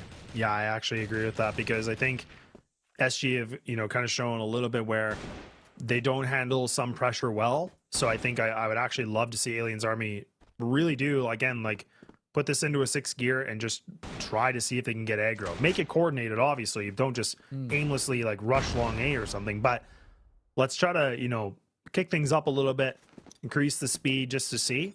But now things have been a little bit close. I don't think that was a tactical. I think that was actually a technical issue. So yeah, I was gonna say I don't think that was a moment here for, you know, AA to call anything or kind of figure out some strats, but it is right down to the wire of a 6-6 where we're at right now, Neo. And that's the thing where I was saying SG being on the GR side, it still gives them a really good probability in the second half. It's true. Slow in the early part of this round, betting out a bit of util, not doing anything too crazy to start this off, but it does look like we want to finish towards B. And there is actually only one player. I think it's just Brando here. Hunters are rotating over. They went poking and prodding around and spotted nothing. And I think they realized the only gap that we have is over towards B main. So let's go and sort of plug this up a little bit. There it is. GZ White for one. But instantly responded by LSN, who also gets core. Nice work. Famous and Hunt both combining. They definitely are combining, but now, okay, Famous, nicely done. I was going to say he needs to be able to find his kill. Like, that would have been huge for him, but... And that's the thing, right? Because his HP is low, and even Hunt as well. So this is like, if he would have died, I mean, that would have been giving a lot more opening here for Louis V to be able to find something pretty big. But right now, I'm going to throw a little bit of a fake utility, trying to just catch them in. You can see that Kai's is, you know, kind of entertaining this. He's actually on the mini-map. He's still leaning on it. And actually, Famous... over welcoming his stay, and now the plant should be done, but it's only 10 seconds, and actually he gets off of it. Oh no, this could be bad. He can hear everybody running after him, but he now needs to go for the firefights. But Kai's to save the damn day with 3 seconds to spare in the round. Yeah, for a moment, that looked a little bit problematic. It looked like things were going to be in for a tough spot. Thankfully, it is not to be. Into the 1 versus 2, but yeah, couldn't convert it.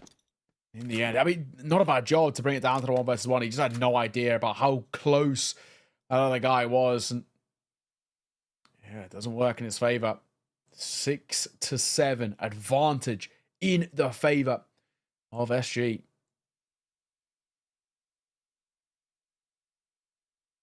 Yeah, they give themselves this lead, but again, can it be long, or is it going to be a bounce back right here from Aliens Army? But... Single arm. Ooh, cheeky, cheeky, cheeky. What are we seeing here? Oh, I see. They're going to try to go for the front light or the on top of the doorway. Yeah. They haven't done this yet. That'd be sick if they could, though. Yeah, I mean, they've played well as well. You can use a lot of the kind of the chaos of the situations that you're in to sort of mask this position where it doesn't get cleared properly. Which might be the case. And also, if Trigger Discipline's played well here, you can't actually net yourself a couple of kills. Oh, dropping down. Uh-oh, yeah. Going 1-for-1 there for Hunt. It is tough. GGY going to drop a nade. I think he's actually under a lot of pressure here. They're going to drop down on his position. Damage dealt. He has the support as well. Brando comes in to help him out, and they still can't get the C4 down just yet. Yeah, now a good spam damage coming in from GZY. And that actually will be able to land as well. So him and Hunt do a good job. But man, oh man, that was a really awkward situation, because I was going to say I really like that boost they did. I don't know why he dropped down, because I know in that kind of a position when you're in the corner or you're like above the actual doorway, you kind of have to keep jumping so your feet don't get spotted. I get that, but it just seemed literally weird on the timing because I don't know if they would have cleared that. Like nobody's been looking up that way. I don't think AA would have predicted that. So I don't know if he accidentally just, hit the wrong button and then realizing, okay, well, I got to try something here. And either way, it still works out for Swamp Gaming. Something tells me it probably wasn't on purpose, just because you can kind of see the slight kind of fluster when he drops down. He's thinking like, oh god, like I've dropped right into right into kind of enemy hands here. So good for him to even get one out of that situation in the panic. But yeah, thankfully he had the quick rotate coming over from Brando, meant they could shut him down into his back sight, and it meant that that round is taken in their favor, and SG do inch closer and closer to going 2-0 up in this series, which for them, in all fairness, would be pretty massive. Having that kind of distinct advantage out the gate, having a 2-0 start, having the confidence to work with like that, and then obviously having so much of kind of a leeway, it gives you, multiple chances to try and close out this series and book your spot in towards that international LAN finals representing North America. They're getting pretty close to it. They are getting close to it, and that's the thing. Like, and for anybody, I just like to always bring those reminders, just because you can always see that people are joining in and kind of just wondering where everything is at. It is a best of 5. Yes. This is the second map. Swamp Gaming are up by 1, so they have to have the 3 to obviously get this victory. But this is a really, really tough fight because again, Swamp seem to get themselves some decent rounds in a row, and then Aliens Army do a really good job of bringing it back in. So that's the thing. I feel like the post plants have been kind of the Achilles heel right now for the Aliens Army. So I'm going to hope that they can clean that up just a little bit more. But at the same token, I'm really happy to see the Swamp Gaming have really improved their defense, because that's something I can't stress enough, because that is the bread and butter. This is the comfort meal they like to have on this map. So it is really important they can string some rounds on the GR side. Yeah, no, exactly that. So all in all, I'm impressed with what I see. It does look like this was an ever so slight, I'm going to assume, a technical pause. I did see someone briefly drop out at one point, and then, at the very least, kind of come back in. But I think it might take a bit of time to kind of fully integrate them back into the server or whatnot. So I think it's probably just making sure that they're 100% okay. Yeah, and I think this is a good little bit of a, it turned into attack. Now it's looking like the tech issue, like we said. So I think it gives a couple extra minutes for both these teams. But I think there's still, the conversation here for Aliens Army, because, again, they're playing this slow approach. They're trying to put a lot more pressure on the B site. It's not really working for them, but they've had moments where they're able to kind of get themselves in there. But like I said, it seems like when they're in the site, then it falls apart. That like SG gives you that control just for a split second, and then they kind of take it right back over. So I'm hoping this kind of few minutes is going to give them a little bit more time just to quickly clean anything up. Like, it's nothing too drastic they have to change. I think it's just like these little details just to really getting those extra entries into the site.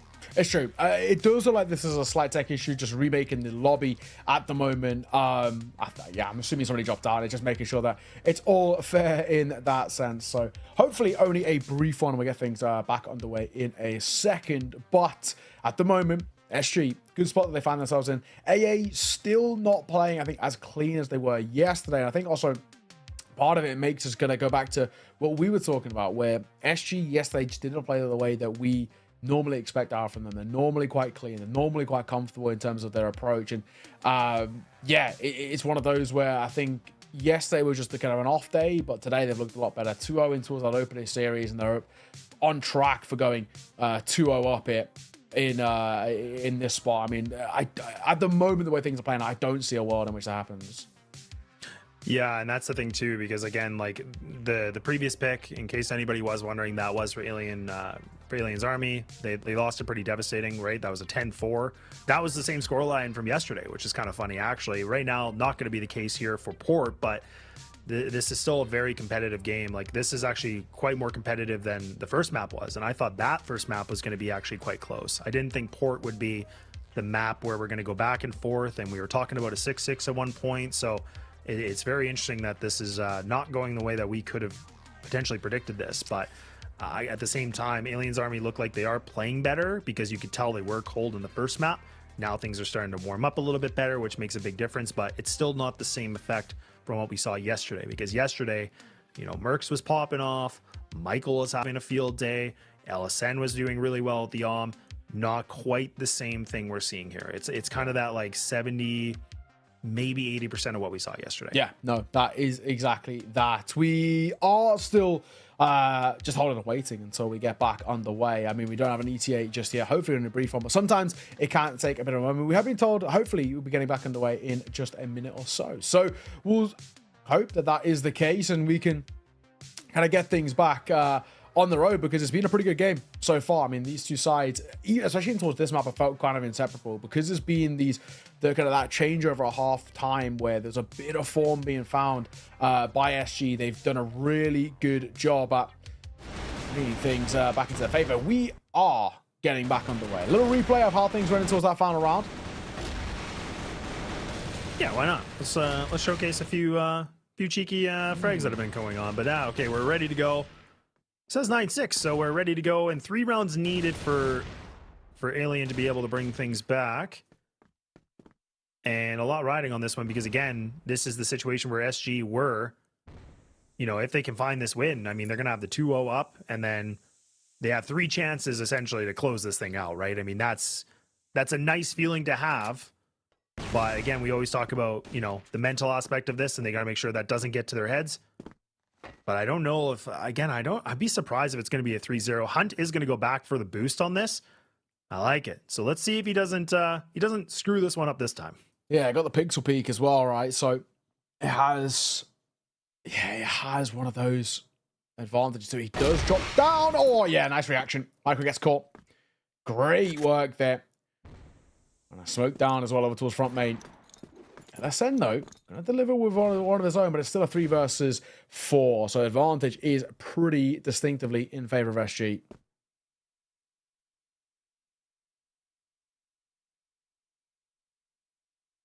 Yeah, and I mean, 3 players remaining. This is not a good position right now for Alien's army, so they're gonna have to dig deep on this one. They're gonna have to try something big.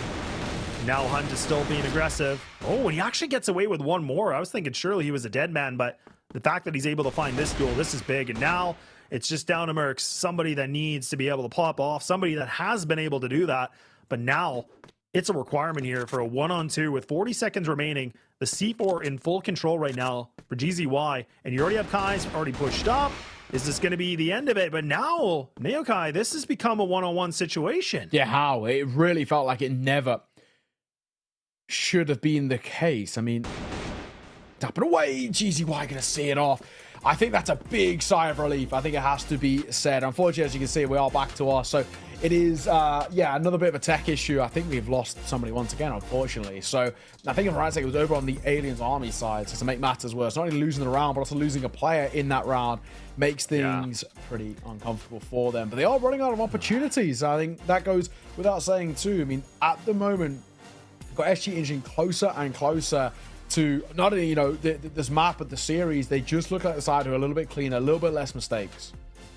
Yeah, that is a really, really good point of this, because I think there is a lot less mistakes we're seeing from SG. Like yesterday, I felt like, you know, we're just picking apart everything they were doing and criticizing them. But this is a lot different today. There definitely still mistakes we're seeing, but that is something to still expect for a team like this, because they are probably, like, you know, when they're going to be playing international competition, like what they did with CFWL, they still are working on a lot of things together, right? Like that chemistry and just like positioning and the comms have to get a bit more cleared up. But today is definitely a lot better. We're starting to see it. It is not smooth, but I will say it's a little bit calmer waters than it was yesterday, because that was like Whitecaps and it was just a bumpy ride all the way. Yeah, exactly. I do think having this, at least a showing of what SG can offer up for us, it is a really good thing. I think they're a side who didn't really get too many opportunities to showcase how good they could be in the CrossFire West League. I think, you know, it took a while for them to actually get comfortable, and I think obviously they had all the other things about playing at a higher ping and this, that, and the other. It makes life a lot harder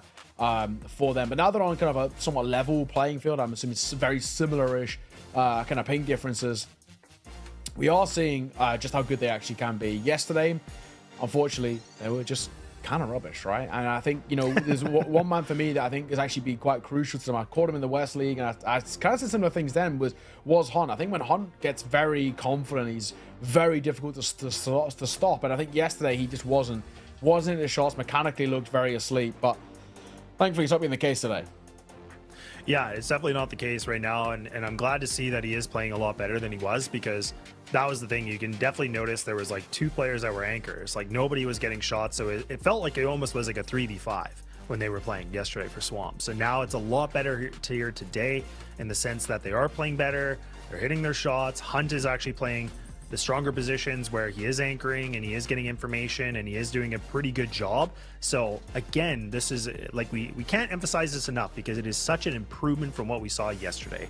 Yesterday, I still couldn't fathom what was going on. Like, I was thinking something was clearly disconnected. I do know this isn't like the roster they use for CFWL entirely, but it shouldn't have been that big of a deficiency for them, and it clearly was. But something happened yesterday from today, and it's great to see.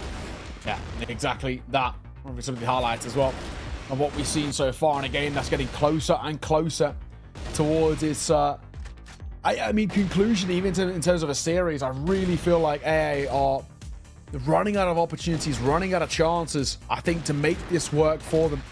Bit by bit, moment by moment, SG are pulling away. And I think the issue that we're starting to arise here is that I think they've figured out how AA like to play with these tempo shifts. It's something that caught off a couple of teams, well, caught these guys off guard yesterday, right? I think they, even against Showtime, same thing, where they were playing around a lot of the timings, and unfortunately teams were just sort of all over the place trying to figure it out, and it took too long for them to understand.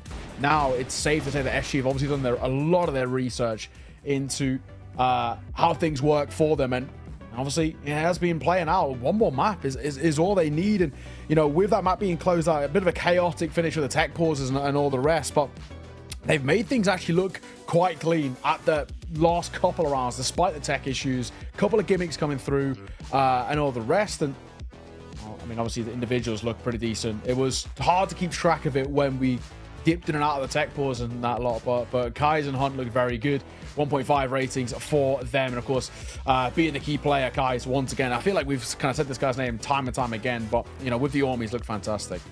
Yeah, he definitely has looked really, really good. And if I'm not mistaken, I'm pretty sure he's actually calling the shots a little bit here on the strat calling. If I'm not mistaken, I think he did last season as well, but I'll probably get fact checked pretty quick here in chat. But I'm pretty sure I'm correct on that. But I think the fact that he's playing sniper and calling the shots is a pretty good thing. But look, I mean, he's not going to be calling some shots right now because we are going to take that little bit of a break here in between this third and maybe potential final map. So don't go too far, because this could be all it here for the grand finals, and we're going to be playing on a car. So we'll see you in just a little bit.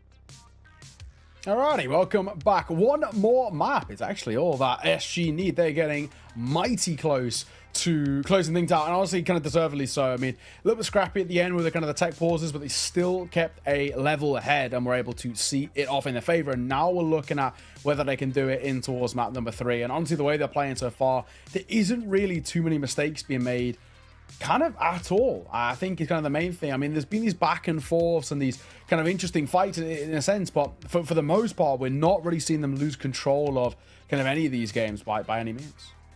Yeah, that's a really good thing you bring up, because I think that is important, is the fact of, you know, the first map was a 10-4 in victory for Swamp Gaming. Obviously now the second was going into a 10-6, was a little bit closer, but again, I think the overall mistakes aren't happening as much as what we saw before for Swamp, because we could tell there was a lot of positional issues, a lot of decision-making issues, not seeming to be the case right now. Apparently, when the pressure is at the utmost importance, they're playing a lot better. So you love to see it for any Swamp the Game and fans, but here we go, potentially third and final map, and here we go. Once again, it's going to be a nice little bit of a push here from SG. They're going to try to see if they can get into this A site quick and swiftly, but it's looking like it's a little challenging in the sense that it is back down to the 3-on-3, but look at how fast AA are coming through A main. Yeah. They're trying to get up in towards their face nice and early. And it could actually work in their favor. And they're stacked here too, which is massive. EV spotted up close left. He's going to try and get up in his face. Colt pulled out to try and catch Merc, and he will go down as well. Famous. Great work for a double from him. Josh being hunted, and it will be Famous. 3K to his name. Beautiful work. Yeah, and that's the funny thing. Like, you know, I was going to make the comment about Famous too, and I was going to say, you know, for that 10-6 victory they had on Port, he actually was the lowest statistical player on that team. Like, he was a 0.67, and, you know, I was like, that's pretty uncharacteristic for someone like him. Like, he's typically the guy you normally see, you know, having good performances, but, you know, again, he just bounces right back into this. He's like, you know, I played not so good, and now I'm going to play way better, and I'm just going to shoot heads. And that's exactly what he does with a quad kill to opening up the first round. So yeah, that's a statement made here from Famous. And that's the thing. It's always fun to watch him play, because he can always just make some good magic happen. Yeah, good to see. That's for sure. All right, though. In this round, SG and very aggressive in the early part of that previous one. This one, they're just going to slow things down and wait to see whether Alien's army get aggressive and try and make something work in terms of a force out. Get up in their face. We like to see proactivity out from SGR side. And the big thing is as well, SG needs to get a strong start here. This is a map in which we see as pretty heftily BL-sided. And, well, that's a good way to start things off. Hunt, again, another entry for him. He's been so good with it. Really has such a, you know, good turn of the page here for him. So putting him with a 5-on-4 in the post plan is a great thing to see. But you can see right now for Alien's army, they're going to be grouped up on the fence, throwing some good utility, trying to tenderize a bit of everybody, but the flash is getting thrown, but nobody's there for the swing, so they're a little bit slow on this. Now they're going to try, but Himes, he's got a good angle, and look at that spray between him and GZY, leaving it just down to Michael and the critical HP. LSN, big flank as well. And this could be all over once again here with 10 seconds remaining to get a defuse. This has to be a fumble. Famous, you got to be able to hide. You just got to burn the time as much as possible. Oh. No ammo in the chamber, and it was going to be a knife to a gunfight, but Famous thankfully has enough to get the job done. Yeah, for a moment, felt like it could have been a little awkward, but thankfully, I guess he just had that benefit of when your opposition runs out of ammo, there's nothing they can really do. Nice work. 2-0 for SG. 2-0 up in maps, 2-0 up in rounds, and inching closer. They, like I said, got to get a strong start on towards this first half, and I mean, so far so good. This is a BL-sided map, and so far playing like it.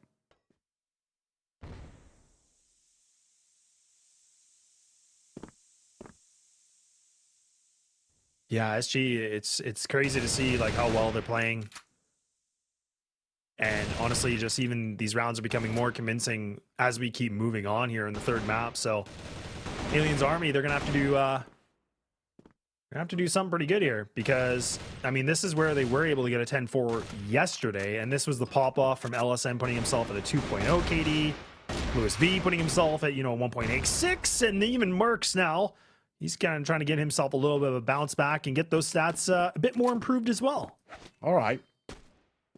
Oh, nice shot. Mercs. Fine skies. Tough predicament now. GZY, I feel like this one might be done for you, my friend. I don't think you're going to get too much of a chance here.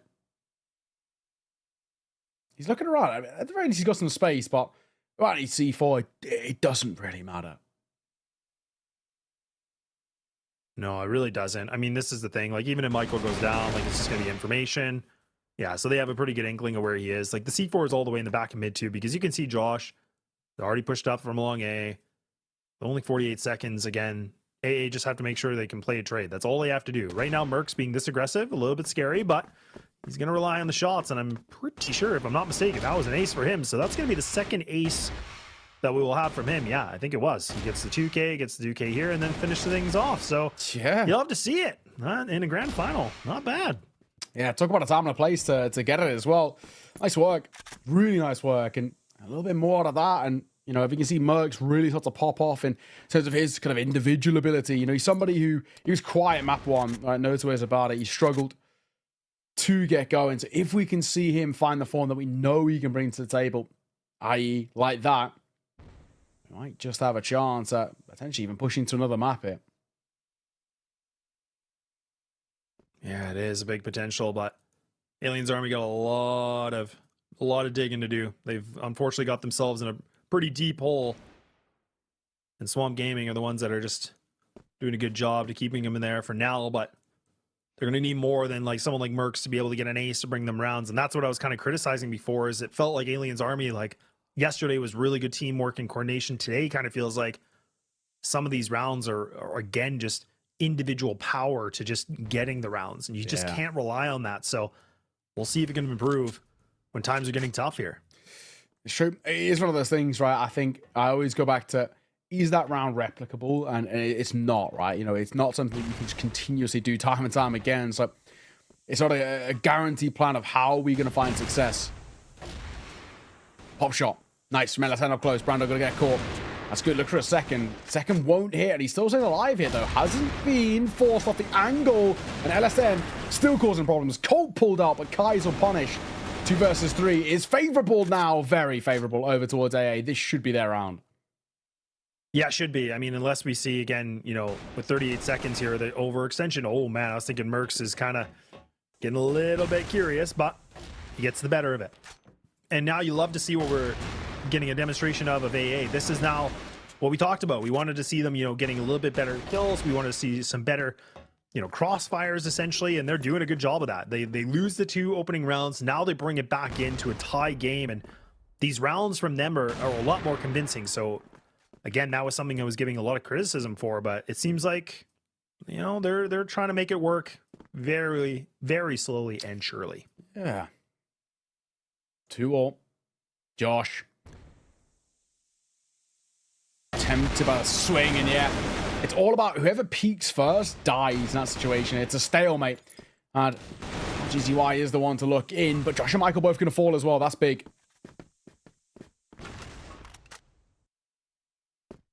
Yeah, that is really nice. Oh, Kai's good shot onto LSN, so catches that, big flank. Love to see it. Now the C4 is going to get dropped, or planted, I should say. Sorry, not dropped, but it's going to drop on the site with a plant. But either way, now they got the number advantage and just leaves good old Mercs here. He's had himself a good game thus far, but I think this one might be a little too much to ask. I think this might be the impossible, and it's not easy when you get dunked on here with an aid. Yeah.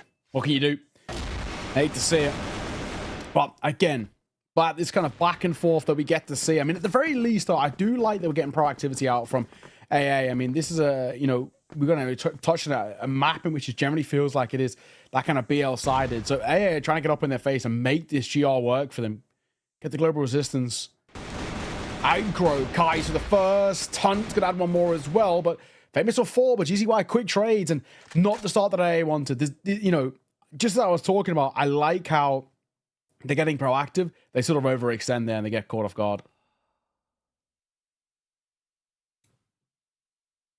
Yeah, this is kind of the, the same pacing that I was wondering, like when we first started this series in the grand final. I was kind of expecting it to be like this, right? As SG maybe picks up one or two, AA is able to bounce back into this. These rounds start to get a little bit more brawly in a way, right? But right now, I mean, not a great round as LSN tries to get aggro by himself and doesn't have Michael to help him out. He might get a good timing, but again, he's got the not the best weapon to have in this kind of a situation. He might be able to get a shot. He does shoot, but it's going to go nowhere. But SG, once again, they get themselves back in a lead here now. And honestly, this is a pretty quick game considering where we're at right now for potentially this being done for a team to make it to China. It's true. It is true. It definitely feels like there could be a bit of a shorter story than maybe many would have expected, especially this being a best of 5. I mean, it's been quick for the most part. Rando just behind the rest of the crew. He's kind of playing anti in case these guys go down or in case they get hit by a pop flash. He can sort of support and swing in to bail them out. GZY going to go on the first as Louis V gets caught. That's big. Yeah, Sheet are doing a really, really good job. Again, just finding those opening duels like you were just kind of mentioning is now they have this hotel control. Now they can just kind of hang out.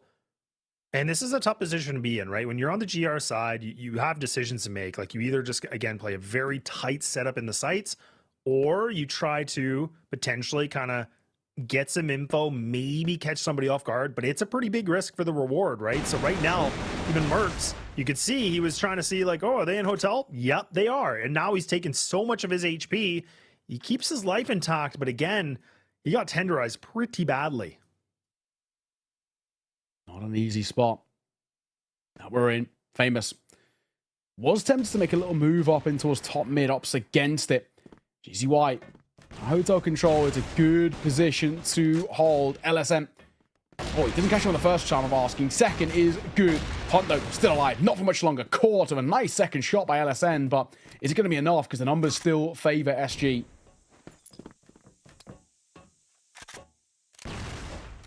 Yeah, with 35 seconds remaining too, so a 3-on-2. But now, okay, well, I jinxed it, but leaving it down to Josh by himself. And there we go, Kais puts the arm to work in full effect. And now 5-2 is going to be solidified. And this is, worst case scenario for Swamp Gaming fans. It could be a 5-4. But honestly, it kind of feels like, again, like we talked about, cleaning things up a little bit. SG look like they've done that. Now they're just going to go for a full mid aggression onto this. They're not going to have anybody lurk A main. They're not going to have anybody go hotel. They might even just do a 4-1 split from underpass, one player in mid, which is probably going to be Kai's to throw some utility. They're just going to go right back to the B hit. I love this. They've clearly found there's a weakness here from AA on their defense. Yeah. I don't blame them at all. Michael and Josh.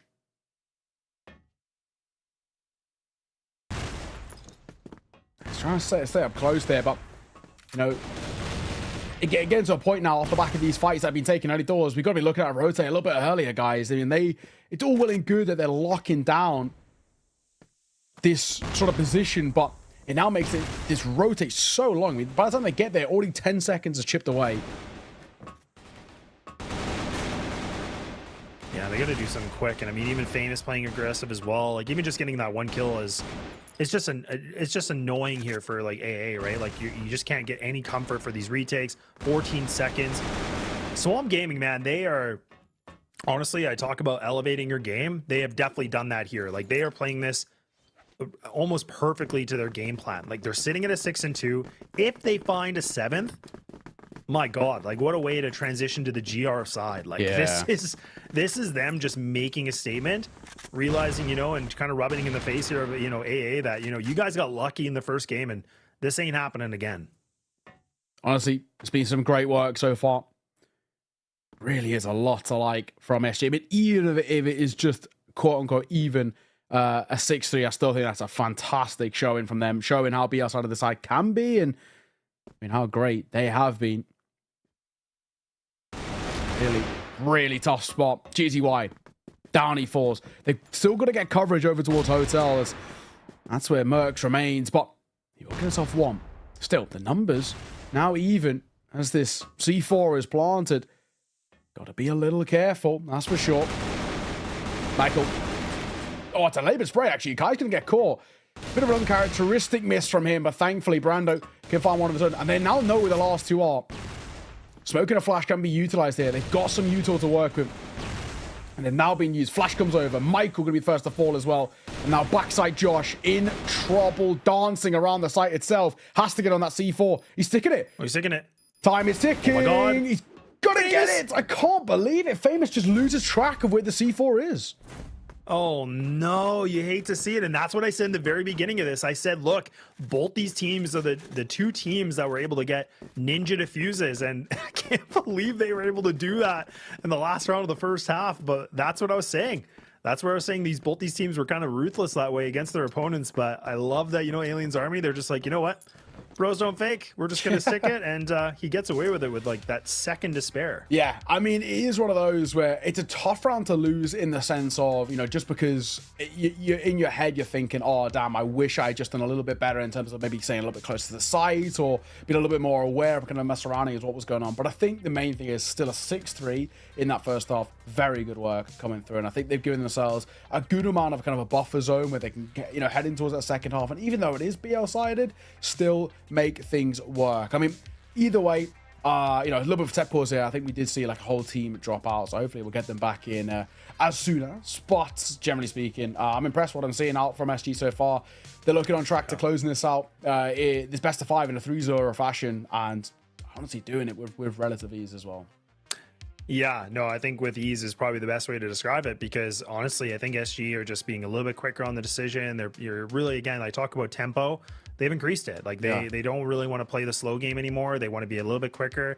They are using their firepower against AA. I think they must be feeling pretty good being up 2-0 right now and using that energy to, again, just win duels that AA don't look like they have any comfort in right now. They're making a lot of mistakes. They're trying to win these big gunfights that look sloppy. This is kind of a little bit of a mirror difference here from yesterday to today. And now AA, they're kind of making some questionable plays because nothing's working for them right now. Yeah, that is exactly the case. So tough spot that we are currently in. It does look like, because of maybe consistent tech issues, it looks like there might be a little bit of a sub coming in a second. So we'll see how that plays out. And all right, cool. So we've got Steve coming in for Louis. I do like how it is just like for AA. Steve. It's just kind of like, the names Steve, Louis, Michael, Josh. It's just like who needs a gamer tag? You know what I mean? Like, let me just go with the first name. Yeah, what happened to gamer tags? Like, honestly, like what's I don't even know that, but sure. Yeah, we're good.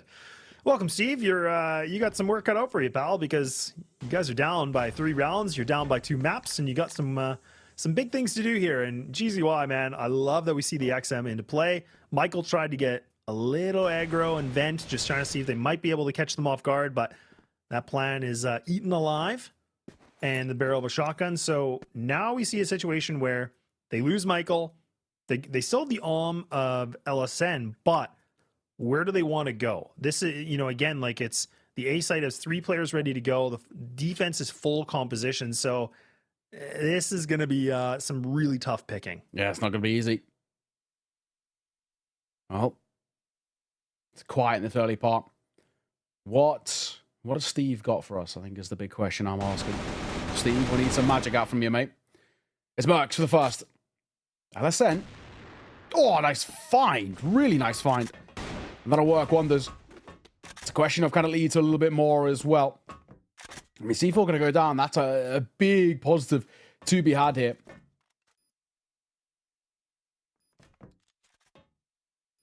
Yeah, time is ticking. 29 seconds. And 3 players alive right now, so where do they want to go here, SG? 2 pieces of utility, or 3, I should say. 1 is just going to get dispensed up right now.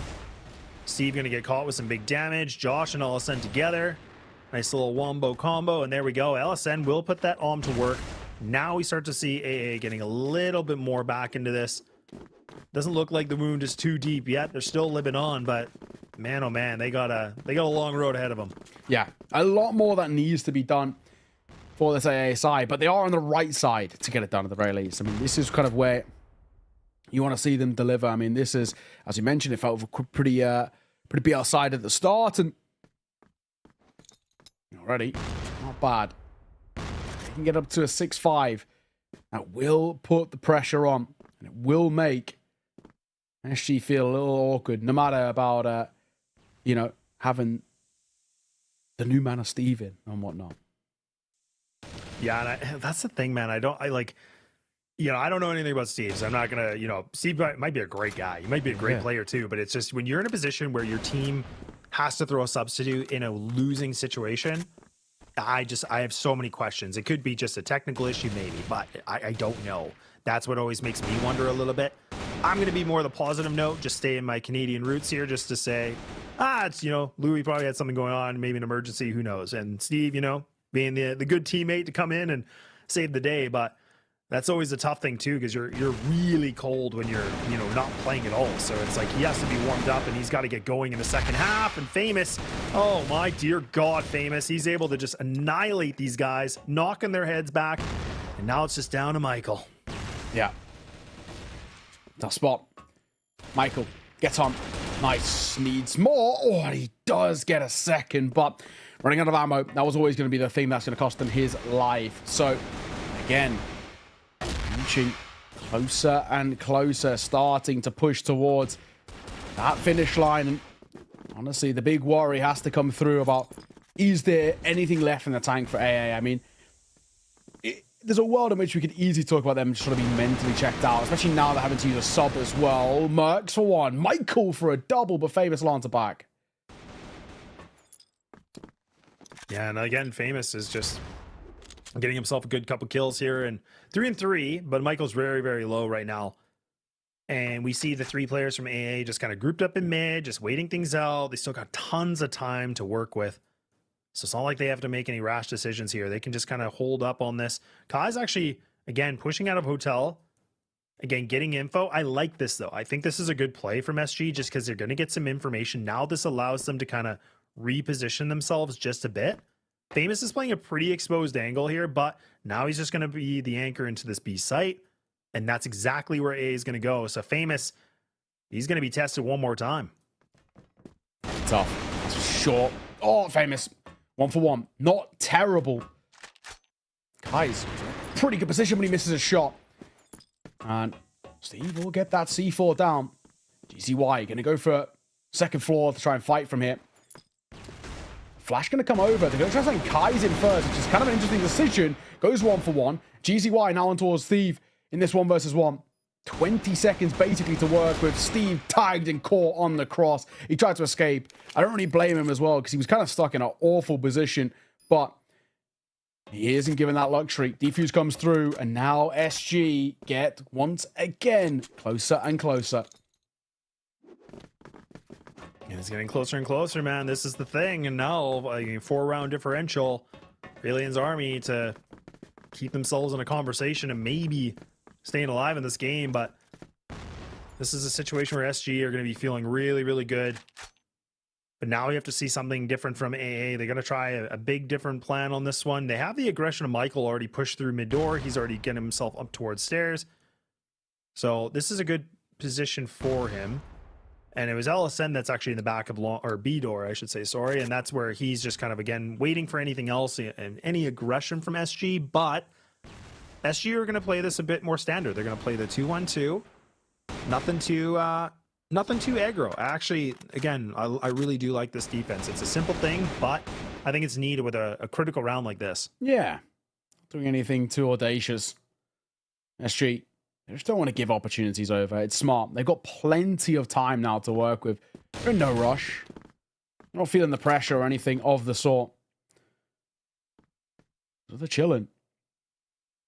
However, 1 minute 10, the onus is on AA to start to make a move. First fight, Hunt, good.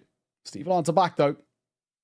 At the very least, I mean, that to work with is a small little silver lining, keeping this at a tied game in terms of numbers for all.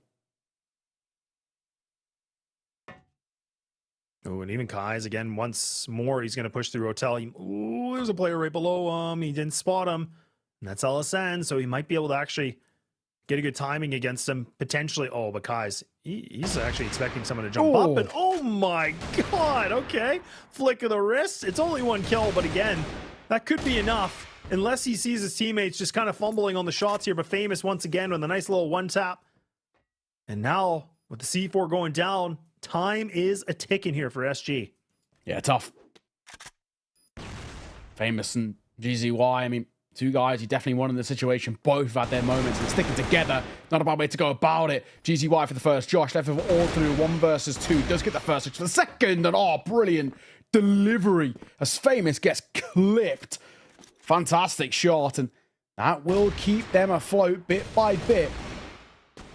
There's still a bit of life left in this. I don't think you can count them out just yet. No, not yet. No, they're definitely still in this game, and that's the thing. For being in this kind of a deficit, it's going to be round by round, right? I mean, this is where SG, again, they have to make sure they just pretend this game is still like a 0-0. They don't let this, 8 scoreline get to their head. It's always a difficult thing, a big mental hurdle you have to do to get the game closed off. But now GZY actually about to push right into Steve. He's going to be able to win this gunfight, and it is Steve, the substitute now, gets himself a nice little bit of a quick headshot. Brando trying everything he can, but he's going to be able to retreat out of this with his life. So it's a good note here for SG. Yeah, he dips away. He knows there's no kind of onus on him to stick around too much, and he gets to ice another. Looks for one more, finds Josh. Colt pulled out, and honestly, Brando, what work he's done there in that round. Fantastic stuff, and they now get on towards map and series point, looking to take this one flawlessly as well. Not even... dominance doesn't really describe it. They have looked fantastic yet to drop a map, and pretty solid stuff. It is very solid, but we'll have to see. Can SG be able to get this one round to book their ticket to China, be the representative for North America, or can AA be able to climb themselves back in when the backs are on the boards? Is that going to be enough for them? It's all riding on this. They need to be able to get multiple rounds here to bring things back to an overtime situation, whereas SG just need one more to get themselves done with a 3-0 with a big old sweep. And not looking good here for AA, as already 2 of their players have taken a big brunt of damage. Brando, elevated angle. He's just a pixel PK. He's got the M4, so it's the perfect thing for the spam. Yeah, spots him out. Mercs. Needs to be careful. Don't be sticking around too much over there.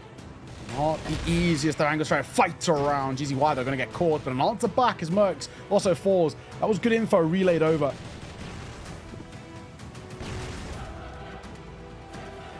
Down to the last minute. Just about to hit that mark here. And AA looking like they're not going to go towards B, but instead they want to go back for the old A pop with the 4 players remaining onto this. But look at SG. They got Famous close by. They have Brando here on the fence. Famous going to hold a tight angle. Oh, no, he's going to hunt. He is absolutely going to hunt. Why wouldn't he? It's Famous. Finds himself that one. He gets a secondary as well. It looks like everything could be done. The tea leaves have written this up. And now we are about to see the first North American team to get themselves here for China. With Josh with 13 HP. Everything against them. SG just needs to be able to find this kill, and they are done. They have been able to succeed through all the adversity, and they have done it with a 3-0, and they're going to China. Yeah, great lower bracket run coming through as well. First time out when they faced off against Aliens Army, they were not able to get going, and then, what matters most is that in the rematch, on the revenge arc, they've really made things lock into place. So credit to them, SG. They step up to the plate when it matters most, and unfortunate for Aliens Army. I think they had really good showings yesterday, and there was moments in towards that series which were okay, but unfortunately it just wasn't enough. When it mattered most, they weren't able to really deliver on that sort of top level. A best of 5 is tough, right? You kind of really opening up a lot of the weaknesses in terms of where your map pool and just how deep it is, right? I think unfortunately that wasn't the case there for them. They just didn't really have the depth as we know SG do from the CrossFire West League. Yeah, that's exactly it. I think, for SG, it's great to see that they're able to bounce back from day 1 to day 2.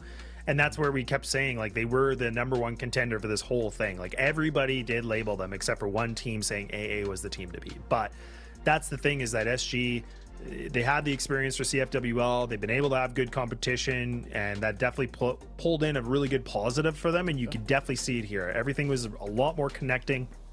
Shots were hitting.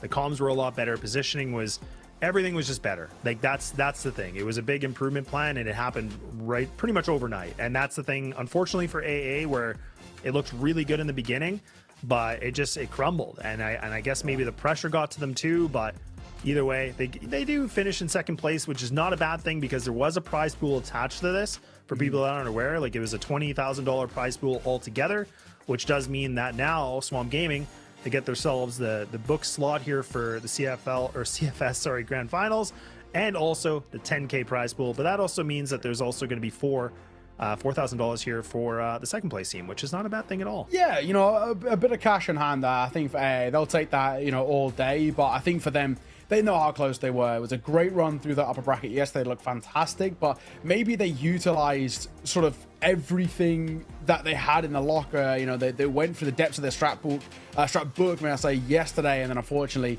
were, you know, SG were prepared. They were ready for it. So absolute credit. Credit to what we saw come through from this SG side. You know, for me, they recovered well off the back of a poor day yesterday and made things look very solid. So I, you know, proud of them in that, and I'm interested to see what they can do representing North America on the international stage. I mean, they did mention in their interview that they're already preparing for the international teams. They weren't even really looking at any teams here. And while it did require a lower bracket, fair enough. They actually, you know, they were able to. They weren't just all bark. They had a bit of bite as well.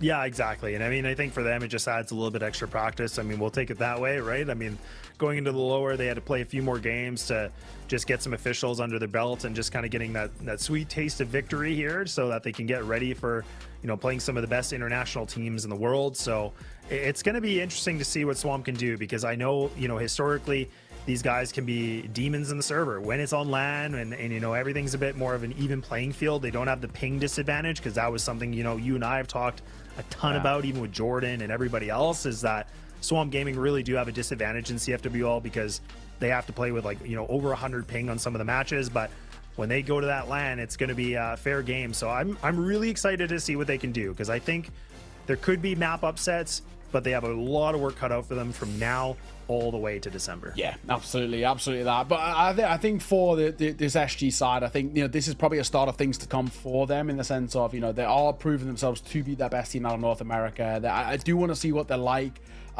heading in towards kind of next year as well, 2025, and hopefully they can utilize, you know, what was a bit of a rough season, the CrossFire West League, and learn from where are our mistakes, where are the gaps in our armor, even learn from the mistakes of this qualifier. Why did we go into the lower bracket? What went wrong for us, and how can we actually plug these issues? Because they're gonna have to find ways to plug them. You know, some of these international sides, they will, you know, they'll massacre them, right, if they come in unprepared, right? And they've got to really find ways to plug some of these issues. But I think they've got a good amount of time to do so. You know, they've got a good few months until then, so in no rush. But it's good to see a North American side get a chance to play on that international stage, because it's not often, right, that it's been a while since we've seen North America really look kind of top notch for CrossFire internationally.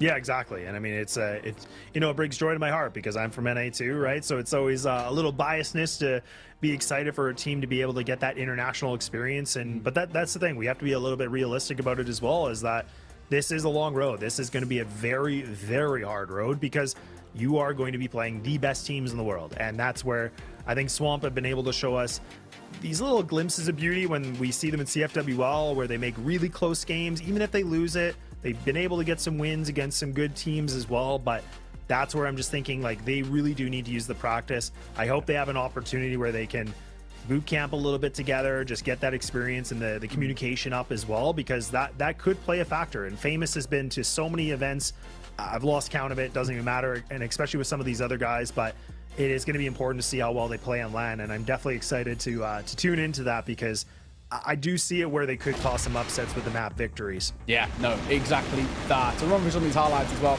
off the back of that last map, and you know, unfortunately they had the stand-in had to come through. Louis V had to drop out, and they had Steve come through, and you know, didn't really get too much of a chance to see really what he could bring to the table. But I think, you know, anytime that you do have to bring the stand-in is always a bit of a tough one. You're asking a lot, and unfortunately it wasn't to be in this situation. Credit though for AA for fighting all the way to the end.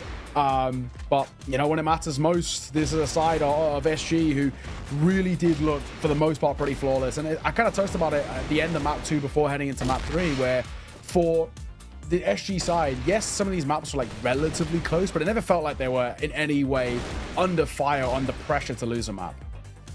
Exactly, and that's the biggest difference, right? Because it just felt like when we watched them yesterday, like for SG, for example, is the fact that the losses were dominant. Like they lost 10-4 on both maps, and it felt like even the rounds they were winning, it was just trying to survive. It was kind of reacting to the situation, whereas today, not even the case at all. And look at these stats. Like, and again, you gotta love that, you know, it's Famous. I make a little bit of a comment. I know he can't hear me, obviously, but I say, oh, Famous, you had a quiet game on the second map. And he's like, well, Laz, you know what? I'm going to do one better. I'm going to go 2.0. I'm going to have a 1.0 KR rating. I want to be able to have the MVP. I want to be able to, you know, top it off. And boy, oh boy, did he ever. Yeah, no, credit to him. Really, really good showing. 10-4, 10-6, 10-5. Swamp Gaming 3-0 here in the best of 5. And well, I mean, they make it what could have been a very long sort of day in a sense, actually quite short. And interesting enough as well, all the way throughout this qualifier, we didn't see a single kind of, you know, every single series was a sweep all the way throughout. So interesting in that sense, but I don't think it's too much of a surprise to see this man named in the MVP sort of spot, right? Famous, he always brings something to the table. A fantastic player, one of the biggest and best names out from North America, and continues to showcase why he holds that title. In the end, though, for Swamp Gaming, they lost in the upper bracket final to Aliens Army 2-0. Beat Fine Dining earlier today, and that warmed them up ready to take down the Aliens Army in the rematch. 3-0, a great showing and a deserved victory. And now it's about, can they replicate that on LAN? Yeah, exactly. And I think that was the funny thing is that, you know, it's a good comment you made about, as you can see in the bracket here, is, yeah, they're all sweeps, but I feel like Swamp had a little bit more of a tough challenge when they played Fine Dining, right? I mean, that second map was a 10-7. It wasn't easy for them, but it just felt like they were kind of getting better and better. And yeah, I mean, that's the thing, is that I think, you know, despite them getting a 3-0 and a BO5 is going to feel really, really good. They get the revenge that they lost earlier when they probably thought we should have been just sitting on the top bracket the whole time. But I'm glad that they were able to get some more reps and some more games under the belt with this roster, because it is slightly different than what we saw for CFWL. But I'm going to be excited. Like I said, I know I keep repeating it, but it will be exciting to see what they can do from now till December, because that is some time to work with. But again, like, they're going to have to scrim pretty hard, and hopefully they can get some good scrim partners ready to go internationally. Yeah, I'm hoping, you kind of touched on it a little bit, I hope they do get a chance to go in boot camp as well. Just getting ready for LAN, I think, it's really important to have that under your belt. It does make the LAN environment and stage less daunting. If you don't have prep in person, it can be a little bit overwhelming at the start, and it maybe takes some people a little bit of time to adjust. But either way, that is us done and dusted here for the North American qualifier. We have our NA representative, and credit to the Swamp Gaming, will be heading towards China to represent North America and see what they can do on the international stage. But for myself and Laz and all the production team, we are done here. So thank you very much for joining us. It's been a pleasure, and until next time, we'll see you soon. Bye-bye.